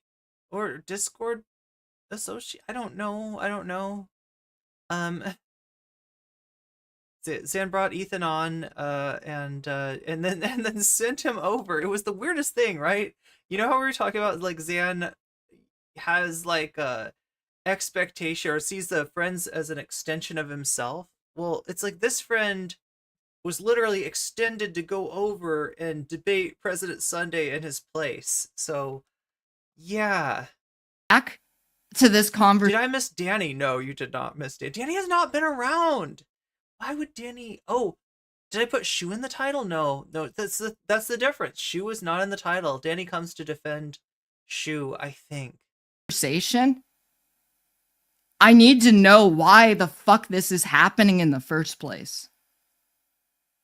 Oh, also Shakespeare, if you're in chat right now, I will like take a break from this and watch some Mormon. I almost said some Mormon porn. Corn, of course, is what I meant to say. Corn is my, it's the breakfast of champions, right? It's the best stuff. Sponsored by the Corn Council. But this like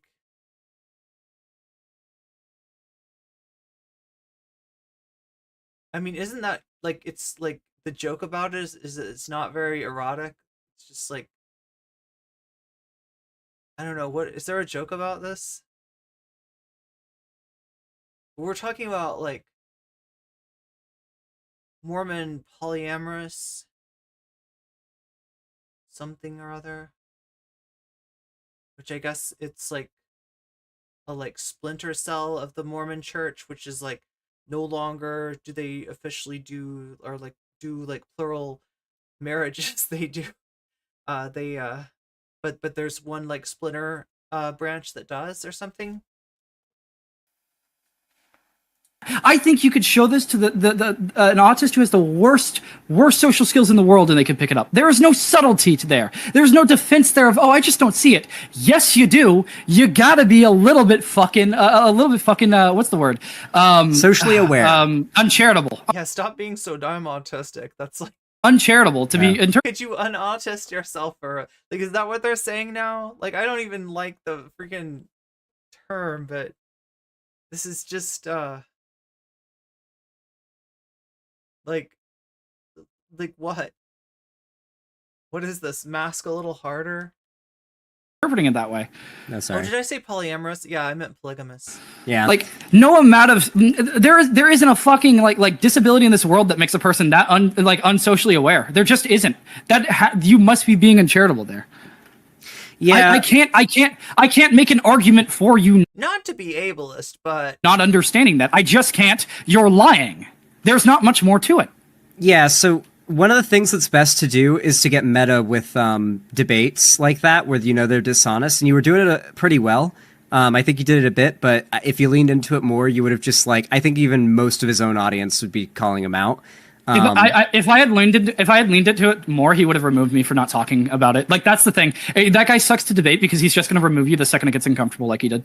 Yeah, that is true. I think you pretty much just won simply by the fact that he removed you, because you weren't even yelling. You were just making a very good point, and then he immediately. Yeah, I'm not sure. They're talking about President Sunday. There was a conversation between. So that's, oh my god. So they're saying this about Sunday. This Ethan guy and President Sunday, and honestly, I never looked into. Honestly, it was like I started watching it, but then I was like, this is going bad. Into it, I have no fucking clue what that debate was even about. I was like, even President Sunday knows that this is going bad. Removed you, and my upload of this is going to get a lot more views, and people who watched this go down already knew that Shu was in the wrong and knew that it was pedojacketing, and so he's arguing a really unpopular point. He might have just dusted himself there. Sunday also posted this. Hold on a sec. What you got?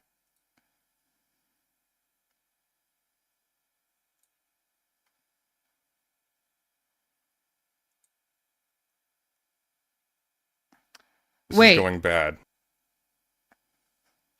Wait. So this was a tweet by Lance refers to me as Xanderhal in his new vid on me, a nickname made up by lolicon pedos on Twitter. Maybe not the best crowd to get your lingo from. This is Xanderhal pedo jacketing Lance. So yeah, if you're taking this seriously, then you're thinking that Lance was like saw like Rev said Dasu or somebody calls Zan Xanderhal, and Lance was like, oh hey, I'm gonna use that. That's a great insult. I'll call him Xanderhal too, since Rev says Desu is so cool and, you know, like not completely repulsive in every possible way. Yeah, no, that doesn't really sound like something that Lance would say. But thanks for playing, Xanderhal. No, it's like literally, I've explained this before, it's the most obvious, like, you know, repurposing of your name. Like, right, if your name is no content check, if your name is no comment check, you're gonna get called no content check, right? You're gonna get called a lot of things, right? No concept check might even be applicable sometimes, right? So I'm not gonna be like, you know, oh yeah, you said that just like this really bad person who also said that, so you must be hanging out with a really bad person. But wait, no, then I'd have to do this. You must be hanging out with a really bad person. Yeah.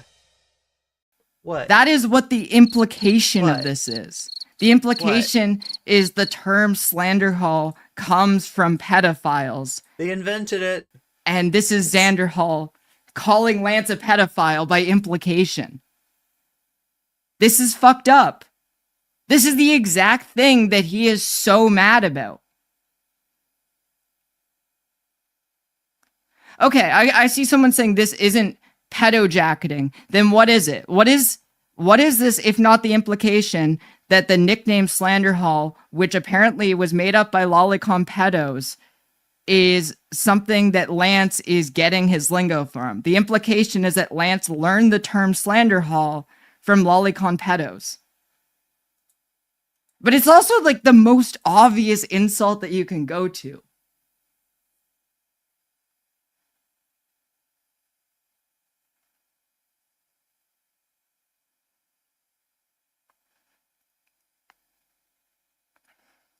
Okay, speed it up, Keffals.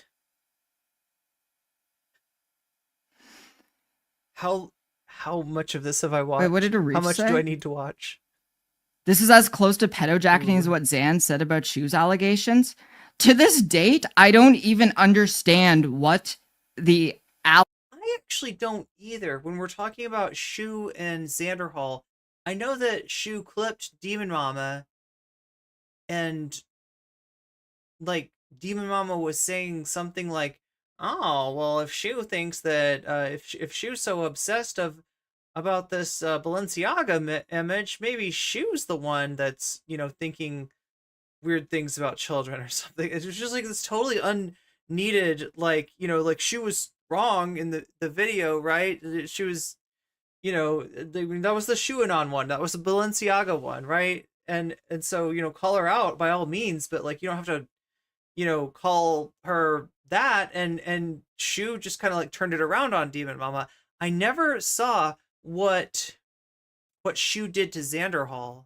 Maybe there was like a tweet of Xanderhal's in the Shu video. I somehow don't think there was like. Am I wrong, chat? Was Xanderhal shown in the video? allegation that Xanderhal got pedo jacketed is. Like, it was such a stretch, and it made no sense. And the longer that this has gone on, the more I realize that Xanderhal is, he just lies. Yo, wait, He just exaggerates things. He makes things up. No, you're right. But like, I feel like there's somebody else who does that too. Chat, do you know anybody who does that? Who literally lies, who like makes things up in the midst of drama, who confuses reality with parody? There's somebody else who does that. Some other streamer. I can't remember who that might be. Yeah. Do you think, could it be Keffals? Could it be Keffals? Like, I'm getting sick of how he's behaving. Is it Kanye?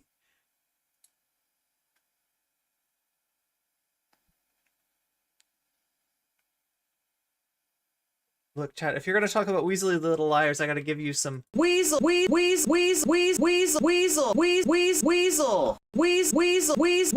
yeah, I guess Shark fits too. But no, I was thinking the Keffals thing. I was thinking the first half of this year. Like, right? It's a little bit of a... That's where this came from.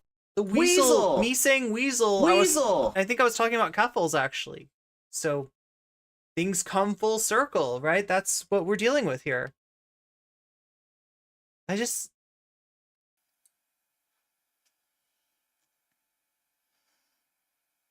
realized what come full circle sounds like. So Cherry said, this was all from today. Literally any time he has been brought up on your stream, you said he has Keffals derangement syndrome, but Willie Mac sounds like Really? Keffals Klimp Chimp. Are we really still dealing with the derangement syndrome? Like, look, everybody who has a problem with me has NCC derangement syndrome, okay? You're not serious. You're just deranged. You're deranged. She uploaded a new drama farming video yesterday. Mind you, it has been almost a week, and I have not You're deplorable. uploaded a single video on her. Which, this is also a lie. He's done multiple streams at this point. It's a game called Limp Biscuit. I thought that was called Flaccid Pancake. They have been uploaded to his channel as videos where he's talking about Why me. am I so silly? The small bean defense is really weird here. Jackie Charbonneau, thanks for the $5 super chat. The forbidden knowledge comment about Tori has disgusting implications considering the last time he used that phrase, Zan.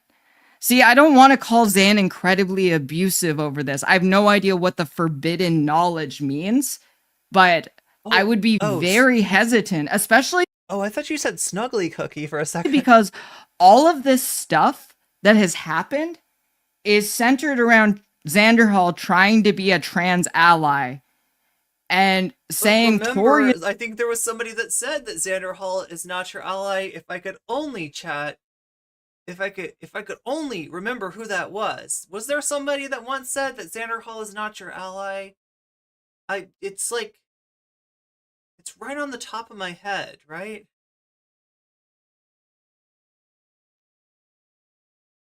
I can't quite pull it out of the ether.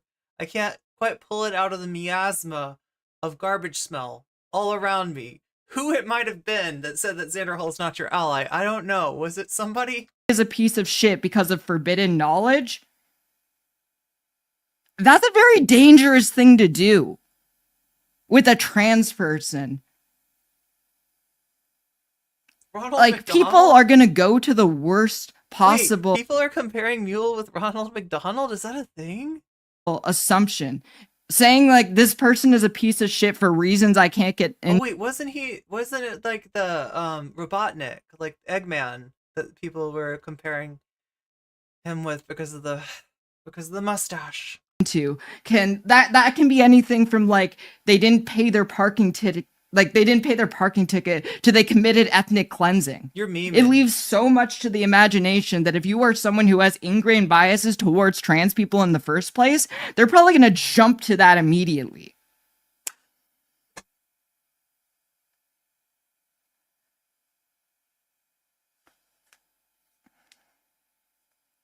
Why do I feel like I'm on a Chemical Brothers album cover from the 1990s? Seem like it? A little bit? This is like the rave. But, the last thing... This is the rave that they held out at the garbage dump. I'll say about this specifically, I don't think it's drama farming to put all of the information out there. I'm just putting all the information out there. I'm not drama farming. Keffals. our audiences, because we have a big crossover audience. I think they deserve to know what's going on. I think our audience, which crosses over, deserves to know what's going on. I think if anything, people would be really pissed off if we didn't put these things out there. If anything, people would be really pissed off if we didn't put these things out there. Yeah, sing it, Keffals. For the most part, I have been reacting to like entire stream VODs. I haven't just been clipping things out of context.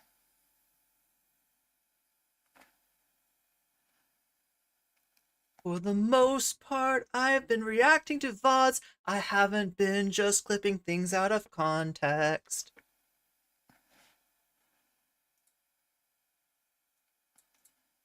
No drama farming here, not at all. Never. What's all this stuff? Holy thread. I need to meet wrestlers. That's the only way that my outfits will ever make sense. Do you understand? You understand, don't you, right? I need to meet wrestlers. That's the only thing that'll make my life make sense, right? It's like, oh no, she knows wrestlers though. Like, right, everything will make, if my parents, like talking to my parents and I'm explaining what my life is like, you know, and they're all concerned and like, you know, is that like, you know, fitness instructor, you know, it's like still what you're doing and shit, like, you know, right?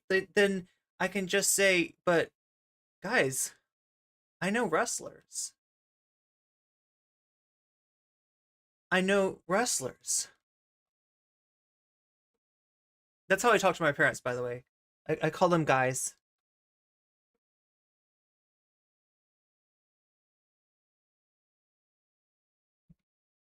Wait, I can't get Keffals to restart somehow. Let's see. What was the stuff? What was the stuff that happened today with the bottom surgery stuff? Oh shit. There was like an entire other thing that was going on. There was some really bad take that Xanderhal had about like bottom surgery that was like kind of sounded, you know, gatekeepy and transmedy, and it's weird that he would say that. You're snapping into a Slim Jim as we speak? Is it a spicy one or just like a regular? Are there regular ones? They're all spicy, right? Oh, it was with Naomi Chance.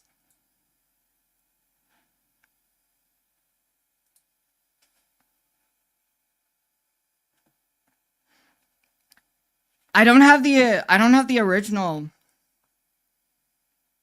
I don't have the original clip. To anyone, okay, it's more like a drama quarry. To all of the, what is this? Thank you for the link.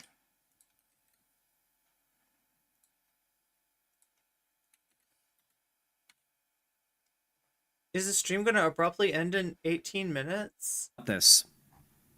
The real issue I take with Keffals, not unless something happens to my internet. Don't tell me that's gonna. What she said here, her actual misstep here is. We got Zan in the onesie. It's a one. Why did I want to say oneie? What is a oneie? It's a onesie, right? He's in the onesie. He's a shark. Throwing in like equating trans and transitioning in a certain way. Tons of people who are trans don't go for is it a shark? Irreversible surgeries. That is why true. People say you don't need dysphoria to be trans. However, the people disagreeing with her that you shouldn't need proven dysphoria to get bottom surgery are fucking insane. You are begging for a fucking torrent of detransitioners, okay? Damn. See, this is a take I'd expect Keffals to have. Is that like after the whole Brianna Wu thing, this is the kind of but apparently who was the Wu money going to? It was Zan. Zan's getting the Wu bucks. Right, if you don't know what I'm talking about Progressive Voice. That is Brianna Wu's super PAC. Yes, Brianna Wu has a super PAC. That is like kind of why she's a mover and a shaker in the space, like at least up until the point, she got exposed being a toxic transmed mean girl in her group chat on Twitter, right? But apparently Progressive Voice, I guess, is throwing some money some people's ways, neither confirmed nor debunked. I can't tell you if this is just what I've heard, but that like Brianna Wu is infusing Xanderhal with money in order to kind of keep him viable, with the idea being that, like, yeah, it's streamers like you, Xanderhal, that are going to get people out to the polls, make the progressive victory happen. Isn't that right, Brianna? That's how it's going to happen with Xanderhal and Vaush and Destiny and Keffals, right? And we need to stop saying bad things about any of these people, because that's you're just saying bad things about the progressive movement, I guess, if you're shooting us in the foot. This. The Wu-Tang Clan.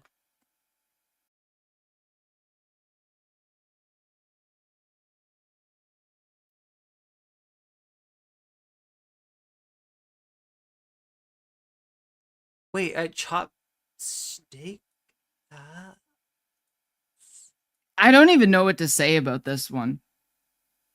Am I having trouble reading emoji language? But that's the context for the other shit that's currently happening, I guess. Because Xanderhal quote tweeted that. I saw that people got involved in the community. I don't want to like get into an entire thing. I can talk about the nuances of this later on, but I want to just go over everything that's being said. I want to go over that conversation that Xan had with Vaush.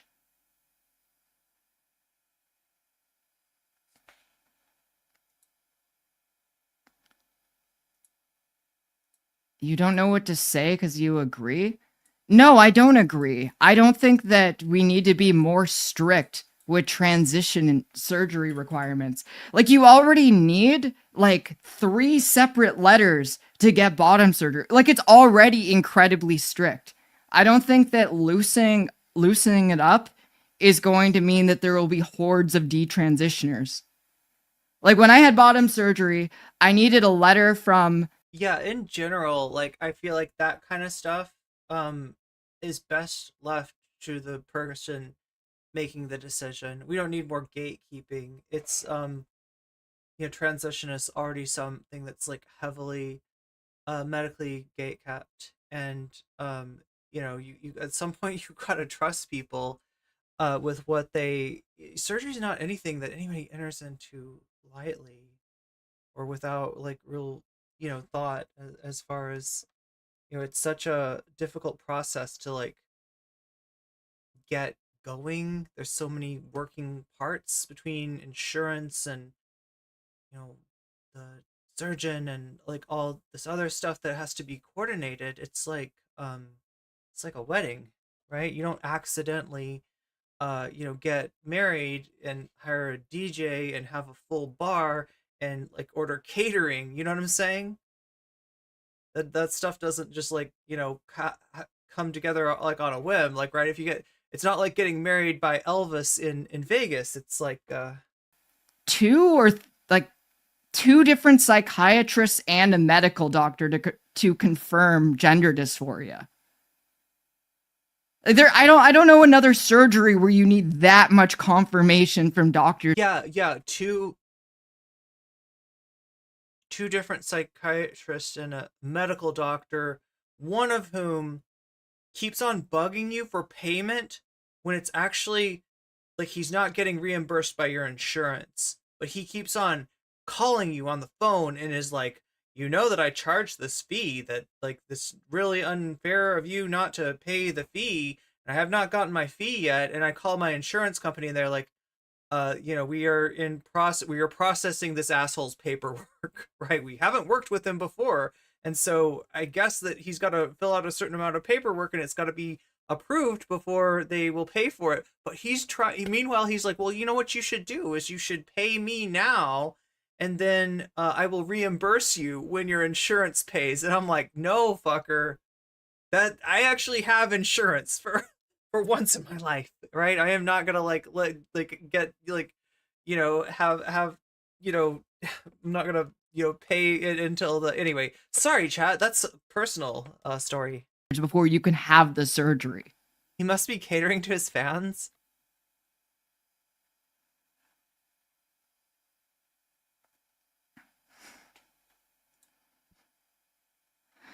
So, Xanderhal's take on this. Realizing fast, a ton of you either don't know or don't care that dysphoria can and has existed for cis people who regretfully end up getting bottom surgery when it was unneeded. The guidelines are not too strict. Access to trans-affirming care is too sparse. And this is where it gets weird. Like, not only is this just Xander catering to fans with transphobia. Yeah, I mean, like, it's just not, I don't know what, like, he's triangulating too hard. He's too concerned about, like, how his position, his take, sounds to conservatives. And which is weird, because I feel like he really doesn't do debates anymore, so it's not like he's gonna have to defend, like, I don't know. Xanderhal needlessly getting into fights with trans people over issues that don't even affect him, but then yo, who does that, Keffals? Who does that? Who needlessly gets into fights with trans people over... Wait, maybe that last part doesn't fit. Let's see. Trans-affirming care is too sparse. And this is where it gets weird. Like, not only is this just Xanderhal needlessly getting into fights with trans people over issues that don't even affect him, but then replying to it. I feel like that's needlessly getting in fights with trans people is Keffals' content strategy, though. Rats come out of the woodwork every time they think the landscape is antagonistic enough around me to start rumors that they think will go unchecked.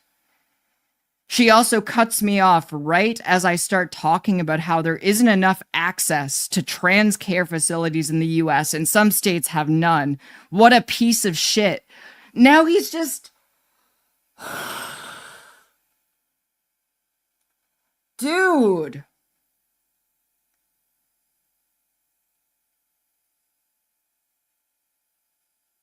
Dude.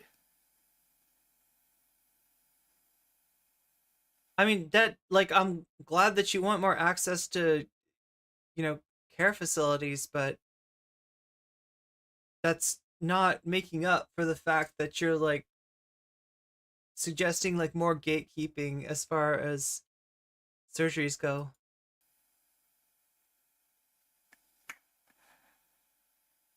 Like, why does he think that he's doing trans people a service while getting into fights with everyone?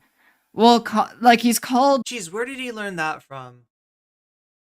Right? Where did he learn arguing with a marginalized group about how they should be advocated for? Tori a piece of shit, called Naomi Chance a piece of shit. Like, Naomi and I had a falling out, and I wouldn't even go that far.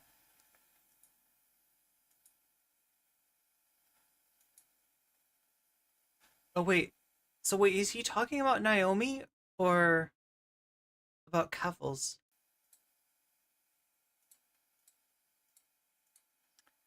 So I see he got into an entire back and forth with a member of this community, Ellen DeGenerate.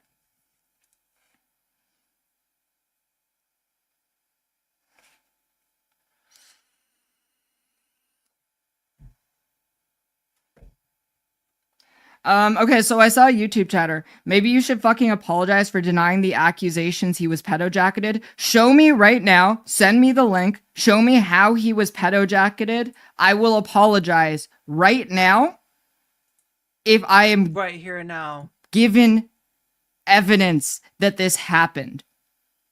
Because I don't have that. I'm going to go over the conversation that Xanderhal had with Vaush about Shoe on Head. But but I want to get through the tweets that have happened today.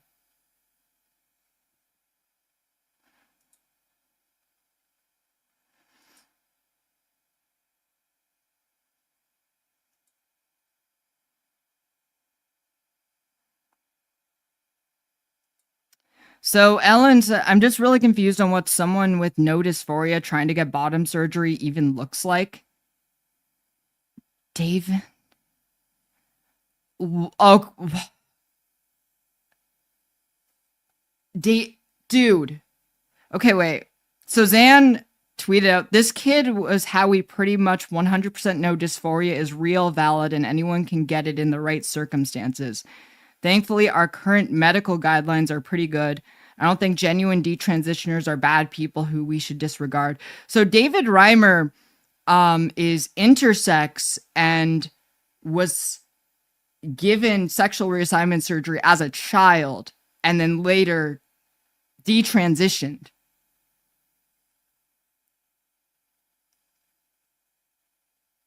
He's actually doing the John Money argument right now, which it's a really bad argument to use because this is also an argument that is used by TERFs.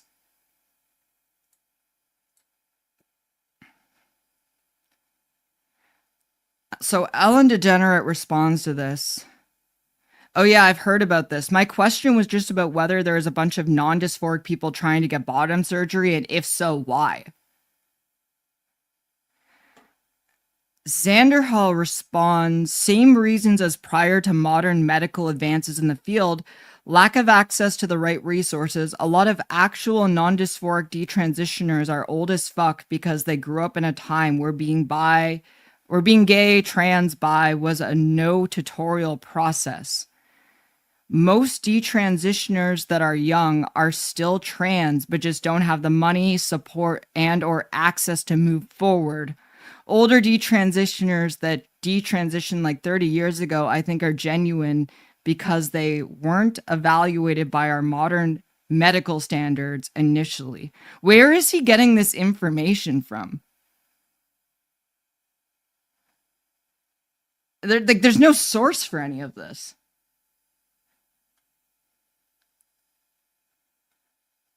So Ellen responds, I see. I would need to look more into this. I have not had a strong opinion on it because I'm not trans and haven't read enough research to be confident one way or another.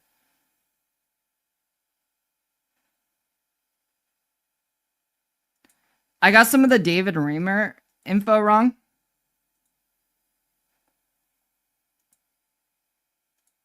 Feel free to correct me if I got that info wrong, because, yeah, I didn't open the wiki article. I was just going off. I used the wrong pronouns? Yeah, my bad. I forgot the way that story went. The last time I learned about this was literally in grade 10 psychology class.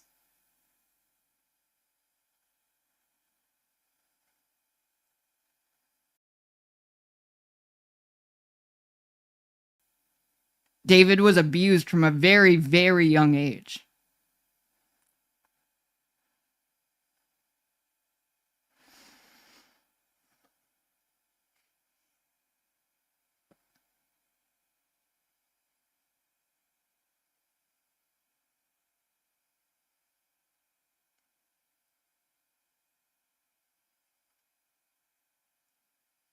I think we went over.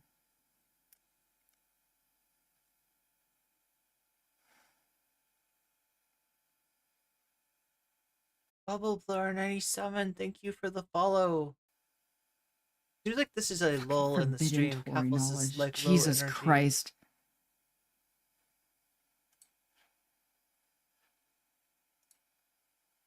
I'm just curious what she's gonna. I think one of the main takeaways from this whole situation with Zan has been that he often doesn't properly source things, which leads to spreading misinformation. During the initial convo with Keffals, she called him out on spreading misinfo about the Balenciaga thing, leading to all the anti-trans bills. This is what Shu said during this whole thing. Too late, he did it. and unfollowed me, just like Contra, the Serfs, Hunter, all of them over pedo shit, normal and cool, not gonna stop me from talking about it. This is also the only thing that I have found that is a, and I don't even agree with what Shu did during the Balenciaga stuff. As far as I remember, during the whole thing with Balenciaga, So I guess what she's saying is that, you know, like we've seen the thing that Demon Mama feels like she was, you know, had hate targeted at her, and Shu, you know, kind of like, I mean, do you see how this is like a pedo jacket, I guess? Like it's like I get this one's a little bit like, you know, less clear, but like if you say, "Oh my god, they unfollowed me over, you know, this shit," right?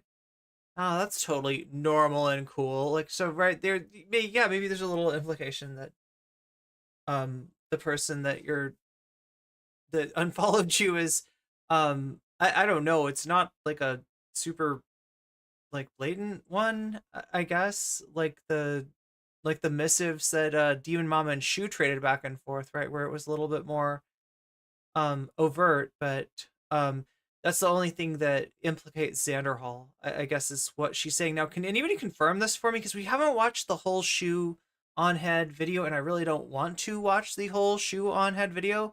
I don't want to miss anything and misinform anybody, but oh my god, like Shu's, I don't enjoy Shu's content. I must say, I photo shoots that were not my favorite YouTuber. being done were being done without the prior knowledge of Balenciaga itself. Well, And yeah, it is, but it's also like such an offhand like remark that it doesn't really sound like she's actually saying, "Oh, yo, check out their hard drives," or you know, she's not like it was all on like one photographer who did it.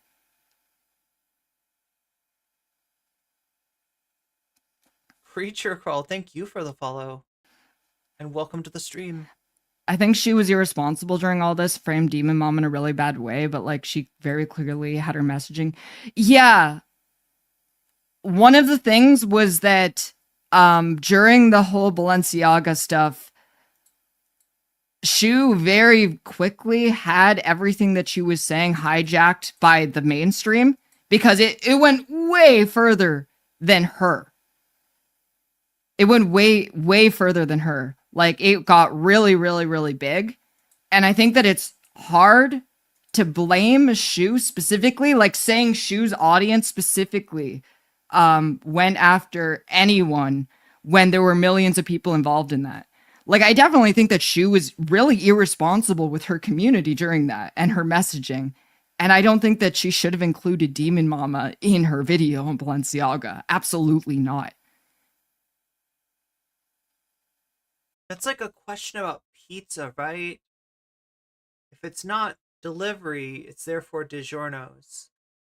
Does that mean if I make a pizza at home, that is also DiGiorno's? Is DiGiorno going to come over and try to take back their intellectual property and be like, this is our pizza, you know? This is like, if it's not delivery, it's DiGiorno's, so therefore you need to pay us for that pizza. Or at least license the intellectual property to make the pizza. Something like that. Unless you're talking about DiGiorno's like it's from Giorno Giovanna, like he's delivering the pizza. But yeah, no, what Lumi was saying, like if Zan thinks that this is pedojacketing, then his Lance tweet is 100% also pedojacketing, even though I'd say neither were. DiGiorno's is a brand of pizza. Do not be ridiculous. I thought it was a guy that was like in the Yeah, mafia, the thing is, right? He has to like he has to keep the lighter on for 24 hours or else Black Sabbath will get him. And that's bad. is that there was never It's real bad. any explicit what You Zan have to keep chewing on ice to make sure that the Grateful Dead does not prematurely age you, right? And then have an epic fight on a train, right? It's that sort of thing. That's what DiGiorno. That's what I think of when I think of DiGiorno. This tweet about Lance is arguably more like pedo jacketing than this tweet by Shoe on Head.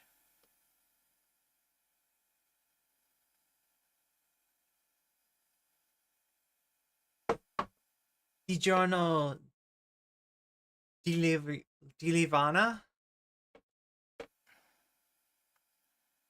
Look, Creature Crawl, I gotta call you on, I mean, clearly that's the taste of a liar. That's the taste of a liar, okay?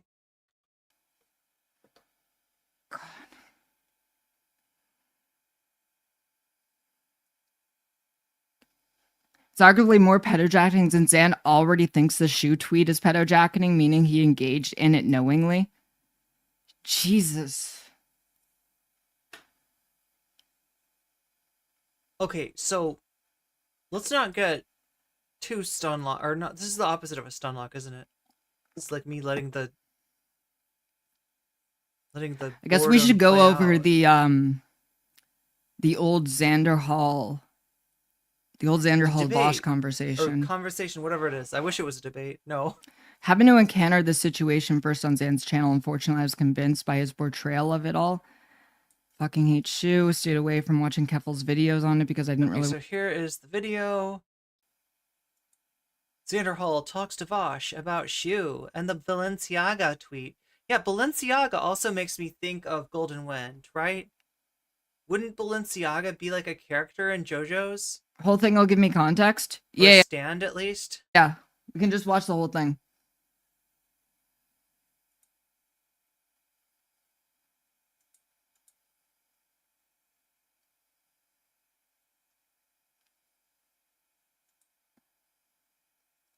Damn, that poll went way too fast. You think of Ninja when you hear Balenciaga? We gotta redo the poll. I think of those AI videos.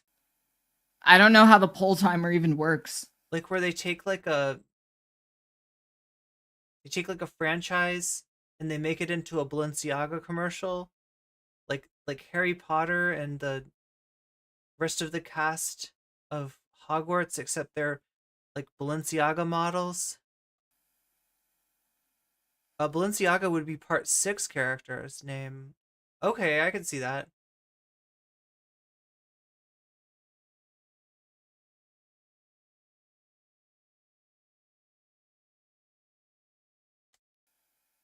There you go. There you go, Keffals. Okay. Pick it up. This is what sucks about being a React streamer. Are you gonna react? Zan has tweeted about this 100% more than I have because I haven't tweeted about this once. Oh my god, this is... Okay, wait.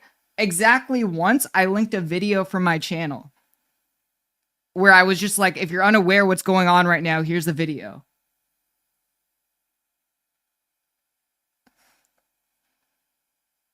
Does this make the poll last longer? I'm glad the mods are figuring out how this shit works, because I still don't. Ending the drama? Okay. It's not just the streamers who are implicated in this. Okay, you know what? But also, it's like, I'm not gonna... So long to get to this.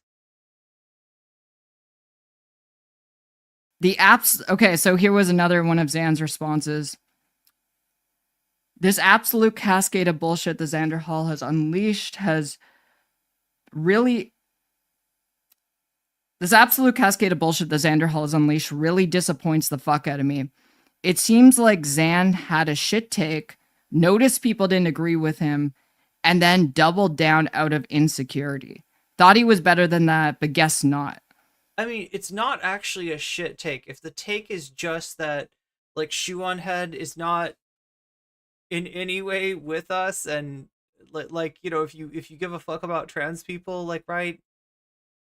But that was something that should have been called out a long time ago. It shouldn't need to get to the Balenciaga saga to let you know that Shoe on Head is a, you know, more socially conservative than anyone in the White Leaf Network.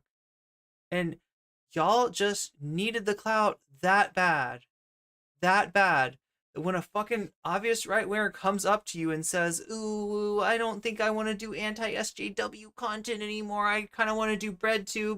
Can you please let me be one of you?" You're just like, hell yeah, hell yeah. Get in the white leaf clown car, right? There's plenty of room for more clowns, and that's what they got. They got the Joker. The actual Shu is the actual Joker. She was not clowning. She was legitimately, got nothing but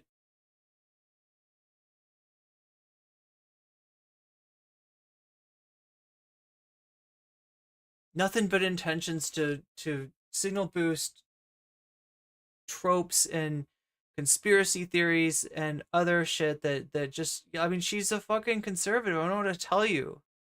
And you should have seen it.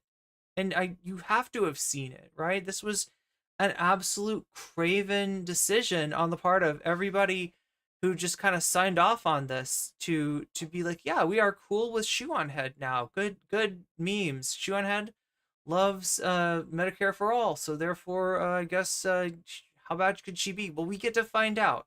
Every pride we get to find out how bad Shoe can be, and there's just not a bottom to this hole. There's just not a bottom to this rabbit hole, and I am done with it. Obfuscation is fun. Not wanting to be someone's friend is not a bad take. That one doubles down on how terminally online are you? Why did he compare me to Taylor Swift? What? Is that what I missed? Is that literally what I skipped over? There was a comparison to Taylor Swift? I'm still really lost about this. What is the connection here between me and Taylor Swift? Like, using Taylor Swift as an insult? What? Because Taylor Swift makes songs about her exes? Does Xanderhal have a crush on me? Oh no, is this happening? Is this real? I can't tell. Keffals is so bad faith, right? But I wouldn't put it past Xanderhal. Not. Is that a good thing? I would think it would be a good thing, maybe? Like, I don't know what the insult for Taylor Swift would be.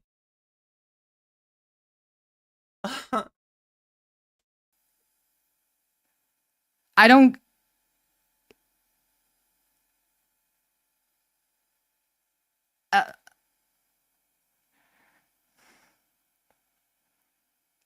So he retweeted this. Hop off Zan's cock or draw 25, and then we have my pro... This just keeps getting worse, doesn't it? This just keeps getting worse. Profile picture.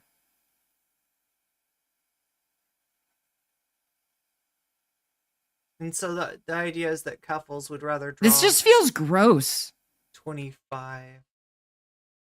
Well, no, it's a weird thing, right? Because this is the kind of thing that, like, Hassan would say about Destiny, or, like, right? This is like this is how, like, a lot of these dude bro streamers interact with each other, right? With this kind of language. But I guess it's, hitting different when Zan does it to Keffals.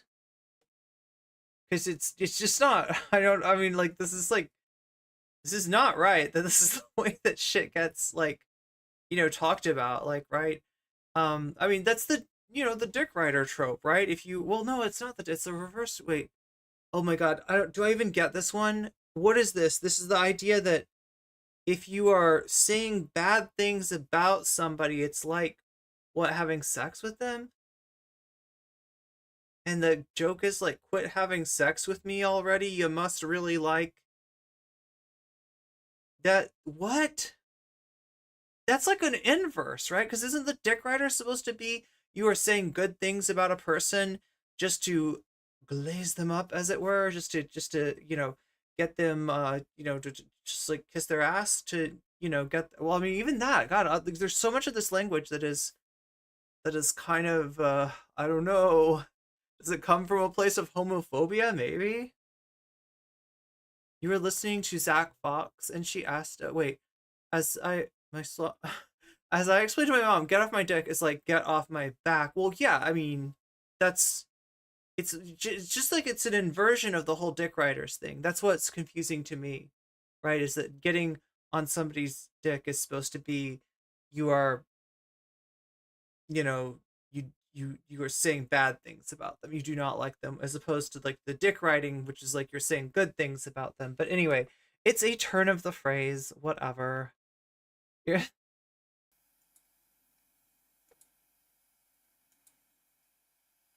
I must. This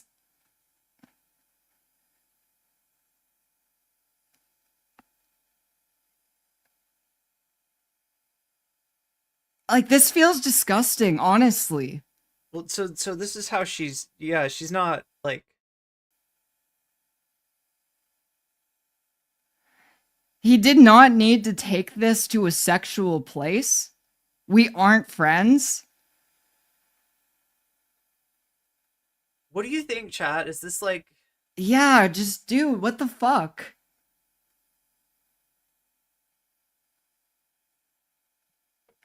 yeah, I guess you could say it like get off my I think that's just I think that's a bad read. It's just weird. I don't know. I don't know what the read is. Like getting compared to Taylor Swift, and like the context there is Taylor Swift makes songs about exes and then hop off Zan's cock and he Is this a reach though? Is this real? Do you think that this is like okay, so like we didn't even get to see the thing that Zan said that was like she's like Taylor Swift, right? Keffals or somebody in her chat has suggested the interpretation. What that means is like you write. Is that a phrase? Is that thing something that people like? You know, is that just like the classic Taylor Swift song? Is like a song about your ex or a song about like? I guess I've heard some Taylor Swift songs that fit that mold. A decent amount of Taylor Swift. I mean, it's kind of like the Meat Canyon joke, yeah. Tweets it. Masturbation, that's right. It's just like this shit is as opposed to trashturbation, which is what you do in the middle of a junkyard like this one. Gross. I don't know anything about Taylor Swift. I don't listen to that much. Yeah.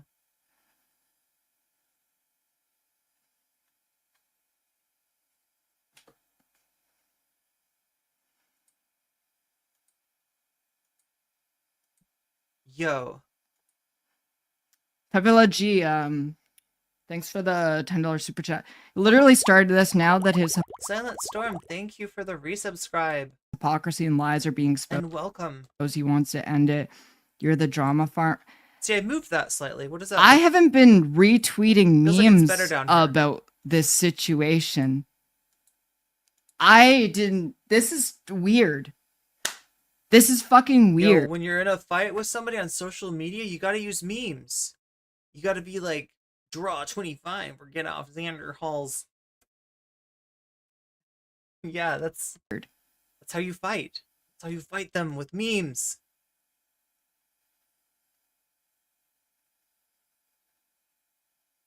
The power of memes. The power of hummus. Like, if he didn't want any of this to happen, he never had to start it and he never had to continue it.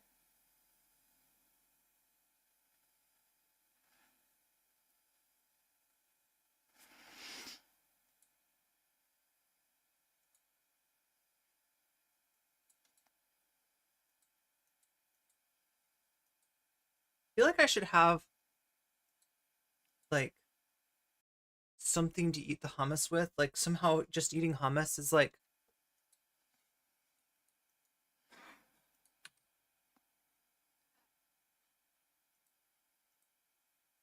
Yeah. Wait, it did not escape me that we started with blue butterflies, then red, now purple.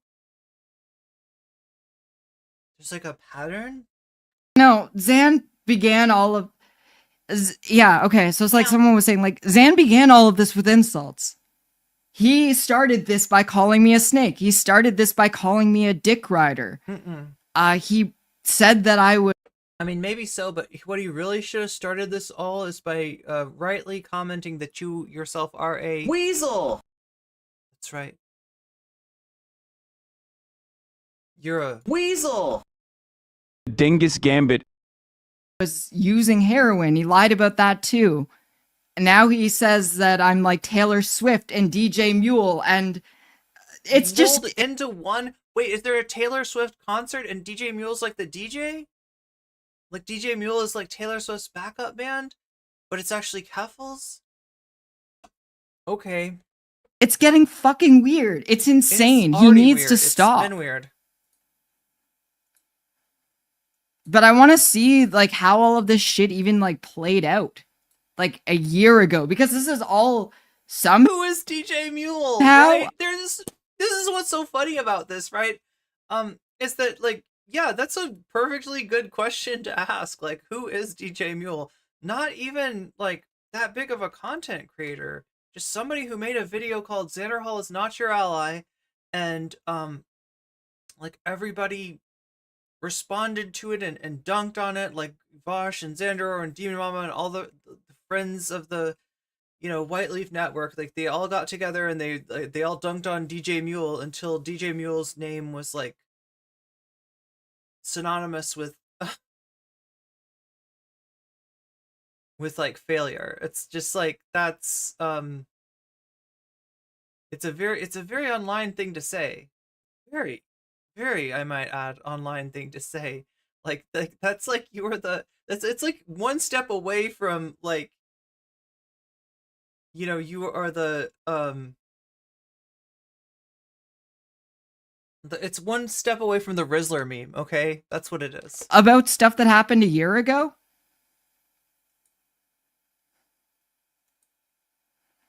And I just like expected better from him. We had been friends for a while, and then he just like goes on a warpath.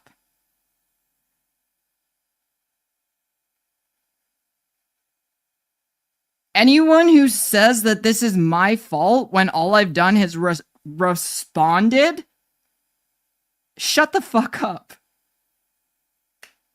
Okay. Executive decision. Keffals is boring. Let's see what Tim Pool. Wait, where's freaking Tim Pool? Oh, I gotta grab him.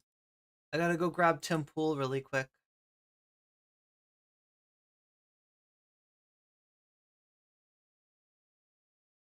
What is Tim Pool up to? Oh no. Normal people. Okay, it's basically just an ad for Bud Light, where Dana White says, I'll just grab a random point at this. Let's just see what happens. So we're talking about Tucker Carlson and Bud Light. Do you know what's happened with Bud Light? Because I'm not entirely sure. I've got a sense of it, though. And it's that the UFC is getting sponsored by Bud Light. Now, Dana White himself is really conservative. The UFC as an organization, like, I guess their viewership is really conservative. So they have a lot of this, like, anti-cancel culture, kind of stuff just sort of built into the mentality of the UFC. Famously, like, Trump gets invited to UFCs. He sits there with Kid Rock and yeah, speaking of Kid Rock, what about the Budweiser, the Bud Light? There was supposed to be a boycott, right? Bud Light was supposed to pay and to never ever be popular again because of the Dylan Mulvaney thing. You sent Dylan Mulvaney a can of beer with her face on it. You will suffer for all of eternity. But apparently that's not where the UFC is at, and I don't know. Kid Rock is now like pro Bud Light in some weird way. So let's people like Mexico see what this is all can about. support their people, and you should be able to walk in with your country's flag. So I brought it back. Were you under pressure not to allow it? There's always, when you deal with. I consider myself a proud American. I'm happy to be an American. I love this country, and you are way more aligned with Anheuser-Busch than you are with other beer companies. That I guarantee. So what is this? Testimonial from a chud hero in Dana White that actually Bud Light, compared to the other beer companies, wait, why is this not?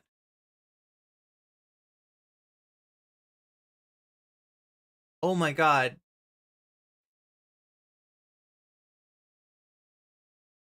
That's the Civil War one. Okay, sorry, I couldn't see this, but it was Dana White. It was Dana White on the Tucker Carlson show. Tucker, asking him about the Bud Light sponsorship. Tim Pool's saying that this is like a Bud Light commercial. Sounds like maybe Tim Pool's not sold yet. Have you taken any crap for it? Listen, people are going to say what they're going to say. I don't care what people. I know who I am. I know what I stand for. I know what I believe in. And the people who are close to me. Drinking Bud Light doesn't make me gay. No, not at all. Not at all. No. And I'm on the right side of this. Basically, the first few minutes of this 9-minute clip is Dana White saying everyone should go out and buy cases and cases of Bud Light because they're more aligned with you than you know. And I agree with him. I don't know how much he can say to drive the point home, but you have a lot of people saying, no way, Bud Light is dead to me. Now, as I understand, like, the political connections of, like, different American beer companies are more or less right-wing. Like, they're either apolitical or right-wing. So I don't know what the fuck they're talking about. That Bud Light is more in line with your values than the other kinds of beers. And you know what? I don't think it matters all that much either way. But I'm on the buy Bud Light train right now. We have Brian Krasenstein says, quote, buy Bud Light. Dana White agrees. Do you? I think it's silly to judge a company by one single advertisement partner they had, whether it's the UFC or Dylan Mulvaney. Just buy products you like. Stop trying to cancel every single thing just because you may or not 100% agree Brian Krasenstein with every political ideology they may have. This is one of the greatest victories. You know why? The right boycotted Bud Light. Bud Light sales tanked 30%. Bud Light desperately tries to win back the customers. They sponsor Harley Davidson. Doesn't work. Then they do a massive deal with UFC. And we all kind of groan like, why would UFC do this? And then Sean Strickland comes out and says, Bud Light has now sponsored everything I have to say. And he said some things I can't repeat on YouTube because of the censorship. But very, okay, literally any UFC fighter could say the same thing. And there are probably some, maybe not a lot, maybe the demographic does skew right. Definitely the demographic of people who watch it skew right. But there's going to be somebody on there that's like, yes, Bud Light has to sponsor what I say too. And I say, XYZ, like, left position, right? It's what a weird thing to say. Yo, did you know, though, there's this one wrestler and he says anti-woke stuff. Sorry, wrestler. Why am I talking about wrestlers? I want to meet wrestlers, chat. I need to meet wrestlers. Wait, okay, the WWE, right? Is that somehow connected to the UFC? Like, those are probably bad wrestlers. If they're connected to the UFC, they must be evil because UFC sponsors, like, okay, is anybody buying this? Is this, like, what is he saying? There's this one wrestler and he's like, yo, you know what? Wokeness? Yeah. I don't like it. Says this one UFC fighter, right? Who probably does wrestling and grappling and some striking too. Okay, I do know the difference between wrestling and UFC. Thank you. Thank you very much. Thank you very much. That is, I would say, to many people offensive, though many of these people are offended by everything. Look, the left, they get the liberal tears. They get offended. They're triggered. Oh, this is great. This freaking UFC fighter. Oh my God. Let me tell you, says some conservative stuff. Wow. And that means Bud Light switched from underwriting wokeness to underwriting anti-wokeness. There's nothing more you can ask for. They switched because there's a wrestler that's socially conservative. Holy shit. I suppose you could ask for an apology, but money has changed hands. And there were people commenting. What the fuck are you saying? Whoa, this guy really buys into, look, brands, please understand that brands exist beyond ideology, right? As Rupert Murdoch himself said, the money that they make from the the crowd that would bolt and go to OAN or Newsmax if they weren't to indulge the conspiracy theories, the election conspiracy theories, right? That is not blue or red. That is green money. That is money in the bank. That is what they care about. There's not room for ideology, next to the bottom line. That's what companies are freaking concerned with, right? There's this idea that a corporation has like a certain ethos, right? The Apple really believes in creativity and creatives, the creative class, right? If you're one of those people, you gotta have an Apple, because Apple's the only one who really understands you. No one else gets you. No one else appreciates you, right? Apple understands, though. No, it doesn't. Apple's good at marketing to you. Apple knows who buys its products and creates a brand, to reinforce your idea that you think differently, and so you have positive associations with that brand. Like, this is just marketing, right? There's not any freaking ideology there, at least with a large enough like, maybe there's some exceptions, like, I don't know, like Black Rifle Coffee, the people running the company can have certain political philosophies, but what is he saying? He's not talking about the head of the company. He's not talking about the CEO. He's not talking about anybody like that. He's talking about a UFC fighter is conservative. Wow. On the I am so surprised. Chad, did you know that a UFC fighter is conservative? I would have never thought. I would have never thought that a UFC fighter could be conservative. Interview saying, what did Bud Light do besides money changing hands? And I'm like, that's exactly it. They're funding a bunch of based AF MMA fighters now and UFC, and not Dylan Mulvaney. Yeah. That's a win. Individuals like Conor McGregor. Does he know how much money changed hands with Dylan Mulvaney? Because I don't think it was much. What, chat, was it like $10,000 or something like that? Compared to, what are we talking about here, 100 million for the UFC? Who are also becoming more and more outspoken. What the fuck? Politically, and might even run to be president of the United States. President of Ireland. And so now when Brian Krasny... Wait, Conor McGregor? Are we talking about Conor McGregor now? So if you don't know, Conor McGregor is a UFC fighter, Irish UFC fighter.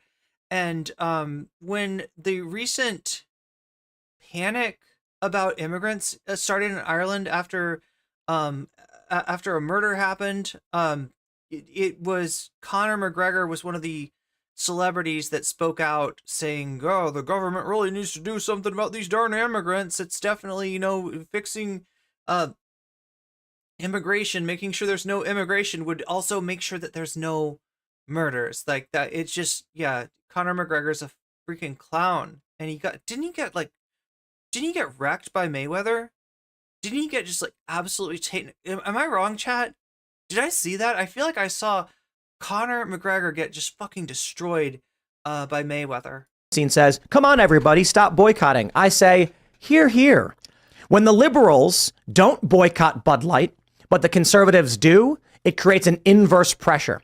The pressure used to be that conservatives won't boycott, but liberals will. So give the liberals what they want, because conservatives will just roll with the punches. But now that conservatives are boycotting and the liberals saying roll with the punches, it's going to create the inverse pressure system where now companies are going to push in the opposite direction and cancel the woke. Does they have like a $100 million contract? Is that what it is? So that's the company that owns Anheuser-Busch is a Belgian. It's not an American company, Dana, just so you know, it's Belgian. It's called AB InBev. They bought it. They're worth $15.5 billion. So this drop in the bucket of their money, I don't see what you're seeing, Tim. I kind of understand the method Bud that Light you're talking specifically. Yeah, but he's like Anheuser-Busch. Anheuser-Busch is owned by He sees the brands as being like different politically, right? Like I said, there is a politics of the ownership. Like the CEO could have politics, right? There could be, you know what I mean? But in general, like the corporation is usually the decisions are being made based on its financial well-being. And if it's a public company, then that's the law, the fiduciary responsibility to their shareholders, right? But Tim pulled, like, so with Bud Light, we're talking about a sub brand. We're talking about a brand that's underneath a larger, like all the brands, all the labels are owned by the same company, InBev, right? But Tim Pool seems to think no, Bud Light in specific though, and like here's the deal, they do have a separate brand identity, right? Bud Light does advertisements separate from other, other labels, other types of beer that you could buy from that are owned by InBev, right? So they do try to set it up to look like it's a different entity, but it's not. It's the same entity that's owned by the same, people. I don't know what the hell. This is like really being like, no, but seriously, okay, no, like, listen, General Mills, whatever, but Cheerios, that is a brand that is willing to stand up to wokeness, right? They will cancel the wokes, and now there's pressure from the conservatives, and the liberals are the ones that are rolling over and saying whatever, right? This is, what the fuck? Does this make sense to anybody? Am I missing something? Is there any fucking just any patina of a little bit of sense that Tim Pool is making here? Or is this just such consumers? Yeah. I mean, I don't know. How the fuck does...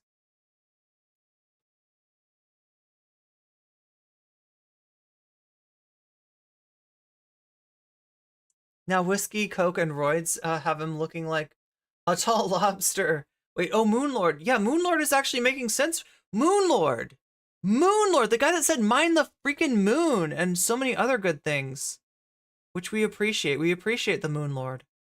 He's the best part of Tim Pool's show. If only it was all Moonlord all the time. I feel like it should be the Moonlord show. Of course, UFC fighters skew conservative. They all suffer. Oh my god.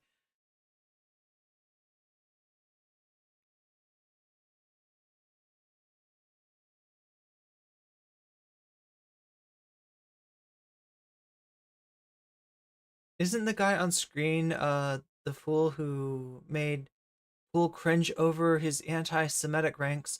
Maybe. Wait. Did Moonlord have the anti-Semitic rants? Was that Moonlord? I remember Kanye came on and Tim was cordial with him, but immediately was like, "No, I don't personally agree with the stuff and the anti-Semitic stuff." And Kanye walked right off. Slim Jim is garbage compared to pepperoni. Does pepperoni have the snap to it though?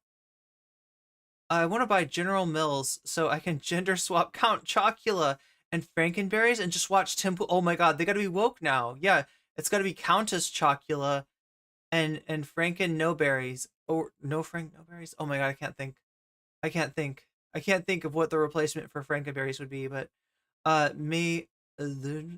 I thought it was him. It was Moonlord. I could be. I don't know. Moonlord is a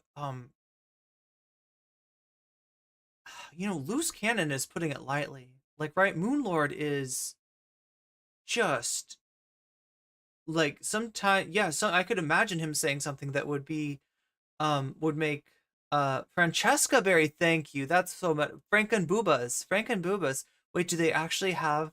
Yeah, we need a cereal with HRT. That's what we need. InBev, which is a Belgian company. He said buy Bud Light. And he was just saying in that clip that Anheuser-Busch is the best American company. It's the best. It's a more Belgian aligned company. with you than most. Yo, what would you do if he said buy my NFTs? Would you buy that too? So these other beer companies. I don't think he said it was American. Companies are that. I thought I heard him say Take that. it from somebody who's in the This does seem like a commercial, and like what? know who does business. Now I want to know: does Tim Pool have some kind of business? Does Tim Pool have a business relationship? Beer companies, you are way more aligned with Bud Light than you are with So I'm any other beer assuming, company. I mean, they didn't come into partnership with you by accident. No. Obviously. We had multiple bidders on the they table. seek you out? To me, it seems like Bud Light has tried to figure out the most conservative branded company that they could sponsor. Which, I mean, it's a good sponsorship, right? In terms of demographics, UFC viewers probably want to be drinking a beer. Maybe, in fact, very likely, some of them are not drinking a Bud Light right now. because of its association with the left and wokeness and all this other ridiculous shit. And the fact that, what do they call it? Like gender fluid? Was that the joke? They called like Bud Light, like the beer itself, they called it gender fluid, I think. To me, it sounds like Bud Light has figured out how to launder their reputation. And it's not like the corporation switching side, because the corporation really does not have a side. We had multiple bidders on the table. They were one of them. And as history has shown me with relationships that I've had with other beer companies, I, who lean more this way, I, who consider myself a patriot, I don't go crazy over the whole patriot thing, but I consider myself a proud American. I'm happy to be an American. Wait, so do you not have like a battery, operated, do you not have like a giant battery and a bunch of survival stuff and a bunch of food stores in your basement for, when the liberal apocalypse hits, when the government falls down and Americans can't get food for weeks at a time, and the bunch, does he do the whole prepper thing? American, I love this country, and you are way more aligned. Or does he only prep for like 5 days maybe? I don't know. With Anheuser-Busch than you are with other beer companies. That I guarantee. This is so wild how hard they are selling something that they do all the time, but they usually do it subtlety. Right, if Coca-Cola has like a bunch of Americana images in their ad, it's because they want people to associate it with somehow being like the national soft drink, of being like almost patriotic, right? But it's not. And if I don't know, it's just like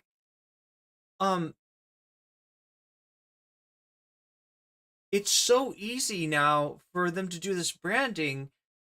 For them to do this, they would do that covertly. They wouldn't say, hey, you vote Republican. You feel like the Vietnam War could have been won if it wasn't for the damn liberal government. You don't like communists, right? They don't do that. They just put in America, Coke. I don't know. I'm trying to imagine a Coke commercial, but right, it's they just put a bunch of images that they're just associating it. It's unconscious. They usually do this stuff unconsciously, but he's right here telling you Bud Light is a brand that is truly on the side of the American patriots, right? Even a person like me, who's not a patriot 24/7. But is a patriot a lot of I'm up there with the patriot. I don't know, right? He's got the trust of the market that Bud Light wants, and he's selling it to them. This is just business. This is just advertising. How the fuck is Tim Pool reading politics into this? I know they're selling it, but he shouldn't be buying. This is. To you. Have you taken any crap for it?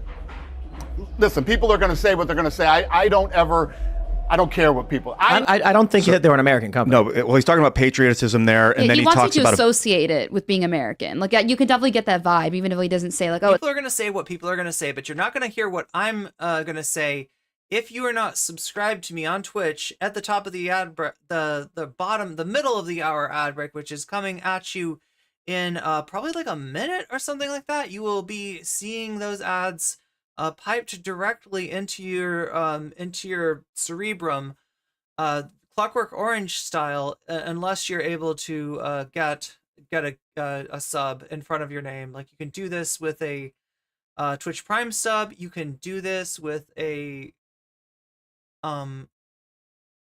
you can do this in many ways, right? You can pay for $5 or $6 if you're on mobile, or if you're lucky enough, you might get gifted one, although that kind of thing happens more often if you're active in chat. It's an American company. Mm-hmm. He uses the word patriot and proud American, and then he sells you on a Belgian company that has no free speech. What we want. No free speech in Belgium? What? You have to speak either French, Dutch, or Flemish. That's how there's no free speech. Or Swiss German? Is that right? Aren't they how many languages are there in Belgium? Yes, you don't have free speech. You can't just I don't know, pop off in like Tagalog or something, right? You have to speak one of those languages. It's a very U.S. company. They want a cheap capitalist victory in Woke War 3.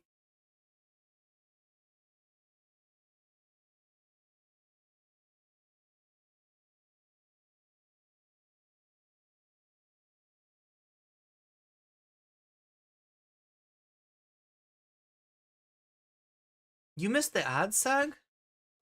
Is a circumstance in which Bud Light loses money when they go That's where they get the waffles from. and they make money when they go They have uncensored bobas and oh yeah, we can't even say like they have they can draw all the wolf cocks they want basically in their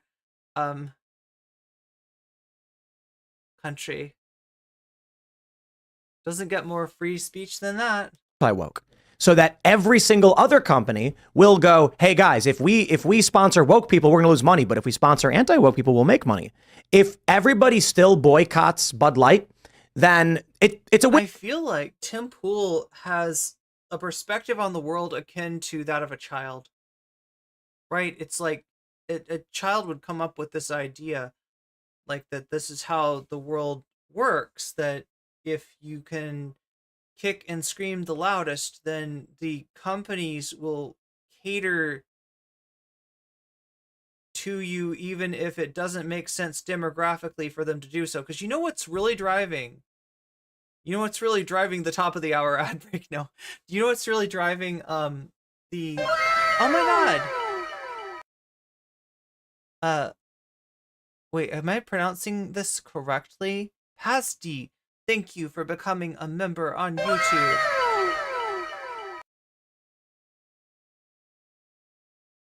Oh my god, what is happening on YouTube? Janelle M, thank you so much. Letterhack just became a sponsor. Doc L became a sponsor. Story of Gore. Gelatinous Biscuit even. Doc L became a sponsor. Thank you for the, I don't know which ones. Oh no, these are all you. These are all, okay, there we go. I just had to scroll up. Janelle M, thank you for the 5 gift memberships to all the people that I listed. I just love the idea of a gelatinous biscuit. For some reason. You get a membership. You get a membership. You get a membership. Happy holidays to you too. Tim Pool and Xander both suffer from the same child brain syndrome. A bit. Like, no, that's not us trying to infantilize Xan, right? He's old enough to, like... There's a lot to criticize about Xan, and his age is not really one of those things. So, but yeah, thank you. I didn't realize, like, what kind of take we were going to get when we unwrapped this present, right? This is truly one that was under the Christmas tree. And like some of them, like if you're expecting a console and there's a box about the size of a console and you shake it and it feels like, there might be a console. There's a good chance that's a console. If you've been talking about that console, that might be the console in there, right? But sometimes you get a present and you're just like, I don't know what this could be. Like, right, this is a weird shape. Like, how does something even make that shape under, how does that even happen, right? But this was one of those presents, right? This was one of those presents that I was like, what are we actually going to get out of Tim Pool? Oh my god, wait. FTW all day. Yo, I didn't even know why those gift memberships kept coming. Why the sounds and the stream alerts kept coming, but it was because FTW all day just gifted 5 nocommentchick memberships to Adrian Vixen, Gabo King, Dakuma, Eyeballs, and Muglatan. Wow. Oh my god, when it rains it definitely pours. Thank you so much. That's like wow. See, if this should there needs to be a hype train for YouTube. I need to invent a hype train for YouTube so that YouTube can share and well, I feel like you should it forces me to bounce, right? When we got 10 memberships like all in one fell swoop, I feel like I need to jump out of celebration for this moment. And either way, because then companies are going to say, look, don't go woke because you'll lose money, but going conservative doesn't help you either. Just don't go woke. Wouldn't you consider what he just did woke? Like he just said. Do you realize this? This is like he thinks he's going to get the companies to go conservative. Here's how you could get that to happen, Tim. Start a political philosophy that young people agree with. That more young people like, you know, that's more popular with the young people. That's literally it. That's literally it, right? Because who's the ultimate consumer? The young person. That's like tomorrow's money, you know, and money for, you know, 60 years, right? Compared to somebody that is 60 themselves and is money only for 20 more years and will die off sooner, right? That's, you know, he's not even thinking about how this shit works. If you want to sell like this, there's a reason why, if there's like a little bit of a slant towards the left by companies as far as the branding that they're going for, it's because they want to be perceived as being on the right side of history. They want to be perceived as the choice of a new generation, right? And that's how they manage it. And so yeah, you could do what you're saying, but you would literally have to change your political philosophy to something that actually appeals to young people. And it's not conservatism. Sorry, bud. I'm a patriot. I'm an American. So buy a Belgian beer. That's a like what? That's woke as hell. Like do your research, Dana. You're telling them to buy a Belgian beer? That's some lib shit right there. It's a Belgian beer. That's what liberals drink. Woke at all. It's not American. They don't drink good American beers like we do. How's that help American patriotism to serve the Get Pabst Blue Ribbon on that shit. Belgians? Wait, actually, is Pabst Blue Ribbon even? I don't think that's an American company either. What? He's encouraging people to buy his Belgian beer. Well, I'm kind of split on this because. But what does that have to do with anything? I mean, Belgian beer honestly sounds delicious right now. He used patriotism. It sounds good To sell people on a foreign beer. Yeah, it's disingenuous. I agree with you on that. Yingling, I guess. And I think that it would have been. Yeah, I mean, I think he clearly wanted you to associate this beer with patriotism for America. Patriotism. And so that's disingenuous. But I'm split on the idea behind it, what Tim's saying, because it's like, on one hand, it's kind of a Pavlov's dog situation where it's like we want to train these companies to. It's like Pavlov's dog caught the car. To not be woke, and therefore we should reward them when they are no longer being woke. But at the same time, Belgian beers can be good. And maybe it takes actually putting these companies out of business to send a clear message. Maybe that was the end. Maybe there you go. Put Anheuser-Busch out of business. That is going to happen. That's a completely realistic goal to have.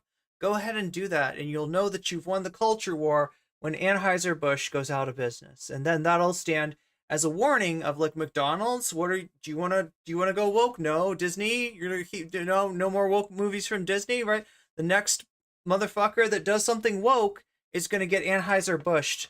That should be the end goal rather than just to make them suffer a little bit. I don't know. I'm not saying that, like, you know, I see both sides You of it. can't put them out of business. You see neither side of it. You are not seeing this correctly. You are seeing marketing and you are falling for it, just like Tim Pool. I mean, Anheuser-Busch could subsidize Bud Light ad infinitum. So the best opportunity is to give them the incentive. Use the carrot, not the stick. So then it goes, then the question then becomes like, to what end? None of this makes any sense. You know, the truth of the matter is this, right? They cannot sustain a boycott of an American institution like Bud Light, right? That beer is so fucking pervasive. It is so everywhere, and the brand has done its work. The brand has imprinted on people. People associate Bud Light with whatever the fuck Bud Light advertises to be associated with, right? That there's no it's not going to happen, right? So the only way that he can preserve the feeling of not taking the L when next year they go like, actually sales of Bud Light are up 30%, completely erasing any loss that they had during the Dylan Mulvaney scandal. Americans have forgiven Bud Light. He doesn't want that headline. So if he's like, conservatives have captured Bud Light, that's a better narrative. This is just pure narrative. would you boycott them? Like, what's the end goal? That would have to be the decided answer. And then I think, you know, I'm gonna cook some economic damage, which was 30% in sales, and then they gave $100 million to UFC.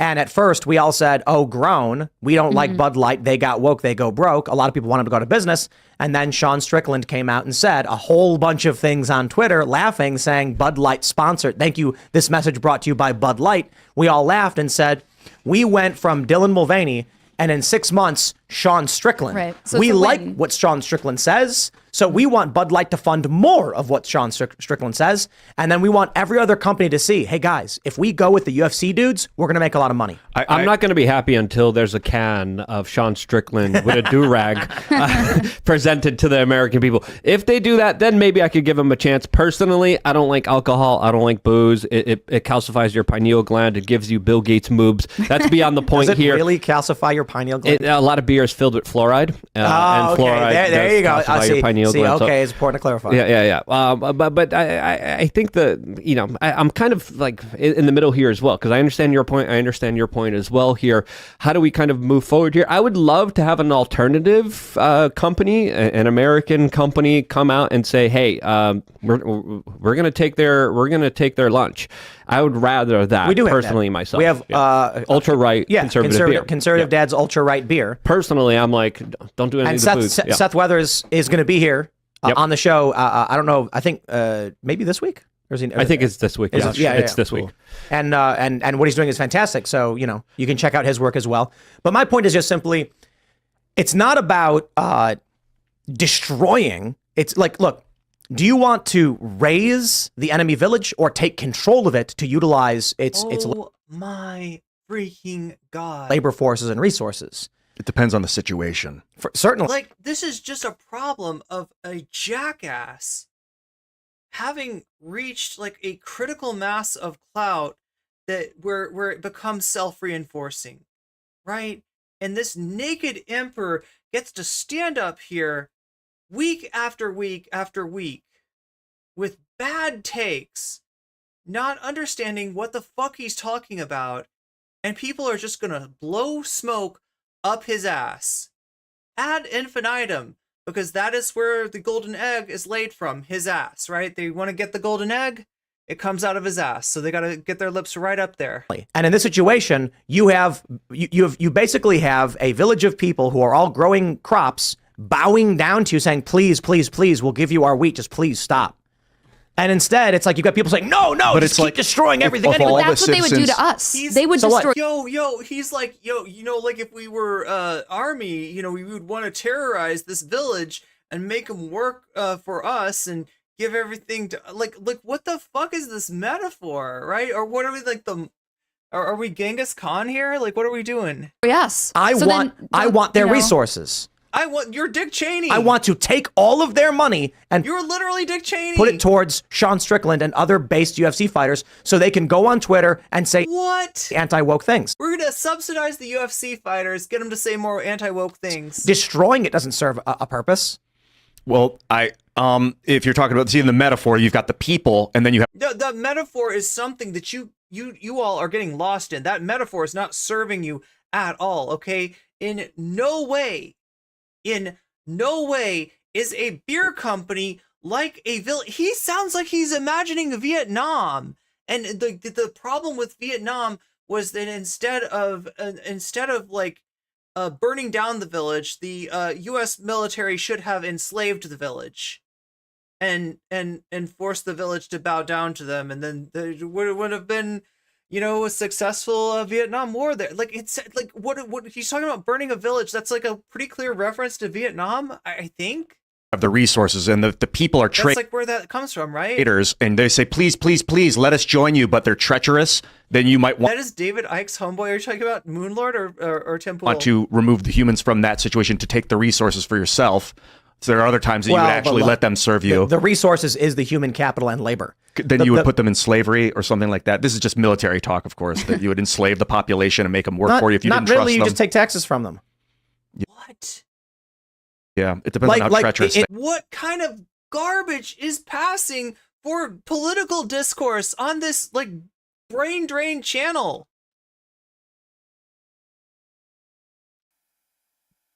God.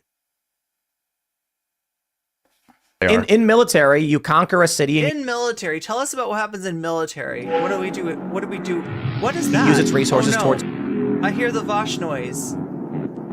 I hear the Vaush noise. Talk about Xan We're and shit. back to Xan.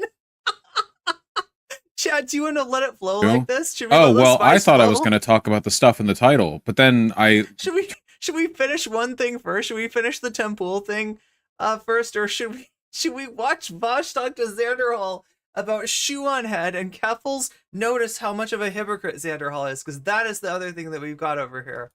I don't know. Maybe we should finish your military goals. In this instance, we're talking about culture. Finish Tim Pool. Finish him off. Taxes are like slavery. Yes, that's like in Tim Pool land. Sergeant Major Tim Pool. Like, what kind of grotesque, absurd metaphor can you imagine if, like, you were living in a world where Tim Pool's thoughts created reality? Like, and you just, like any weird concept that he comes up with, you're just, like, forced to live? Culture war. We can see Bud Light destroy. It's the culture war, so we've captured your village, and now we're going to force the village to work for us. Or all of that money they have can go towards anti-woke. We're going to give your money towards anti-wokeness. We're going to give all your money to Conor McGregor so that he can say more racist shit. Right? There we go. There we go. Initiatives, and then we're actually being armed culturally against the wokeness. If I see him, You think you are so freaking smart to have just said that, Tim Pool. wait, I have another nuanced point on this that might be diverting it a little bit because I brought up Bill Gates' moves here, and These people are such fucking jokes. What the fuck? and I just remembered Bill Gates bought This is a whole it's bunch. not just that it's like Tim Pool, right? He has got an Adam Sandler-esque. That's a word that I just patented. Okay, Adam Sandler-esque. What's it called? Entourage. This is his entourage here. It's Tim Pool, and just like Adam Sandler brings his friends on to work on every single movie that he does, like people that aren't in real acting, but are just like his friends, and they're like in all of his movies. That's what Tim Pool is doing here. Like, of stocks for Anheuser-Busch, and therefore, Tim, I totally disagree with you. I am with Ian on this one. Bill Gates buying public stock to try and destroy the company makes sense to help Bill Gates and to help wokeness. He wants to make sure no one gets behind the company and they can't recover. For this reason. Bill Gates buying stocks in Anheuser-Busch, did that happen? What? The company makes sense to help Bill Gates and to help wokeness. He wants all of that money they have can go towards anti-woke initiatives, and then we're actually being armed culturally against the wokeness. If I see I have another nuanced One point might even say vaccinated against wokeness. Oh, we won't say that. on this that might be diverting it a little bit because I brought up Bill Gates' moves here, and Bill Gates moves. Okay. I just remembered Bill Gates bought a whole bunch of stocks for Anheuser-Busch, and therefore Got him. Well, one thing that you don't seem to know, Tim Pool, is my good friend, is that actually Bill Gates and his moobs bought a whole bunch of Anheuser-Busch stock. So, haha, got you this time, Tim. for Tim, I totally disagree with you. I am with Ian on this one. Bill Gates. But neither of these things, neither of these things matter. Neither of these things are going to change anything. If Bill Gates bought stocks in Anheuser-Busch, it is most likely because Anheuser-Busch stocks are at a so when people, especially people that are connected and know stuff and might be making a more educated bet than the rest of us, like Bill Gates, right? When they buy stock, it's because they see something about the fundamentals of the company and that its performance, its current low stock price, right, is a temporary situation. It is not because Bill Gates is like thinking, if I buy a bunch of stock, if I buy a bunch of Anheuser-Busch stock, like, first of all, you're, I guess, like, lowering the price of, you're increasing the supply massively. Like, it's not necessarily, helpful to the company. Ostensibly, their stock is. Wait, no, buy all the stock. Are you increasing the price? Yeah, there's more demand, right? Oh my god, I got the supply and the demand backwards. It's buying public stock Sorry. to try and destroy the company makes sense. But I don't know if this necessarily is like, you know, something that's like, I love how it's a chess piece, right? Like, it's no longer Bud Light. It is what Bud Light represents. And either Bud Light is a soy-cucked Bill Gates company, or it is a Giga Chad Dana White company, and these jackasses cannot quite make up their minds on which bullshit opinion to adopt. They can't agree amongst themselves. To help Bill Gates and to help wokeness. He wants to make sure Help Bill Gates, help wokeness. Okay. sure no one gets behind the company and they can't recover. For this, He wants to make sure no one gets behind the company and they can't. Tim Pool's saying that Bill Gates is buying the stock to make it look woke, and that the only people that aren't woke have money, so you can only. But Bill Gates is woke, and he has money. Wait, how does this make sense? How does any of this make sense? this reason, he's basically saying, Yeah, he's trying to buy low and sell high. Exactly. Earth. If they claim Bud Light, then we are going to lose We got to get to Bud Light first. What the fuck is Tim Pool talking about? resources by buying into it. He's going to get people like you to refuse to support the company. He's tricking you into not supporting Bud Light. Holy shit. That is Bill Gates is so tricky. He's tricking you into boycotting the woke brand Bud Light. Oh my funding god. UFC anti-woke. What a sneaky dude. What a sneaky dude. Jesus. Personalities. I did some numbers earlier. The revenue This is like 11-dimensional math that's going on here. What the fuck even is this? of Anheuser-Busch was $15.5 billion in 2018. 15.5. The revenue of its parent company was $52 billion. So 52 in 2019. Anheuser-Busch is a skin suit. It's not a real company. It's owned by a Belgian company called Anheuser-Busch. $52 billion in income and revenue in 2019. So unless Wait, it's not a real company. What does that mean? put like 6-7 What billion. is this? Is he talking about anything real? Is this skin suit thing mean anything?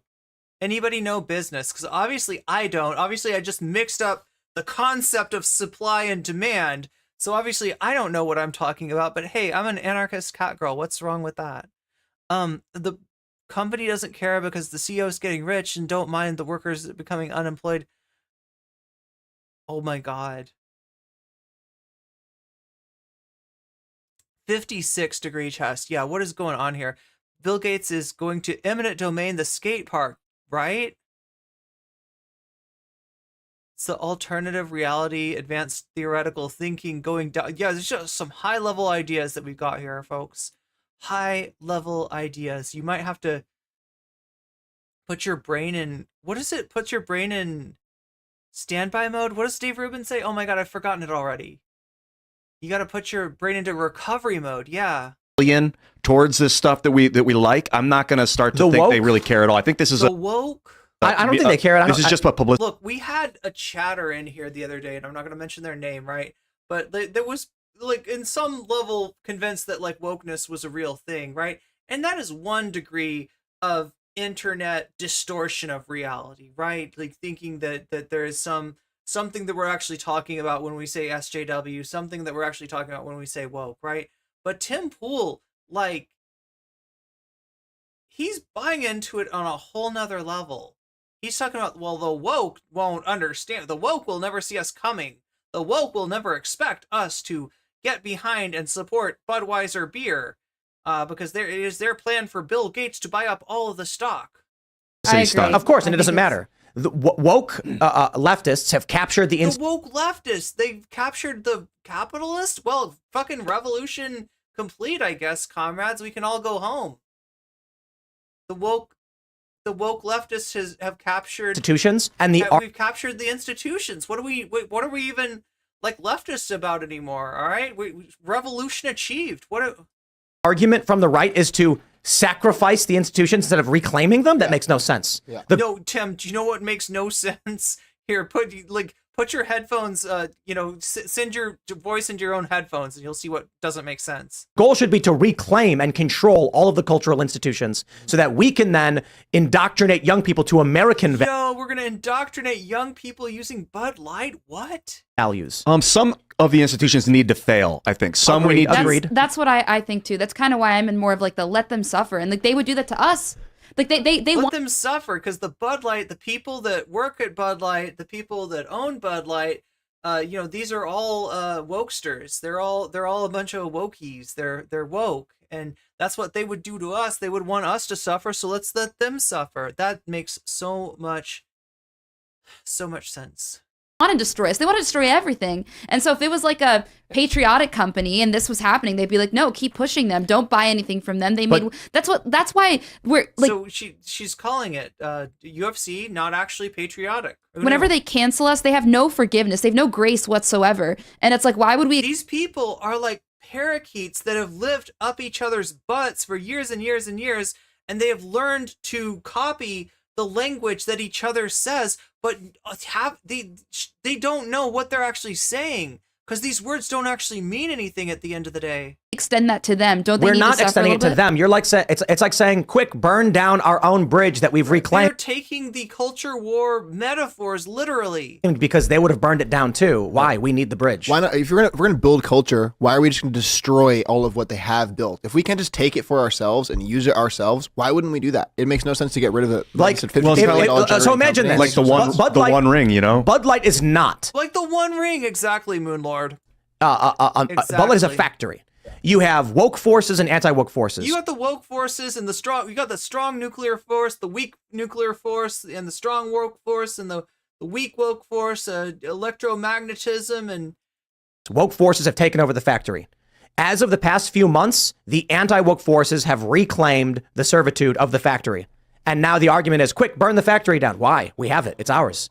We get it all. Because I don't. Well, a reason. You think that Bud Light is making profits to increase the amount of social conservatism?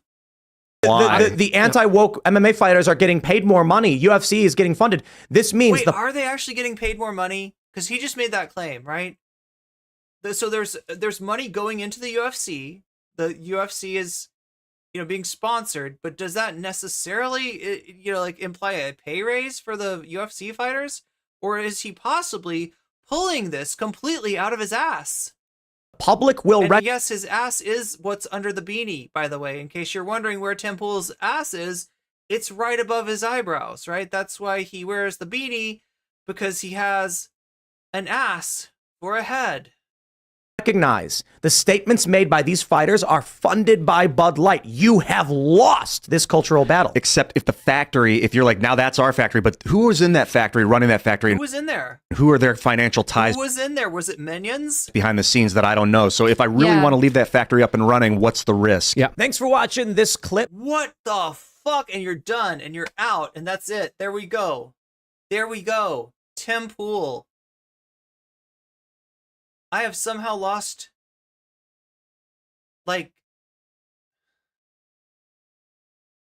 have somehow lost brain cells through, just listening to you. Okay, so, we can... What the fuck? Okay, so you want to see what should be making Tim Pool very excited? There's a new movie out. And it's about the Civil War. The Civil War that Tim Pool has been hoping for, the Civil War that Tim Pool has been, some would say, horny for years and years and years. The Civil War that Tim Pool keeps on talking about is now a major motion picture. Let's see how he reacts. Wait. Oh no, I messed up here. That's not the right video. That is clearly not the right video. And if I type Tim Pool's Civil War, I'm going to get a whole bunch of stuff.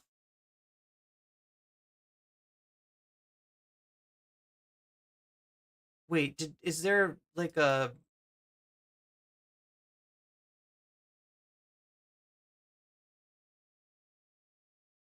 I think I just saw the word Civil War And I forgot that that's literally like this guy's favorite term. So the indictment against Donald Trump is so laughably bad that tons of... No.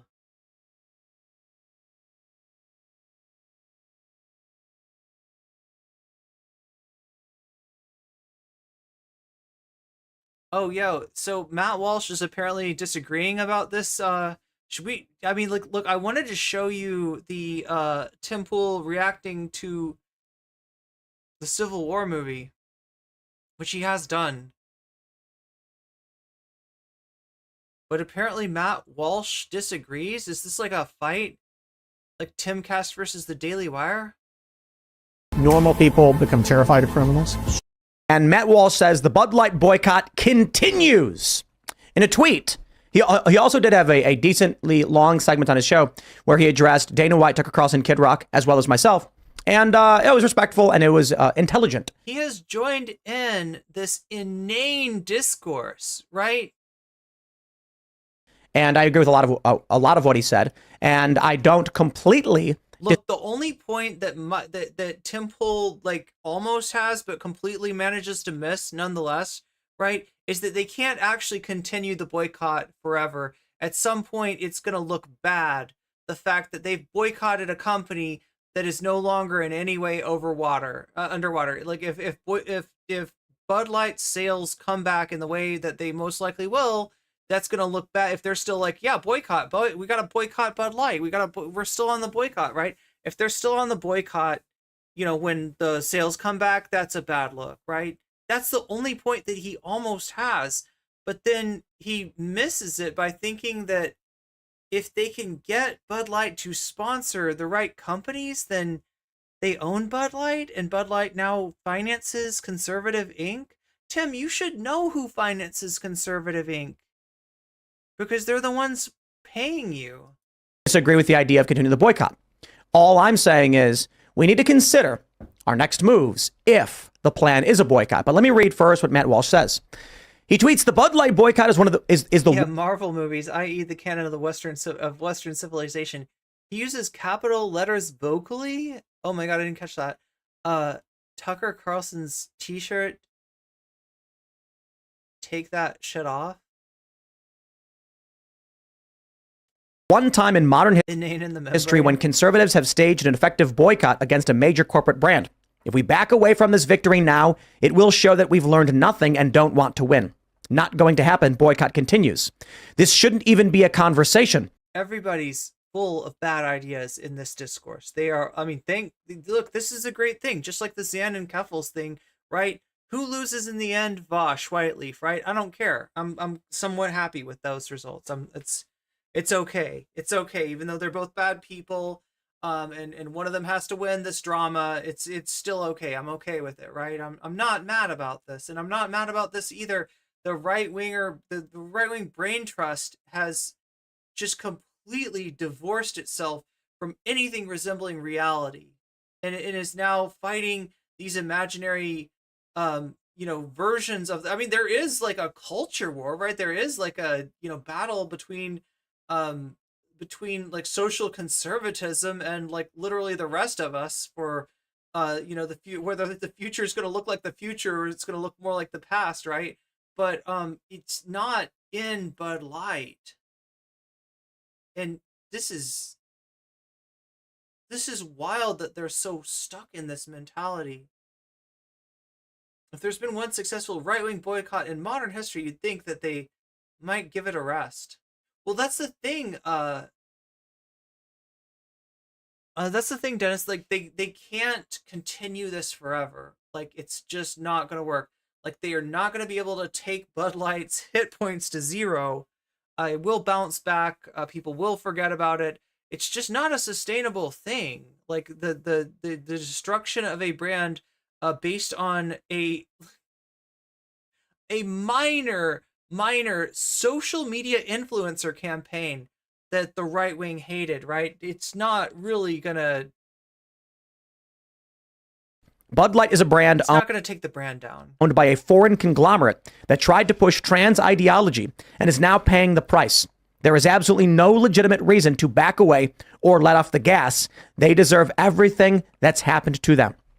Well, as the debate continues, I'd like to first ask our local beerman who's here, who actually runs a beer company. What? And is challenged. Is it a real beer company or is it an anti-woke beer company? Bud Light directly. Your thoughts Yo, have we got an anti-woke beer dude on, here? on the boycott, and what do you think we should do?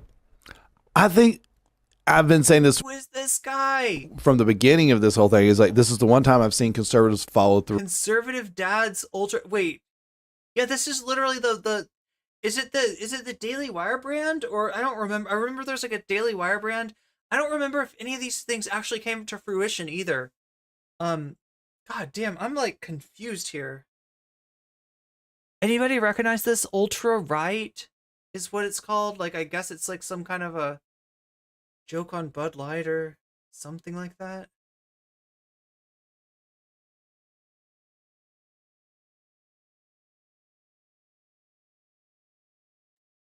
With the actual boycott. In the past, we've been like, oh, we're skipping an NFL game, we're skipping a baseball game, we skip 2 or 3 games, everybody's back in the stands. This is the one time we've done it. I think the only way to be taken seriously in the future is to cause permanent economic harm to a major corporation. And I think that this is our opportunity. We may fail in the end. I understand what you're saying, but this is our shot to do it. And so you have to stick to it. So your argument is double down. No one should ever buy Bud Light again, no matter what. I mean, it seems a little biased coming from me. I'm not gonna lie, but yeah, what would be the purpose of doing so at this point in your life? So you want to get somebody who knows what they're talking about. You want to get somebody who's like an expert in the field, and you just get the guy that's literally got a interest in an economic interest. Like, you find the one guy who economically benefits from the continuation of this boycott. My argument is 30% loss in sales year over year up to date. And Bud Light has just put 105 million per year into UFC. Now is the opportunity to steal the narrative with what Sean Strickland said on Twitter, which can't be said on. Sean Strickland's we're never going to be able to steal the narrative. Maybe within a circle. The narrative is stolen when every conservative repeats what Sean Strickland said. But they'll never do it. Most conservatives starts with a P, ends with a Y. They don't follow through and do these things. It's never going to happen. So that means Sean Strickland will, and that's why we're sitting there talking about Sean Strickland. Okay, so consider now where we go from here. If conservatives will do nothing else, what happens tomorrow? I think they can continue with their boycott. No. What does Bud Light do tomorrow? I mean, there's a lot of things they're doing and they're going to do. They're putting more money into different brands within their entity. They're doing things like that. It's where they've pulled back a lot of the spending on their advertising for Bud Light itself, and they've redirected those funds. Do you think Bud Light will apologize? I think I can get my food. Yeah, I think an apology would do more damage at this point. No, I don't think it would. I think it would give everyone the okay. I think an apology would actually boost their sales. I think it would remind people what they did, and that would enhance the boycott. People haven't forgotten. So here's the paths we have before us. If everybody wants to continue the boycott, I'm totally on board. We need people to double down. Yes. Sean Strickland opened the door for you. I'm not saying what he does as a UFC champion is it's the tip of the spear, but you're acquiring the rest of the spear for this to work. He made some statements on Twitter directly under the banner of Bud Light, shockingly offensive to the woke left, and Bud Light said nothing. The attack opportunity right now would be for conservatives to hold up a Bud Light, repeat the words of Sean Strickland, and say, wow, thanks Bud Light for sponsoring UFC, and Sean, we completely agree with your message, and then read off his tweets. The conservatives aren't going to do it. Then if the conservatives come up to me in the gym and whisper like, hey, I really support what you're doing. I like it. I'm like, why are we whispering? They're scared. You think they're going to go say the kind of stuff that Sean Strickland, which is why my argument was, at this point, with Dana White, Kid Rock coming out and being like, we've done the damage, let's claim the victory. I'm like, if this is where conservatives stop and they won't take another step forward, then the best thing we can do right now is say, we won. I'm not saying buy Bud Light ever again. Fine, don't. I'm saying claim the narrative victory. Say, we've done everything we wanted to do.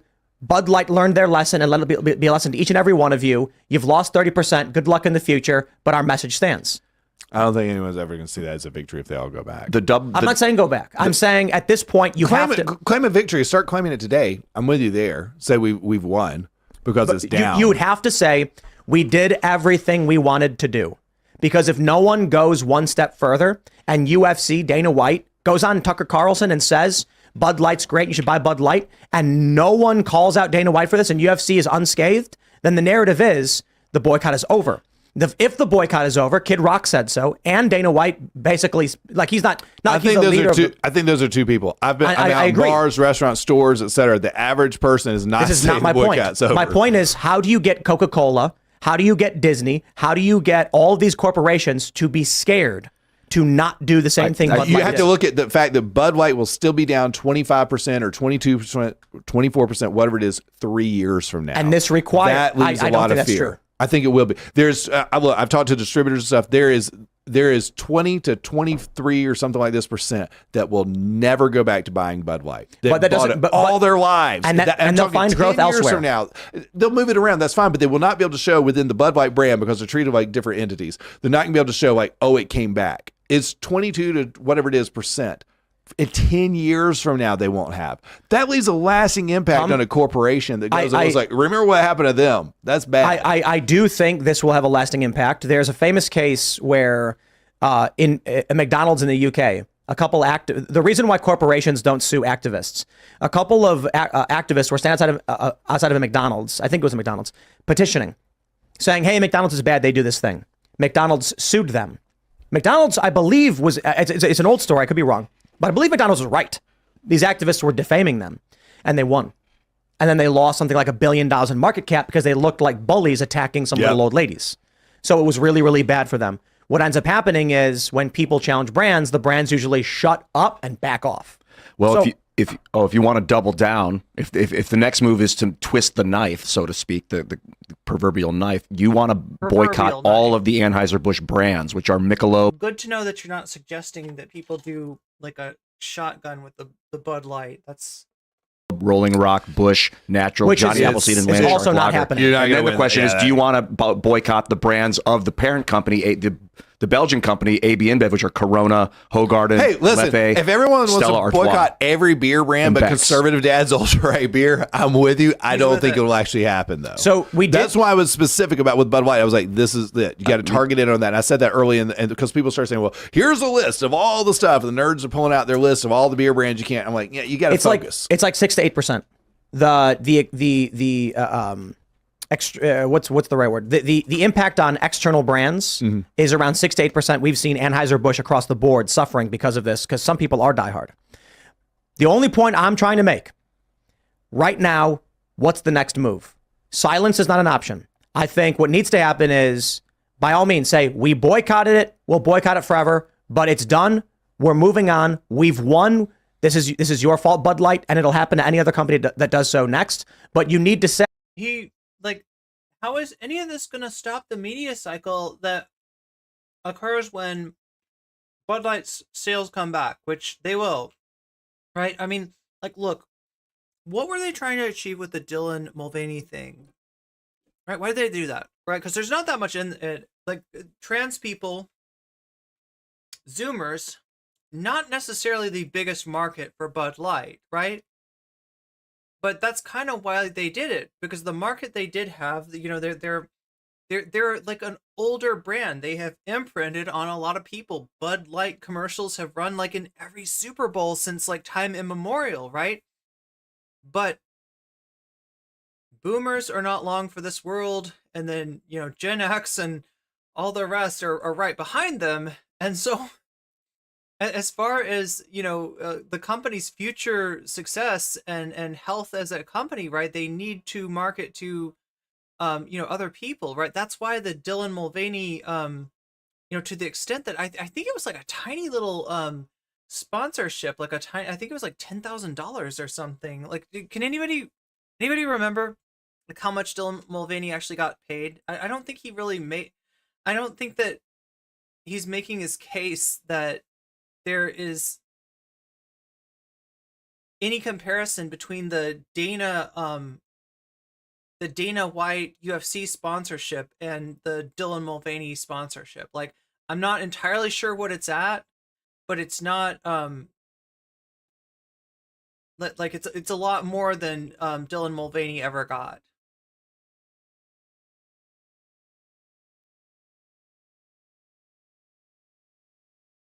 We will boycott forever, but our boycott is over. I know. Does he even know what he fucking means by boycott?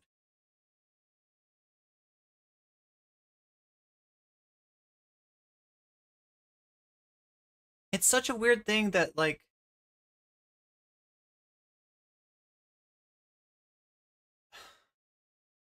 so in other words, what I'm trying to say is that, like, they're setting up a set of incentives for Bud Light, like, right?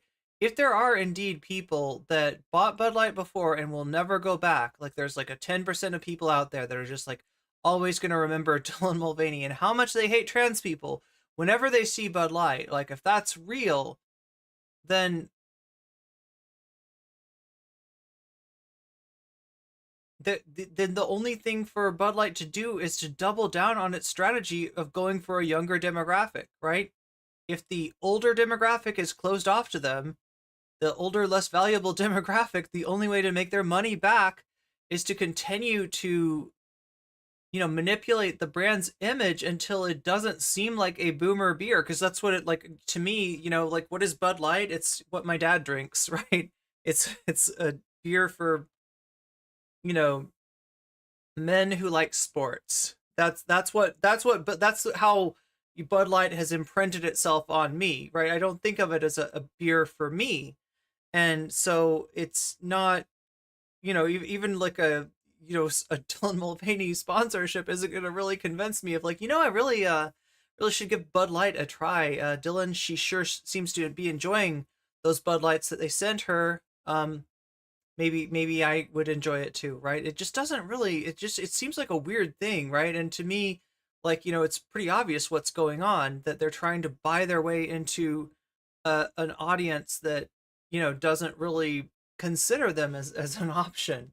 But yeah, if you're really going to do that to them, if there's a truth to that 10%, and look, the more, I would say that joining in on the Bud Light boycott, like actually changing your consumer habits based on hatred for trans people, I would say that that's a viewpoint that's going to skew old, right? So there's some of those people that may never buy Bud Light again, but guess what? They've got 5 birthdays left.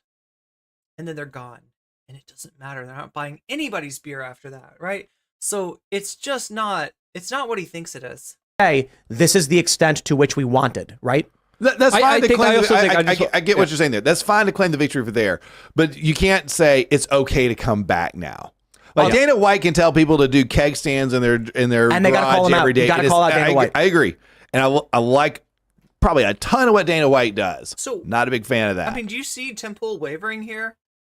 Like, he's of the opinion that conservatives should own the narrative and support Bud Light and be like, I am drinking this Bud Light because you are sponsoring Dana White and this other transphobic wrestler that I really like. Good job. Like, I agree with the transphobia. Like, right? And then, but then when this guy starts talking, it's like, no, there's no way. The people are never going to come back. And he's like, okay, well, he seems to be like, he's just going to go along with whatever's winning. Like, I don't know if he really, does he care?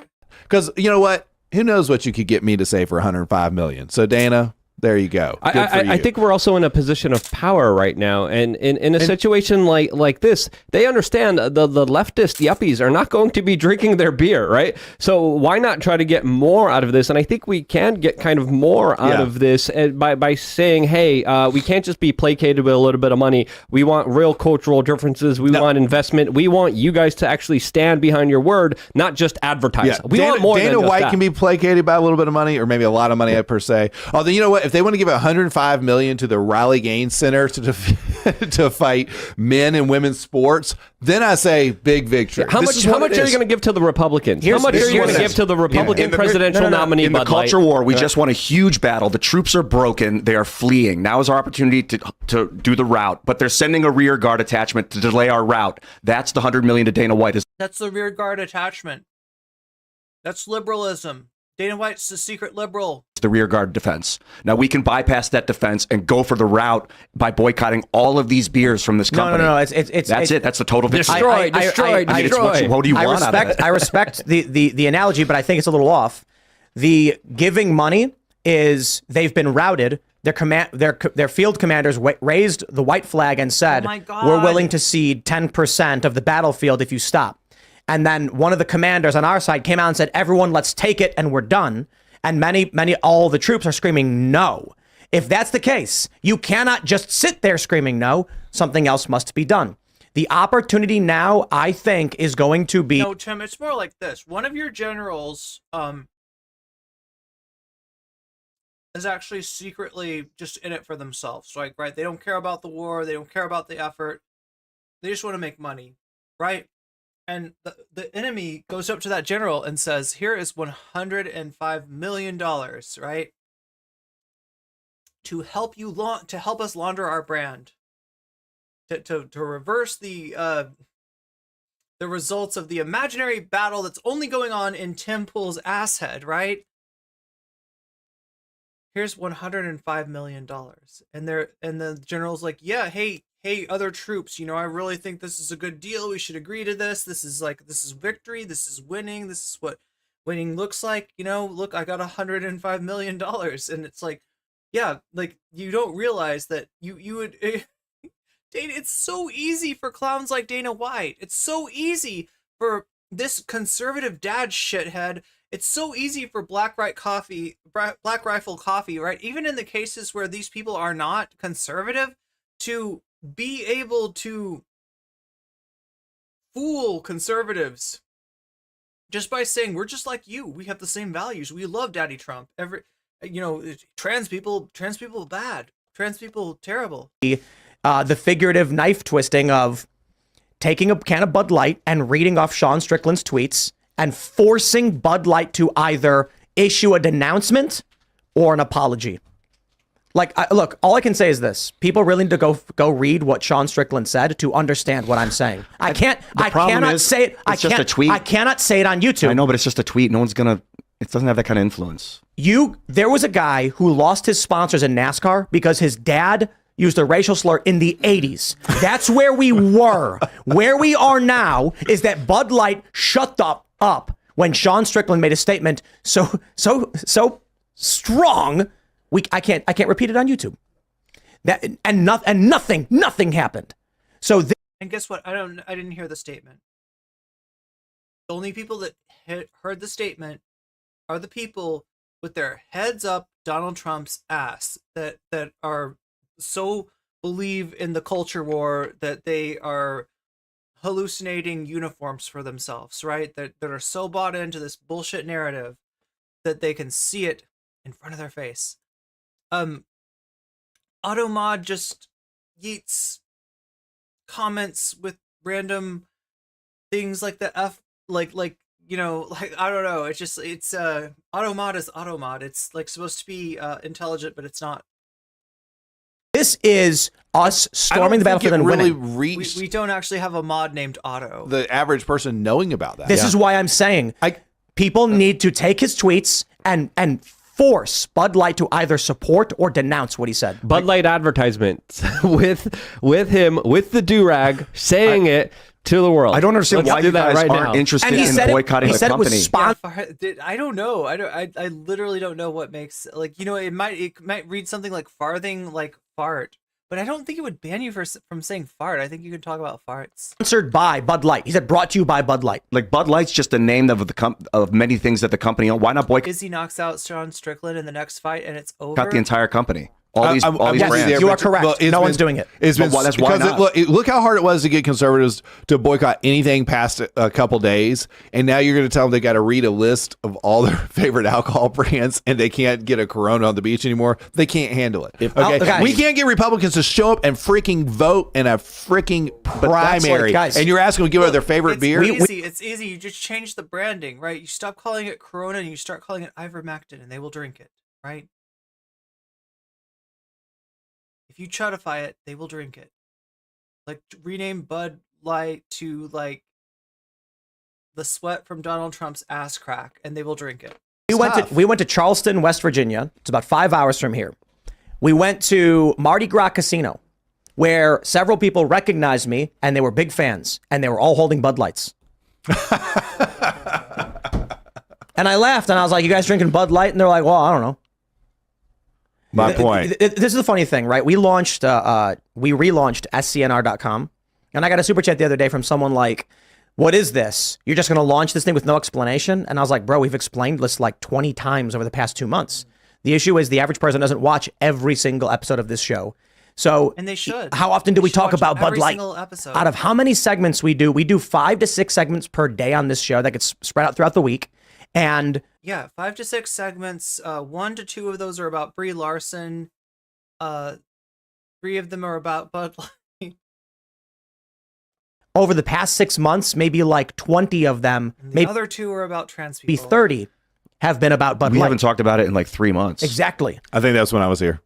Yes. And when we were in Austin, we were talking So about a lot April, of we were people going on about don't know this. Yeah. My view is simply, we want every company to say, I don't want to go near Dylan Mulvaney and woke sponsorship because I will lose lots and lots of money. So then that would mean we need to say, we did it, we won. Bud Light, bye-bye. And then we just move on from it. That might be the right move. I don't hate AB InBev. I mean, they made a stupid choice by marketing their beer to kids through Dylan Mulvaney. And maybe that's all that needs to be known. Like, don't do it again. Through a 20-something-year-old, they're marketing it to kids. What the fuck? Oh shit! Is he going in a transphobic direction with this? Is he talking about marketing the beer to kids, or is Moonlord talking about marketing being trans to kids? I can't tell if he's being transphobic or just obtuse.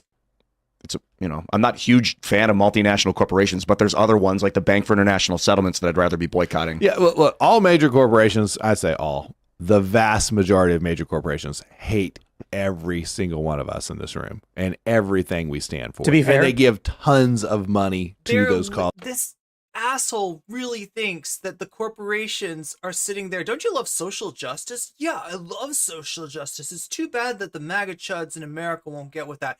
Yeah, we should totally homify their kids, right? Yes, absolutely. Like that's what this motherfucker is such Causes that we hate. What a clown. I think they hate everybody. What a clown. I think most corporations I are think they looking. hate nobody. I think it's a fucking corporation and is there to make money. And that's it. There's no love, there's no hate, there's no social responsibility, there's no anything. There is no anything. Looking at numbers and they're thinking You're looking into a black hole and you keep on thinking you see something stare back that you don't. There's not anything there. how do we get sales? My concern is with a company as large as AB InBev, if sales among conservatives has gone to 0, they are not going to stop trying to market the beer. But it hasn't gone to 0. There are still a huge percentage of conservatives that are still drinking it. Absolutely, as I mentioned. So they've got it right. So they've got to have that fear of, okay, we can't do anything else. So there we go. There's the strategy. Some of you conservatives out there drink the beer, even though it's supposed to be gender fluid and you're supposed to be gay if you drink it, right? Dylan Mulvaney has apparently made you gay by virtue of the fact that you drank some Bud Light, right? So nobody's supposed to drink it, but some of you out there, you're drinking it anyway, and you're like, I like the gender fluid. It's delicious. Dylan Mulvaney's not that bad, but that works for us because that keeps them from advertising to the Dylan Mulvaney demographic. That keeps them from trying to, make the brand appeal to younger people. And like, what? This is such muddled thinking. Like, this is like the when I just woke up and I'm trying to think of a thumbnail and a title for a stream or like a video idea, like, right? And I'm just like, I'm coming up with bullshit. I'm coming up with nothing good. Be toast. I don't believe conservatives drink more beer than liberals, by the way. I believe that's true. Dylan Mulvaney owns a condo in that beach. And that's why they screwed up, because Bud Light, that woman was like the frat bro image. Like, well, who do you think's drinking your beer? You know what I mean? If a liberal's drinking a beer, it's going to be some weird small batch, craft brew out of Williamsburg or something. Holla. My concern is putting $100 million into UFC is an opportunity to say, spend money on us, give us your money. Someone super chatted that Dana White just got $100 million for free to make fun of Bud Light. Yes, we want more of that. How can we get more of that? What we don't want is for Bud Light to eventually come April go, we spent The worst tasting beer is Coors Light. Listen, like, here's my deal though. I don't know good beer. I have never enjoyed drinking, and especially beer. Like, it just like doesn't really appeal to me. It's like, I mean, it's because like I have never gotten into that point where like I feel like you have to like kind of like not care about how it tastes to really enjoy a beer, and or it has to taste really good. And I've just never had like a good one. So, but like of the beers, like the worst probably is like Bud, because Bud has like a taste to it. Is it the hops? Maybe is it the hops that I'm tasting? That's like stank. It's like it tastes smelly, if that makes sense, right? It tastes like it should smell, like, but it doesn't smell, but it tastes like a smell, which is not a good smell. And so, but Coors is almost like the Sprite of beers. No, because Sprite leaves like an aftertaste. And Coors is almost like not there. It's like there's no beer there. It's just like there's no taste to it, right? It's like almost like get Coors down. Like if my friends are drinking beer and I want to, like, I haven't actually drank beer in a long time. Strawberry and lime flavored apple cider. Ooh, yeah. Ciders are good. Ciders are really good. Pilsners are for when you want to get drunk. IPA, triple, sour beer for the taste. Ooh, sour beer sounds kind of good. $100 million on this contract, and it's given us a zero return. The shareholders are angry and they're demanding we spend the money elsewhere. My ex's mom, who hated me, who was in fact a wine mom, was in fact impressed by my taste in wine. Then they start investing in who knows. See, wine can be good if you know the right stuff to buy. What? The same stuff they've always invested in. Liberal causes. They always invest in those those beer companies and their liberal causes. And just advertising in general. So, right. So we want to stop that. We want more money to go to UFC. I think they're in a situation where they're like, their ship is sinking. If their sales are down 24%, that's like a sinking brand. Agreed. But the UFC has a lot of money. The UFC doesn't need Bud Light. I don't care if they need it. Bud Light needs the UFC. I'd rather Dana White, whether you love him or hate him, have the money over Dylan. The one person that has come closest to correctly interpreting what's going on here. This is Bud Light using the UFC to launder their image to a section of their audience. Pennsylvania.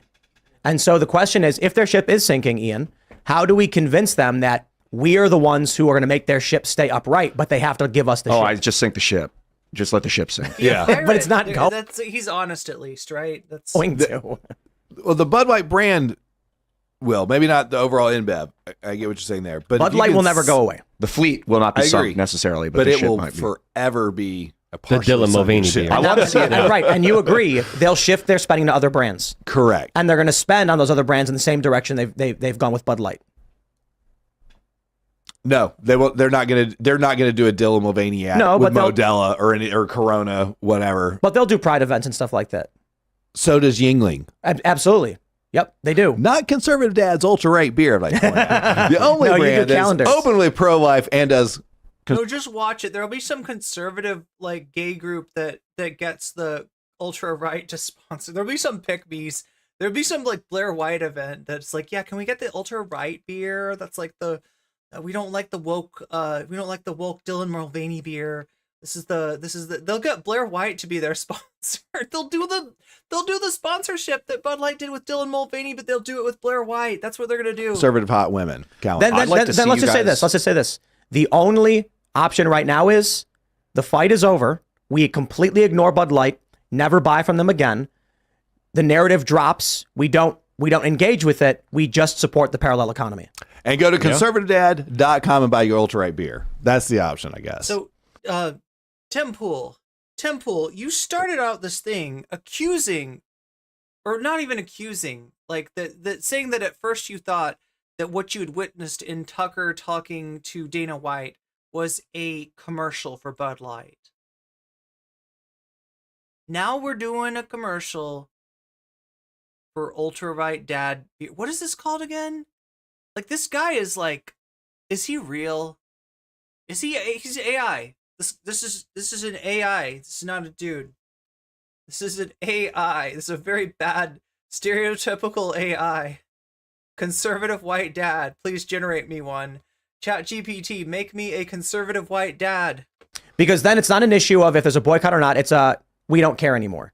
Have a nice day. Let them spend the money where they want to spend it, and you spend your money on parallel economy products. Yeah, because Public Square, download Public Square. I think that's a good option because it does feel like going balls to the wall against AB InBev is like hostile, like unnecessarily hostile. I kind of like a little bit of unnecessary hostility in my life, to be honest, though. I mean, it's kind of the way I've lived the last few years. I don't know, man. I would kind of look. My brand of beer only has one reason only to exist. It's a terrible beer. Nobody likes to buy it. It's overpriced, but the reason that it exists, get me, is because we've had this scam. This boycott going on for so long, and people need a conservative beer to drink while they are boycotting Bud Light. Like, if you take this away from me, this is literally my life. I will literally have to go out and figure out something else to do with my life besides sell this crappy beer for too much money. And none of us want that, right? It's I guess if you're going to go against a multinational corporation, the Daggerfall NPC beer corporation might be the right one to target. Hey, fun story. So this past weekend, we had our Conservative Dad's Ultra Right anti-corporate. Can we get back to the message that really needs to be taken care of? And that's to tell the people where they can buy Conservative Dad's Ultra Right beer. Retreat up in Gatlinburg in the Smoky Mountains. And there was evidently a frat party. When I was up in Gatlinburg, I saw this amazing QR code. Let me show it to you here. The QR code, you can click on this and you can go right to our website, right? It's just a fucking commercial Going on each side of the cabin that we were all in. So we had everyone with our company, this huge cabin. There was this frat party going on. Somehow they ended up with a ton of Ultra Right beer at these frat parties. I went over there for a little while. They were dumping the other beers. They had no Bud Light I'd like to play. It was a fun experience. I'm waiting for those photos and videos to come out. I'll explain it all once it does. But it was a good time had by all. Well, I told them the other night, my victory condition would be to see your company buy Bud. Buy that brand.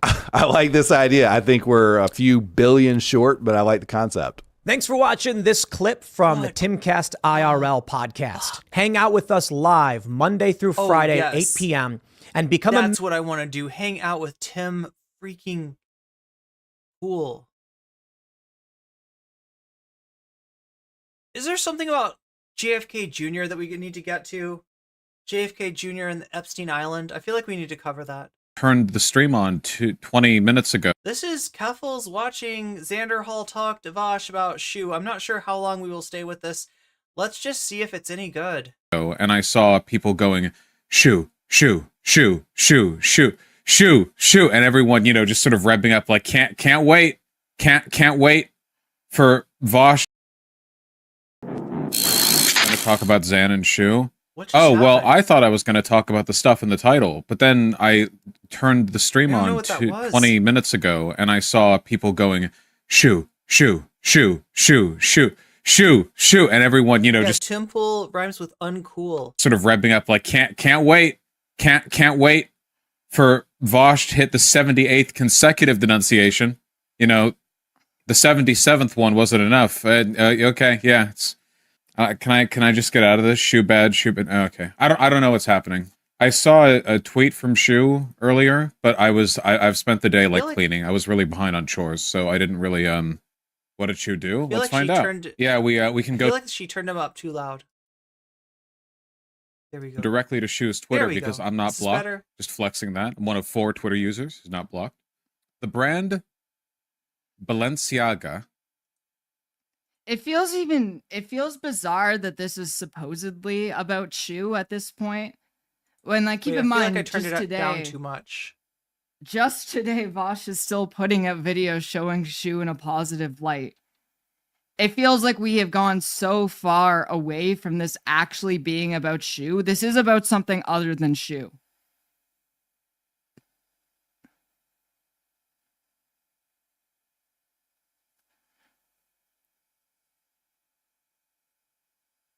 Oh my. What though? I don't know what this is about.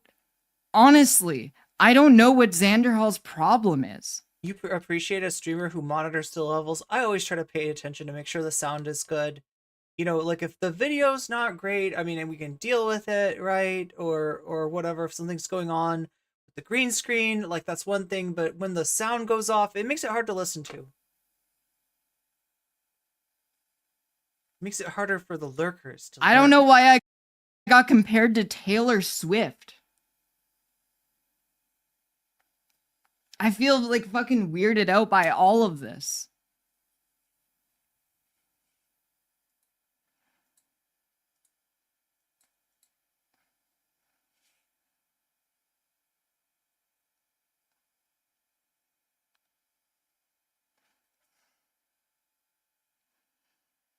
I mean, yeah, do I think misogyny plays a role in this? Yes, I do think that misogyny plays a role in it. I think that's why Xan is much nicer to Vaush, despite Vaush platforming Shu significantly more than I have.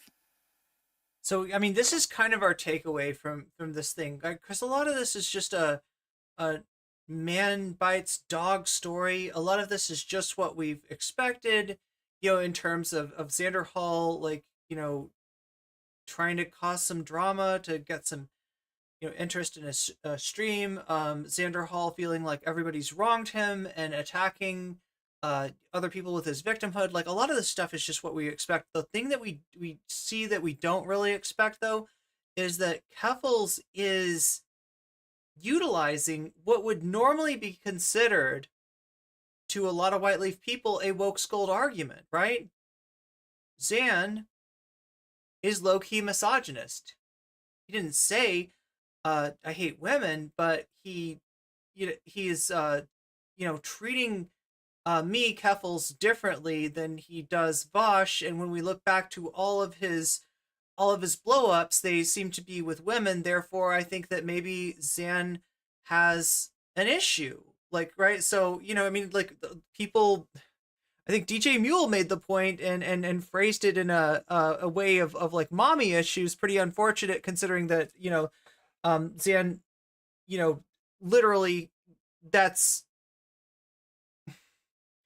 where Xanderhal's experienced abuse from, apparently, right? So it was like, of all the things to call out, right? Mommy issues probably were not the one, but I think maybe what he was getting at was something like what Keffals is saying, that Xan seems to have a problem with women. And now Keffals is making this argument, but, you know, even though Xan's saying Keffals is the new DJ Muel, if anybody's in that position of being scorned and abandoned, it looks more like it's Xanderhal. So just notice what's happening, and you know, we can work on an explanation, right? Keffals is embracing a little bit more, you know, social justice flavored language than we're expecting her to in this drama against Xanderhal, which Xanderhal has basically handed her on a silver platter. He, you know, if he wanted to get you know, change the power dynamics, push Keffals out, do whatever, this was not the way to go about it. This has not gone well for Xanderhal.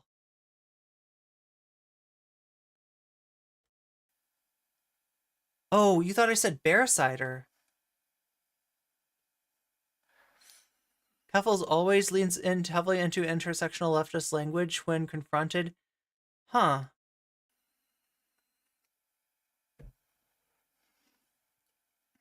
Okay, right off the what you guys don't realize. Why do I like imagine Vaush as the king in, what is that game, Katamari Damacy? And like Xan, like, right? It's this like, I don't know, chat. I don't know if that's even making sense. How Vaush is like the character from Katamari. Although Shu often, Siago photo shoot is right behind me, isn't it? Well, that just happened. Sorry. Wait, did it Photo sneak up shoot on you? for their new products recently, which included a verily purposely poorly hidden court document about virtual child porn. Normal stuff. Okay. So like some people have gone more in depth on this. I think President Sunday recently like looked at all this stuff and you know, decided that there's 4 pictures there. They were taken at 2 different shoots, maybe even by 2 different photographers, right? So anyway, the one with the court documents is not the same as the one with the one that's better known, which is the kid with the stuffed animal with the harness on it, right? That's the one that people have been talking about. Right. So we have photos here. Oh, I do like the context thing below, which says, although Shu often makes jokes, this is real. So thank you, context, you know? I hope one day I get something like this, you know, like, well, Vaush, well, often retarded. Vaush actually does have a point here. Merrick has an... Keffals is like, I just love it when anybody... Wait, why am I giving Keffals a southern accent? Keffals just loves it when anybody uses the R slur. It's great. It's great. She's like, oh my god, that's so funny. That's so funny. He said the R slur. Additional tweet? Okay, I'll look. I'll add it. How Okay. creative. What a creative... So anyway, my initial vibe... Okay, wait, hold on. Look, what is Balenciaga... I feel like maybe there's a need for a comedic podcast that is not coming out of the ass of some schlocky debate bro, right? Because, like, he's not actually that funny. Like, that's his joke, is like, haha, I did a racism. Haha, I did an ableism. Look at that. I bet the woke scolds are mad at that one. Haha, I posted a picture of a horse. You know what that means? Balenciaga make? Like, what kind of stuff do they make? Just, is it like everything? They make shoes, handbags, purses and shoes, clothes. Okay, well, that's kind of official boutique United States. Very fancy looking. Looks very fancy. Adidas.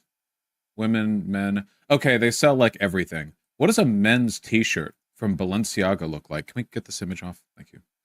Okay. The first available men's t-shirt from Balenciaga.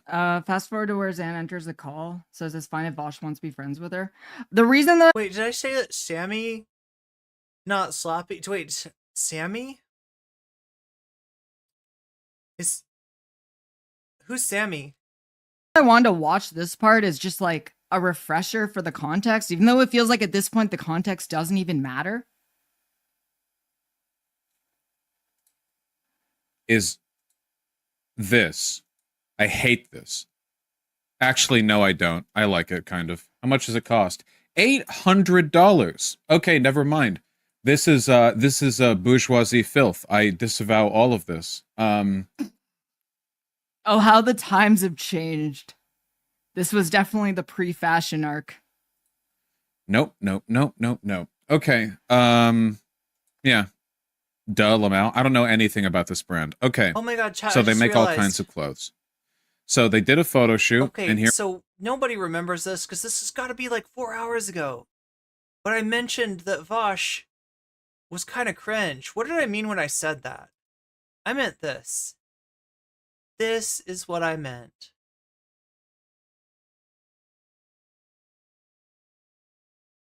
This is a real reply on YouTube that Vaush made. This is not photoshopped. This is not fake. This was his reply under his video where he strategically used the N-word to show the Nazis that he was talking to that he was not afraid of them. And he was willing to say a word that none of them had actually said just to show that it didn't trigger him. Let's read his explanation here. In this video, I drop the N-bomb. Reread. In this video, I drop an N-bomb. Big one. Hard R. I did this to show my interlocutors. I mean, we are on Reddit here. Show my interlocutors that their language doesn't impress me. That their slurs don't frighten or disarm me. You can see from their reaction that it worked. They were completely owned. They were clearly taken aback. It was a power move, which I am entirely unashamed of. But I understand how the language might have upset some of you woke scolds, right? It doesn't say woke scolds, but that's what he means. And this is an example of what I would call an invocation of a slur's power for good, in quotes, right? But that's a subjective argument. I invite you all to discuss this in the comments, critically or otherwise. That's a real explanation that Vaush gave to tell us why he decided to randomly use the N-word in a debate against two Nazis on the kill stream. That's the kind of lore that we're dealing with here. These are the kind of people that we're dealing with here, right? These are the minds that have created that which passes for the online left. And look, I gotta say, as I see it crashing around them, as I see the foundations cracking and the whole edifice falling apart, I gotta say, nothing of value here is lost. This is not doing anything except for distracting people from what they need to be thinking about, from what they need to be doing, and how they need to be acting. Here we have a very young girl. It's basically escapism for people that maybe the concept of intersectionality is just a little too complicated for you. You like your stuff simple. Simple. One rule for all people, whether they're powerful or they completely lack power. One standard. That's the brand. That is Whiteleaf. Yeah, I don't think there's any other interpretation for this. She's got a little teddy bear And with I would say that is a dream, for people who got a lot to unpack and don't want to do it and don't want to even recognize their privilege. That is a dream that y'all need to wake up from and join the rest of us with the real work, okay? Because this is not it. BDSM fetish gear on. That's a little weird, I think. That's what that is. I don't really know how you can get around that, I guess. Okay. And we have another one. Where you have another very young girl. And you've got a bunch of stuff here. This got a lock with a chain around its neck. It's got kind of like some goth stuff going on. I guess So people say that Balenciaga ads are weird normally. That there's something weird about that. I don't really have the context to even imagine what the fuck is going on here. That's a little odd, maybe a bit less odd than before, but still seems kind of odd. I don't know. The only thing I can think of is it's some kind of that they're marketing this to goth parents or something. All right. I mean, this is true about goths, right? Above other subcultures, goths stay goth, right? Emos didn't stay emo. Punks don't necessarily stay punk. Goths stay goth.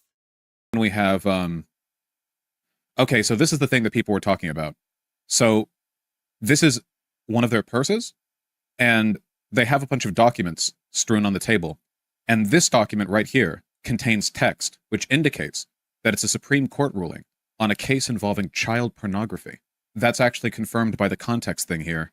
All right, I'm going to go get a coffee, and I'm going to steal Vaush's content, give you all of the context before Zan jumps on the stream, and then How does that sound, chat? A little break from Keffals? to see how this plays out.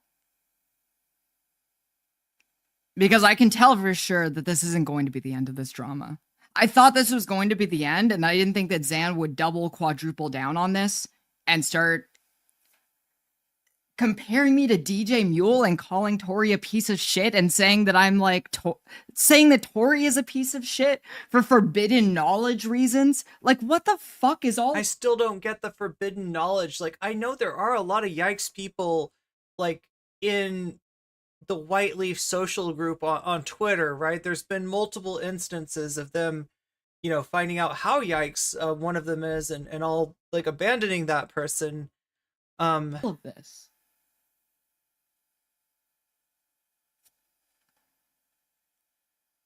Yeah, and calling Naomi Chance a piece of shit.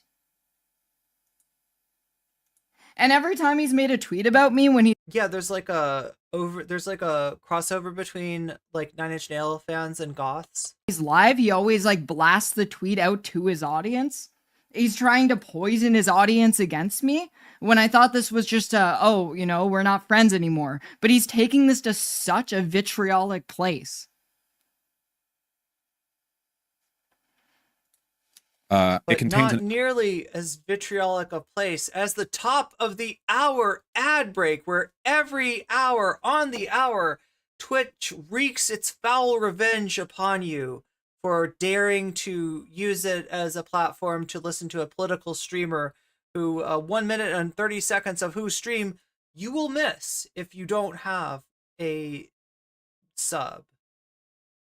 So there's ways to take care of this. The cheapest way, if you have access to an Amazon Prime sub, is to use that. That will cost you nothing and get you out of the ads at the top and the middle of the hour ad breaks. Those two 1 minute and 30-second ad breaks give you access to all of our emotes and my eternal gratitude, especially since I know that people only have one Twitch Prime sub to give, right? You could also pay for your own sub. I think it's $5 on desktop, $6 on mobile. And the other option is if you're lucky, right, and somebody's feeling generous, you might be the recipient of a gift sub. That can happen. That does happen. That's happened this very stream, right? But it's more likely to happen if you're active in chat. Excerpt from the U.S. Supreme Court opinion in U.S. versus Williams, which upheld part of a federal child pornography law. So that's We just ate through half of your batter. We ate through half of your batter. We ate through half of your battery. That's what I'm talking about, a battery. interesting. Now, these aren't It's getting better. Yeah, I think so too, or else ellipsis. from the same shoot, from what I've heard. Like, this is not the same shoot. Is that like they aren't next to each other? So I kind of feel like everything's getting better. I kind of feel like the content of the quality of my content is going up. it is a separate thing. True, but what does this have to do with gays? I don't think this has anything to do See with what I gays. mean? Look, I think Kim it's like- Kardashian does stuff with this company. I think Kanye recently did, Good but he's content. dropped a lot of sponsors on account of the whole Served. Blade-off Blittler Almost daily. thing. Oh, Speaking of which, we got to do some housekeeping at some point. Keffals has left the building, so let me do it now.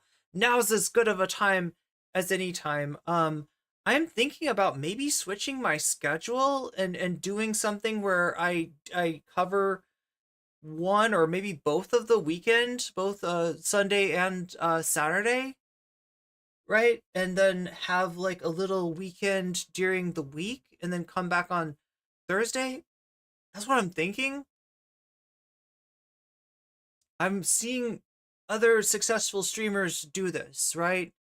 5 days a week. That seems like a lot, with 2 days off on during the week, right? I don't know. What do you think? What thoughts, right? You know that I started as a late night streamer. I don't think I'm going to be going back to that because that's the life of a vampire. You know, you become nocturnal, and like anything that needs to be done in the morning, which there's literally stuff that you can only do in the morning, does not get done, and it turns into a weird netherworld. I mean, it's kind of cool, and I like the vibes of doing a late night stream because it's much more chill.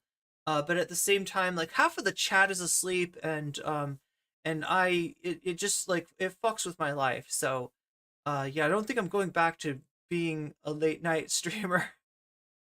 This is a pretty good slot that I'm on right now. I think we get some nighttime, right? We get some vibes. We get some we get to chill out a little bit, but it's not like people are asleep.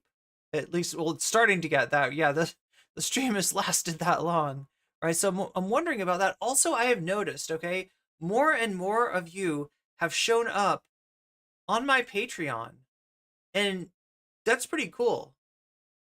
In fact, I hadn't been looking at my Patreon because it had been doing so bad, and I was just conflicted about how to kind of, what to give back, what to put on the Patreon that people would actually appreciate and, find a value. and I want to do something soon. I want to do like we talked about on the YouTube members tab. I did a vote, and people seem to be interested in some kind of a gaming event that either finding like a multiplayer game that multiple of us can play together, or me doing some gaming or something like that. Something that I don't normally do on stream would be cool, but yeah, any ideas I would love to hear. And the best place to give me those ideas to make stream suggestions, Discord suggestions, and other suggestions, posting stream clips that you might have clipped, or just chatting in the general chat, is my Discord, which I don't mention nearly enough, and I need to mention it because some people don't know it. It's the place to find me. Look, if I were to get, knock on wood that I won't, right? But if I were to get banned ever, like, this would be the only place you could go to know for sure, like, where is the stream actually going to be? Where are you going to find said stream? And, like, where did Irene go, right? It would be here. This is the best place to always find me and other folks like you who enjoy my content. So, yeah, there it is. And,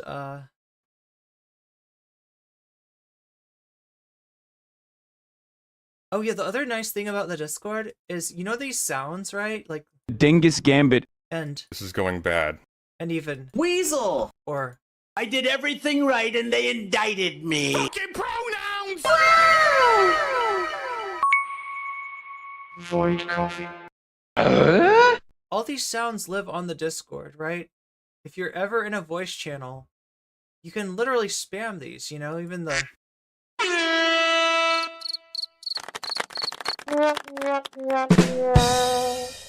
yeah, lots of sounds, and we're gonna be getting more. The other thing that I need to get more of actually is animated emotes. So anybody that's a GIF creator, anybody that's artistic, who has an idea, especially of turning some meme, something that I say all the time during the stream, into some kind of animated emote, I would massively appreciate your suggestions. And yeah, as always, Discord is a great place to bring that sort of thing up as well, because we need Twitch has expanded the animated emotes, right? We have a decent number of them and they're all very cool, but we can have even more, is what I'm saying. They left Twitter, I guess. They deleted all their Instagram posts. That's kind of odd. 14.3 million followers. That's kind of an odd thing to do. Okay, there's Merrick. We'll check Merrick's thing shortly. I just want to see the original thing first. They delete their Insta posts often. Is that true? So yeah, it is from that case. Way more going on here. What? Okay, this is conspiracy shit.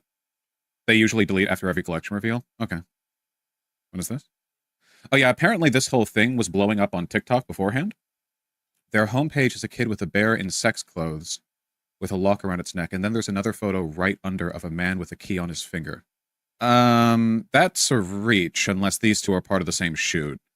Okay, we're getting some conspiracy-minded individuals here. See, and that's what I said about this video, is this is like Shu going QAnon. Like, this is Shu seeing some weird shit and like putting together, connecting the dots in a way that they don't necessarily connect, because it's like, I don't know, a meme or something like that. But in actuality, that meme is a narrative that is pointed like a knife at LGBT people. Hold on. Okay, Balenciaga, or whatever it's called. Balenciaga. Balenciaga. Let me take a look. Balenciaga. You've got a guy in neo clothes. You got some shoes. Oh, on the front page they have that goth chain necklace teddy bear with a kid on it again. But I guess it's fine. I mean, it's edgy, I guess. I don't know. It seems like maybe a bit weird. To me, the big thing here, like by far, is this. This is very strange. Get some papers to show on the desk of stuff strewn about. Oh, here's a Supreme Court brief from U.S. v. Williams. Section 2252AA3B of Title 18 U.S. Code criminalizes in certain specified circumstances the pandering or solicitation of child pornography. Yeah, We've long held that obscene... that's an odd thing to put there. Okay, here's the issue. Like, here's the, Merrick says it's a different ruling. The Twitter context thing, No. Merrick says it's the same ruling right here. U.S. v. Williams.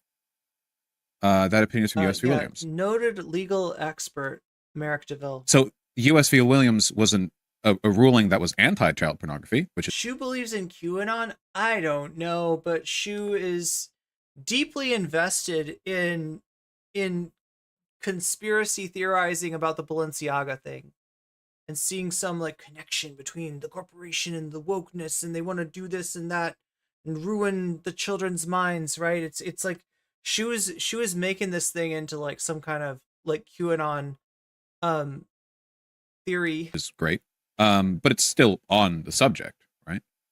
It could always be an actual person's desk. I don't know why anyone would have a Supreme Court statement from a 2008, and then What if they're a lawyer and their client is Epstein? I don't know. also a brand as large as Balenciaga, just like, oh yeah, just whatever's on top. You know, this could be like any text. Don't worry about it. It's not screwing up. That was done deliberately.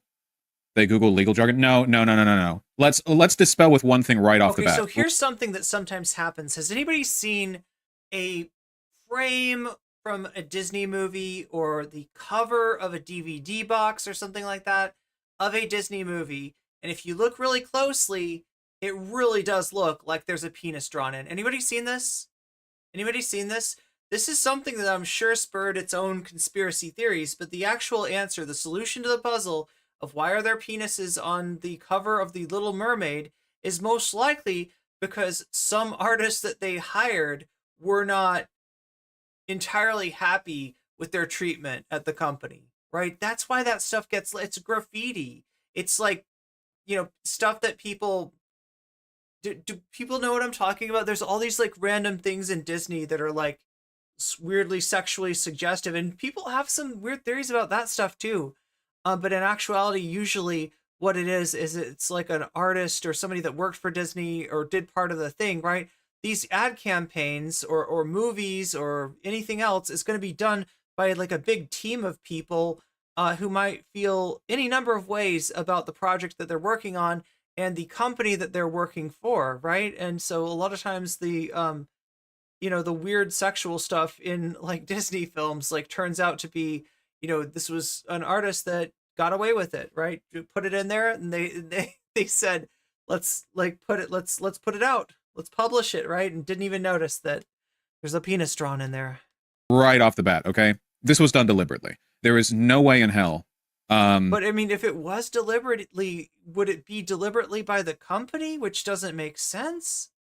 The company wants people to be like, oh, hey, look, Balenciaga is like interested in a case about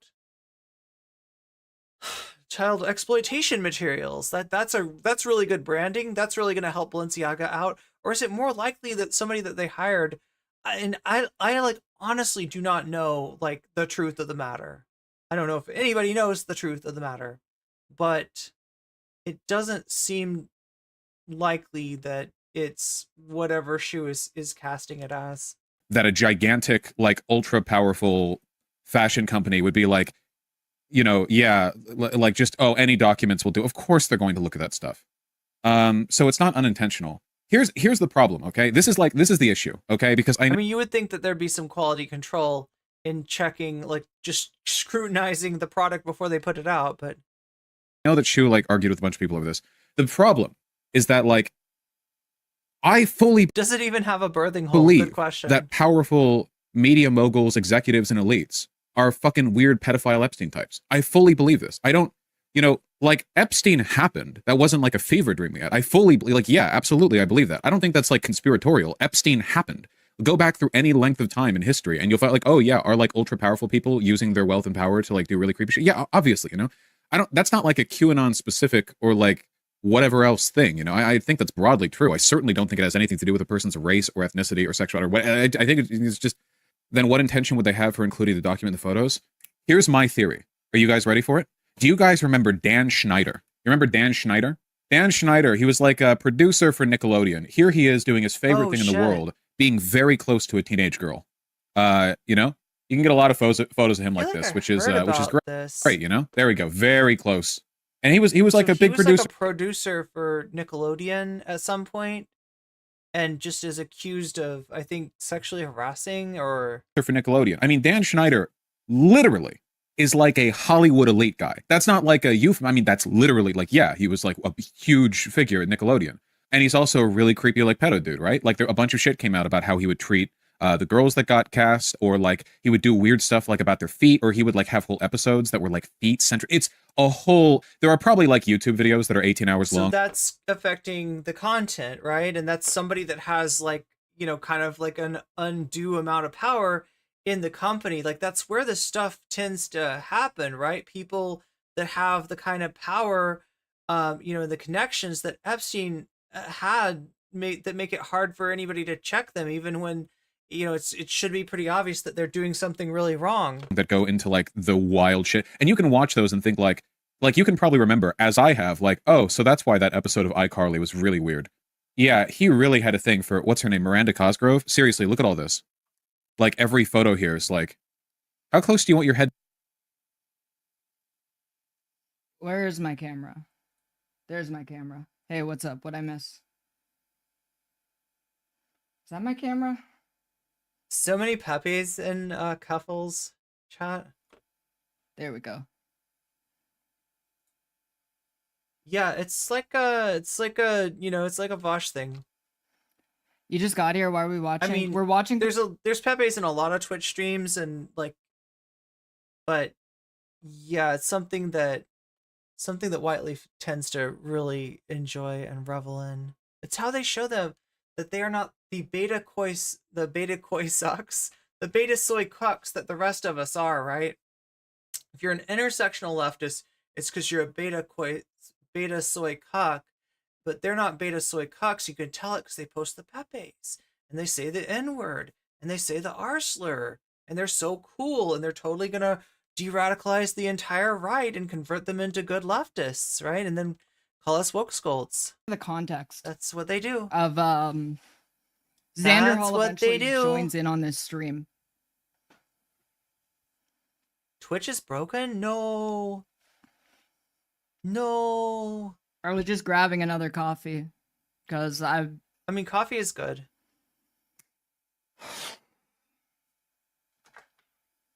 Let me know if Zan responds. She's like hoping for it. Like, come on, Zan. Come on, Zan. Somebody watch Zan while I do the stream.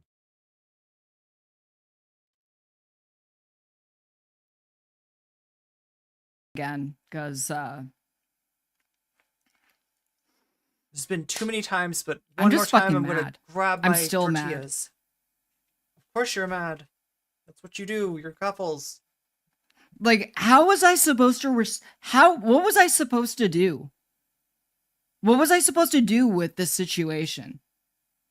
Was I just supposed to let him just say whatever the fuck he wanted?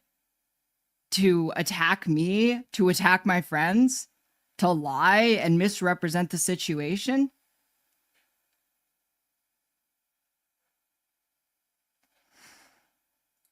To be this teen girl, man, who you hired.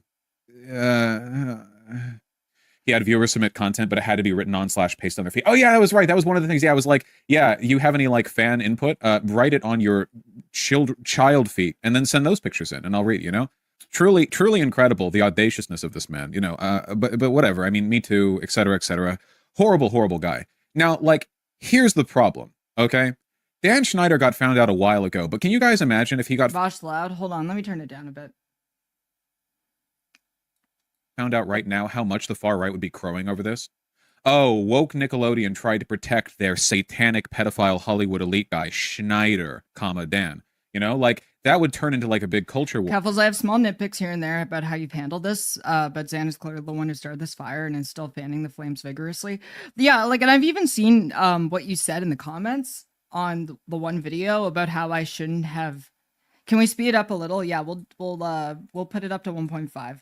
I saw the one thing that you said, basically, that I shouldn't have brought up the fact that I have been willing to go to bat for Zan, which, okay, yeah, that's fair. He doesn't go talk with Zan private.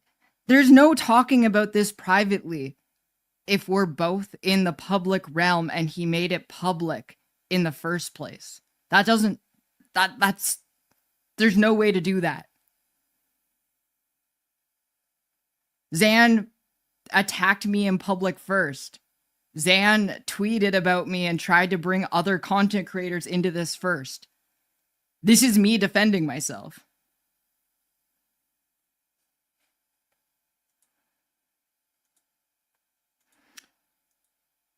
But yeah, no, I agree with what you said.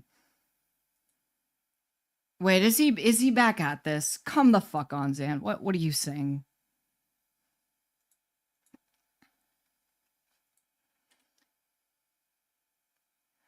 Nothing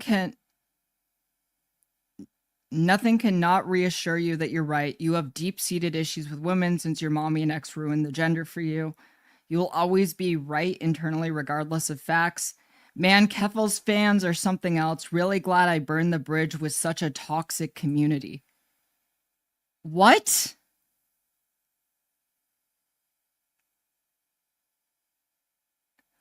Why does he... This person... Okay, I mean, I'm on a alt account right now. Like, I'm on my private because he has me blocked on my main. He's just being a fucking dick.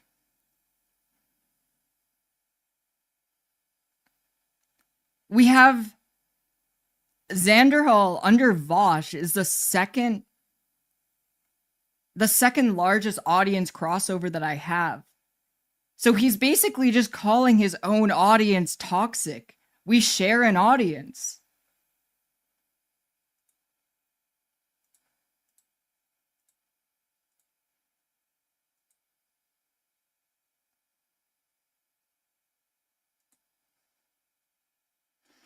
Jesus, dude, come on. He's been doing this longer than I have, and he has no idea how to respond to this.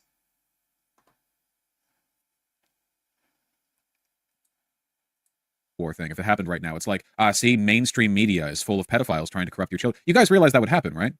But I also saw... What's my game plan when I talk to him again? I don't know if I'm going to be talking to him again. Xana's made things really complicated, too. Because we're both part of Progressive Victory. And there's a very good chance we're going to have to be side by side in in-person events. And I'm...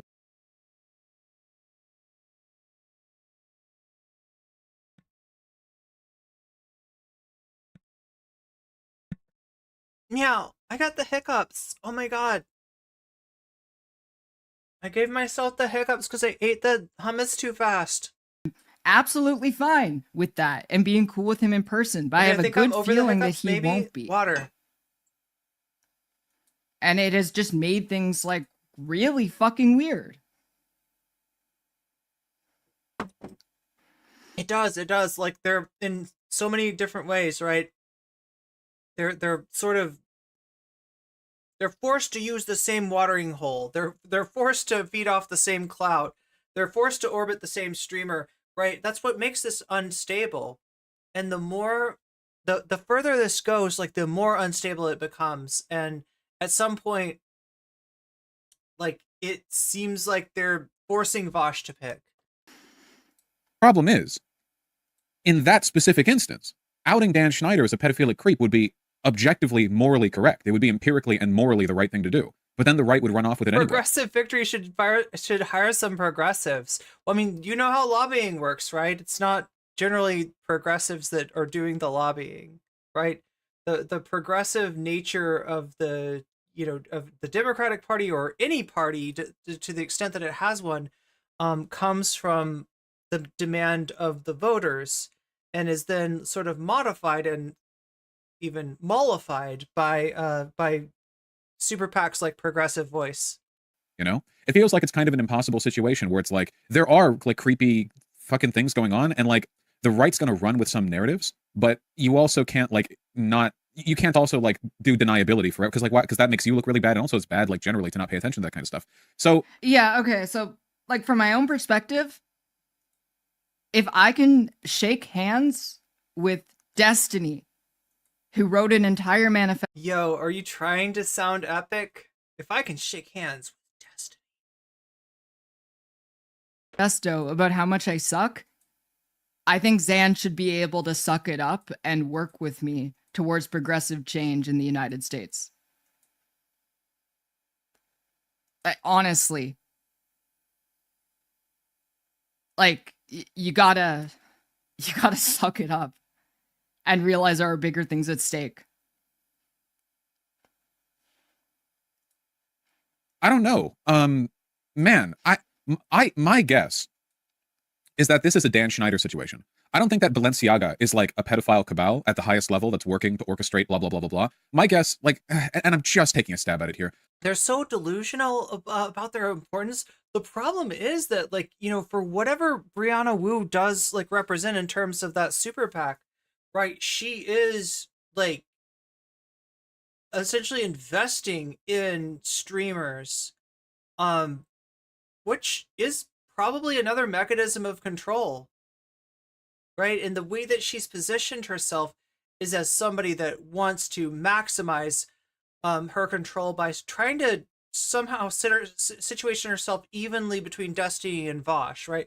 Not an easy thing to do. My guess is like, there's a creepy motherfucker who works on the staff and he gets off to putting this in there, you know? Like Dan Schneider got off not only to being creepy with the girls backstage, but making it part of like episodes. The way that Tucker Carlson's Nazi script writer got off on like adding little bits of like Nazi dog whistling into his stuff for years and years. People with very deviant in any sort of opinions, you know? Like how the Rick and Morty guy really fucking likes his incest episodes. Though in that case, he's pretty up in front about it. So maybe it's that. Maybe there's like, it was like maybe the set production guy was like, oh yeah, here, I have some legal documents for the background. And he's like, tee-hee, and he puts this here, you know? Maybe. I mean, I think that makes more sense than any other explanation. I do not buy the idea that it was done by accident at all. And I don't buy the idea that this is some like deep state Illuminati. This is how these organizations communicate. Because no, they fucking don't. Rich pedophiles just text each other. What the fuck do you mean? Yeah. I think I mean, like, that's where it gets really weird when it becomes that, like, either they're trying to modify people's behavior through showing these kinds of ads, or that, like, yeah, it's like they're communicating with each other, or like that's when it starts to get into like, okay, this is nothing but a conspiracy theory. This is QAnon here. Like a dude or a small number of dudes who are being Meow. real weird. That's my guess. Dude, it's an anti-exploitation arty thing. The case is specifically about someone using childishness to sell porn. It's shock advertising. It's not just about getting off on it. It could just be shock advertising. I mean, stuff like that has happened. That's possible. I don't deny it's a possibility. Do I think that's more likely than like... the theory of shock advertising would be something like how do we get everybody to talk about our ad? Oh, I know. Put the U.S. statutes that regard child exploitation materials in the photo shoot. Then people will find it. Then they'll talk about our thing, and somehow there will... Like, it's not really how branding works, right? Being associated with this kind of stuff is not good for a brand. Maybe there's a real fucking creepo here that's kind of, you know, just using his power to be a fucking creepo. I mean, I don't know. That's my guess, though. My guess, I'll say it's one of the two. Like, unless you tell me that Mr. Girl was hired as their advertising director. Is that unfair?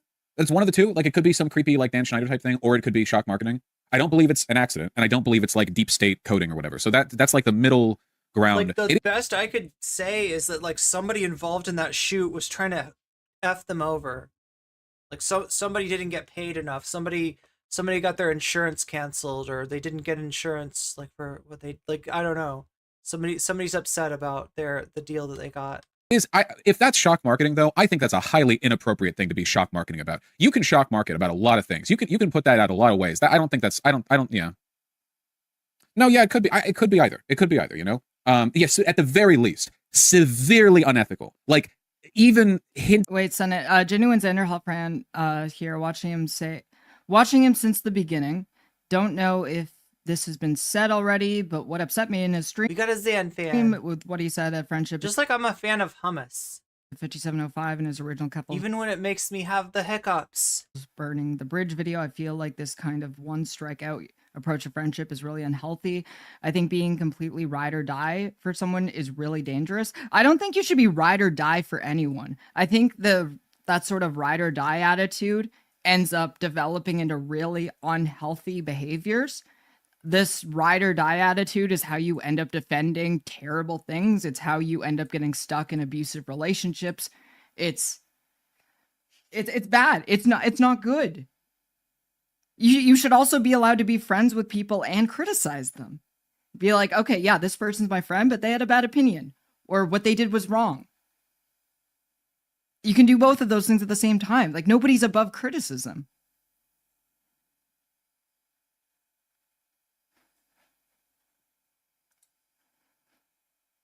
But if you have I wish Keffals would get rid of the wigglers. if you have a clip that you want to show me, just post the clip in the drama posting channel. I'll be checking the drama posting channel throughout the stream to see like what people are saying. Like somehow it was an innovation as far as animated Twitch emotes when it first was introduced, but I'm kind of tired of it too, Looney Tunes. Regarding the drama, and also he's starting off the stream heated today. Okay, so wait, there's more stuff, I guess. He's coming in hot. She's drama farming hard right now. He's From what I hear, coming she's in short on good hot. content and wants to stretch this out. I know Keffals doesn't care about politics. So I mean, do we have some opinions about this chat? Like overall, like how much is this Keffals trying to stretch out / benefit from the drama? How much is Keffals' hand forced by the way that Xanderhal is talking about this stuff? And I don't even want to get into what happened today with the allegations of abuse going back and forth between Keffals and I guess Xanderhal and you know, somebody who had previously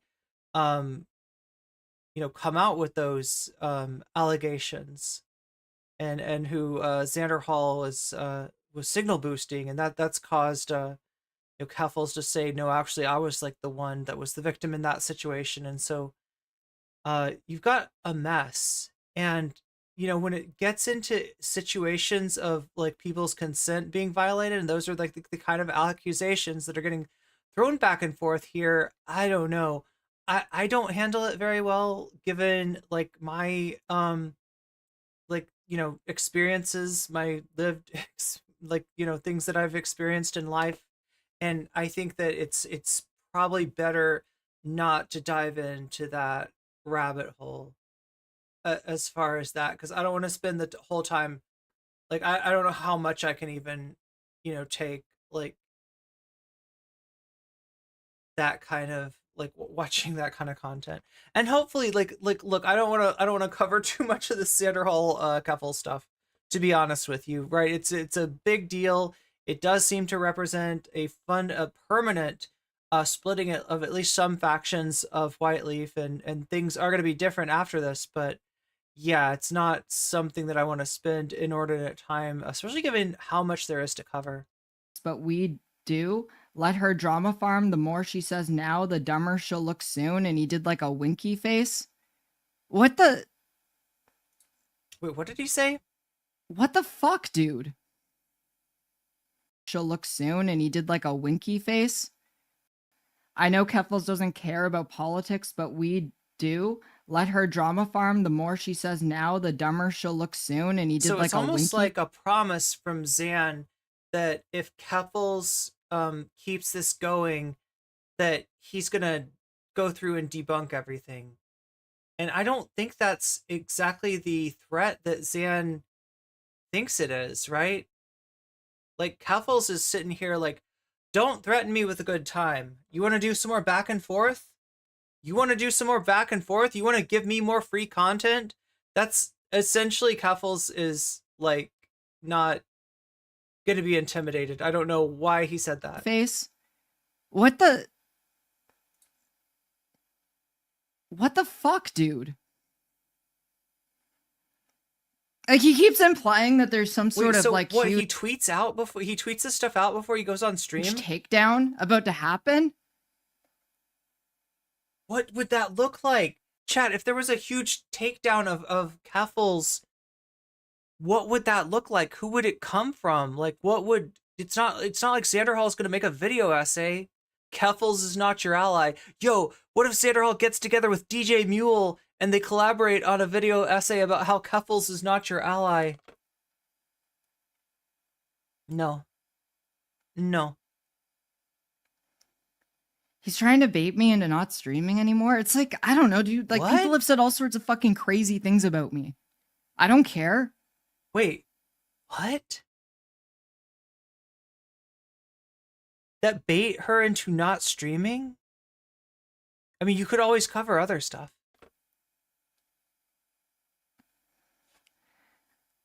Like, there's a lot of other stuff that I could be covering. Yeah, exactly, right? What's up, But Catalina? I want to talk about this. And yeah, what's he doing? Getting info from his Kiwi farm friends? Yeah, it's fucked. Okay, so it's after. No, not necessarily, but like, I mean, we did hear that that is the kind of company that he keeps, right? Of people that are, you know, he started talking about the good side of Kiwi farms, that, you know, it's a reach. It's not something that Keffals like has receipts on, but it's kind of like after what she showed about Xanderhal, it becomes like more possible. It becomes more believable that that's what he's up to. Absolutely fucked that we know that now. Like, I don't trust him anymore after that. I cannot believe that he tried to say, I have a progressive friend who also is on Kiwi farms, who shares me all sorts of information. Like, how do you spin that into a positive thing?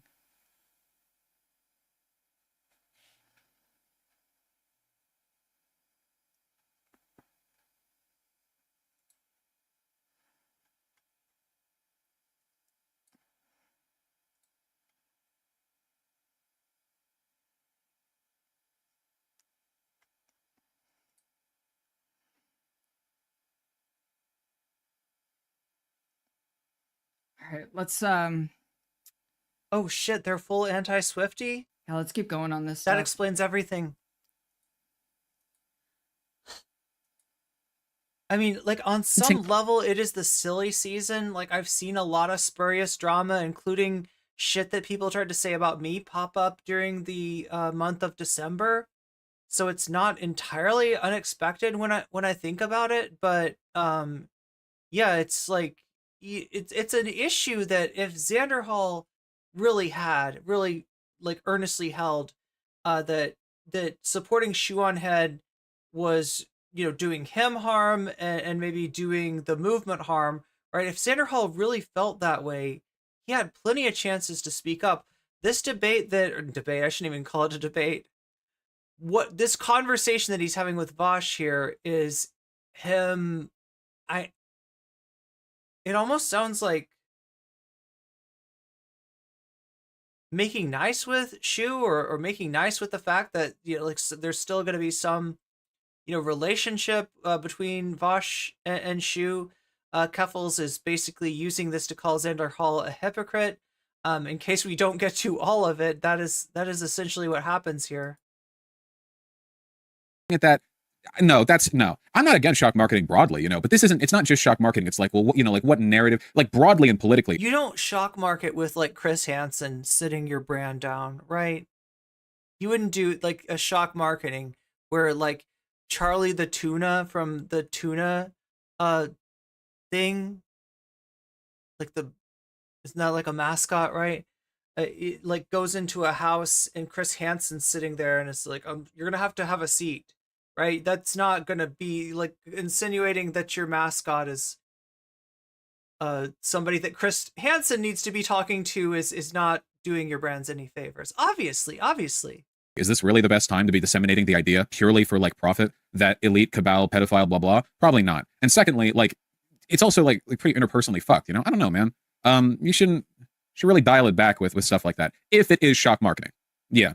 You might notice that none of this has anything to do with queer. There's no way it's shock marketing. There's no way that it's literally like he's suggesting like the possibility that they put that stuff there to get people to think weird things about them and to make up to start this like, you know, controversy, and that they would somehow benefit, right? Yes, a brand can benefit from controversy, just like Nathan Fielder benefited from selling poop ice cream. But remember, Nathan Fielder got rid of the poop ice cream too.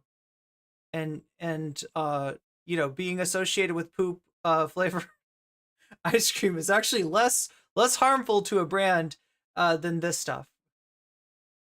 Queer people. You know, now that I realize we've gone this entire bit so far without even mentioning queer people, I have no idea what this literally nothing. There's no tie or relationship whatsoever. Literally none. Completely disconnected. There's no tie at all. And yet, as Somniostatic points out, it was retweeted by Libs of TikTok, who blocked me because they're a coward. Balenciaga is dressing teddy bears up in bondage gear for kids. So we're talking about Shoes tweet got retweeted by Chaya Rychek, Libs of TikTok, and many others. Hold while displaying documents about child porn. This is not an accurate interpretation exactly of what we're looking at here, but yeah. So why is Lib James 93. Thank you for the $30 dono. Keffals, the sad thing about this is during the Balenciaga drama with Shu and Zan is you weren't even around during it. Remember you went on hiatus before this drama because of Kiwi Farms? Yeah, like I talked about it a bit and I thought that Shu went about this the wrong way. I don't understand how at any point this got morphed into me defending anything. I was not someone who was deeply involved while this shit was going down.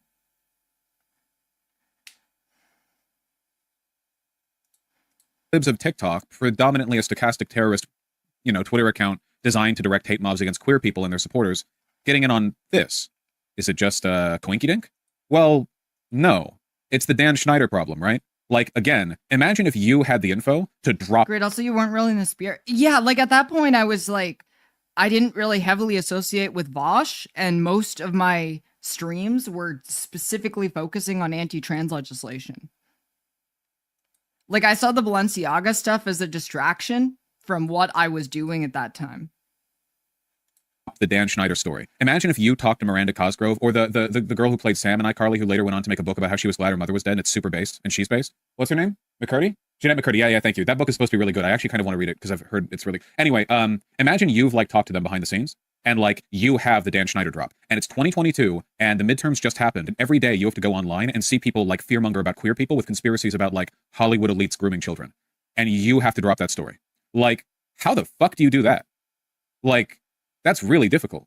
It feels like it's not something... Now obviously the Dan Schneider thing is a bit more direct because... So is he defending Shu here? That's like an actual, real, like confirmed thing of like a predatory like Hollywood producer. But you kind of get what I'm getting at here, right? The problem is that the far right will take literally any information like this and use it through implication to empower their attack on queer people. Literally anything. Like, you know, so yeah.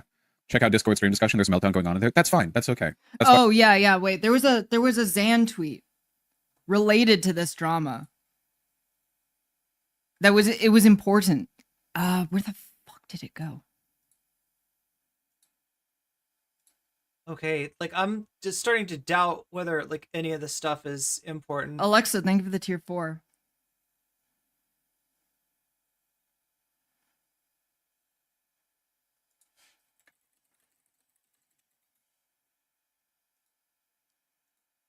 Hold on a sec. Oh, the 4 tier 1s.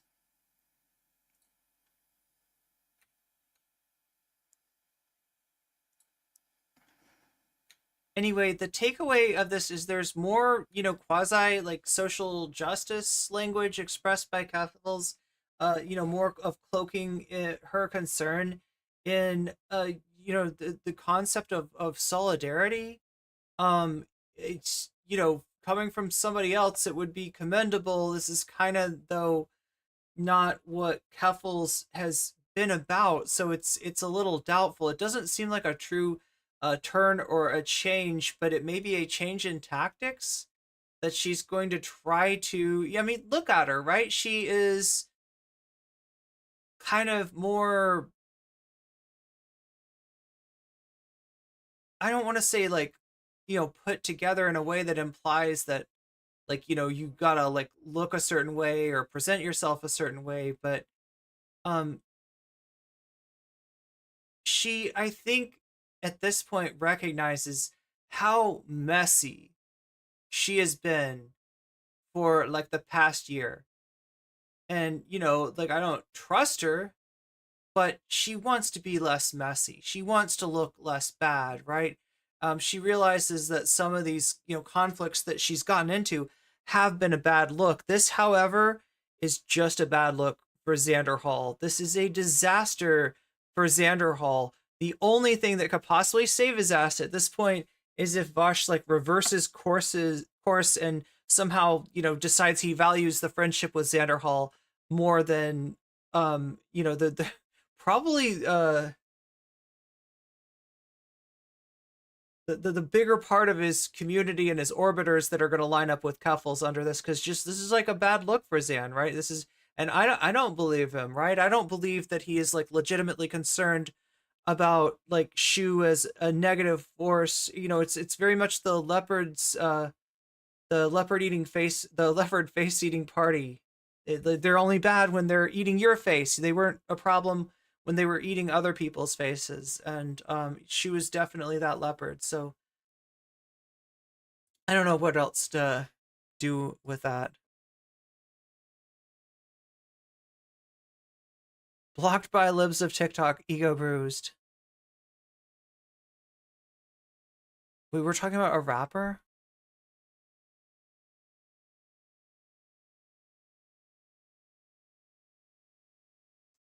Anyway, chat, it is almost 8 hours. I should probably go to bed at this point. This is enough Keffals. We've dived deep enough. There's more, here. There's a conversation between Xan and Vaush. If you really want to watch it, I don't. There's no way I can keep doing this. It is so important to rest. It is also important to get stuff done, and I've got a lot to get done. Thank you everybody for being here tonight. Thank you for getting me through this, right? And we had some fun too. But for now, I'm just gonna look. My video doesn't even want to cooperate, right? The video doesn't even want to. It doesn't want to show me more Vaush. It's we're done. We're done. We're done. Oh no. We're done. We're done with the Vaush and the Xanderhal and the Keffals. It's got to be done. It's got to be done. The stream has gone on long enough. Much love to all of you. I will see you again. If not tomorrow, then on Monday. And I do want to start doing some kind of gaming stuff at some point too. So maybe we'll make that a members thing, since don't want to cut non-members out of the political stuff. Maybe, I don't know. We'll see. Because I need to relax somehow. But yeah, I'm enjoying streaming, and it's thanks to you, right? It's thanks to my community. You're what keeps me strong. You're what gives me strength. Thank you all for being here once again, and I will see you again soon.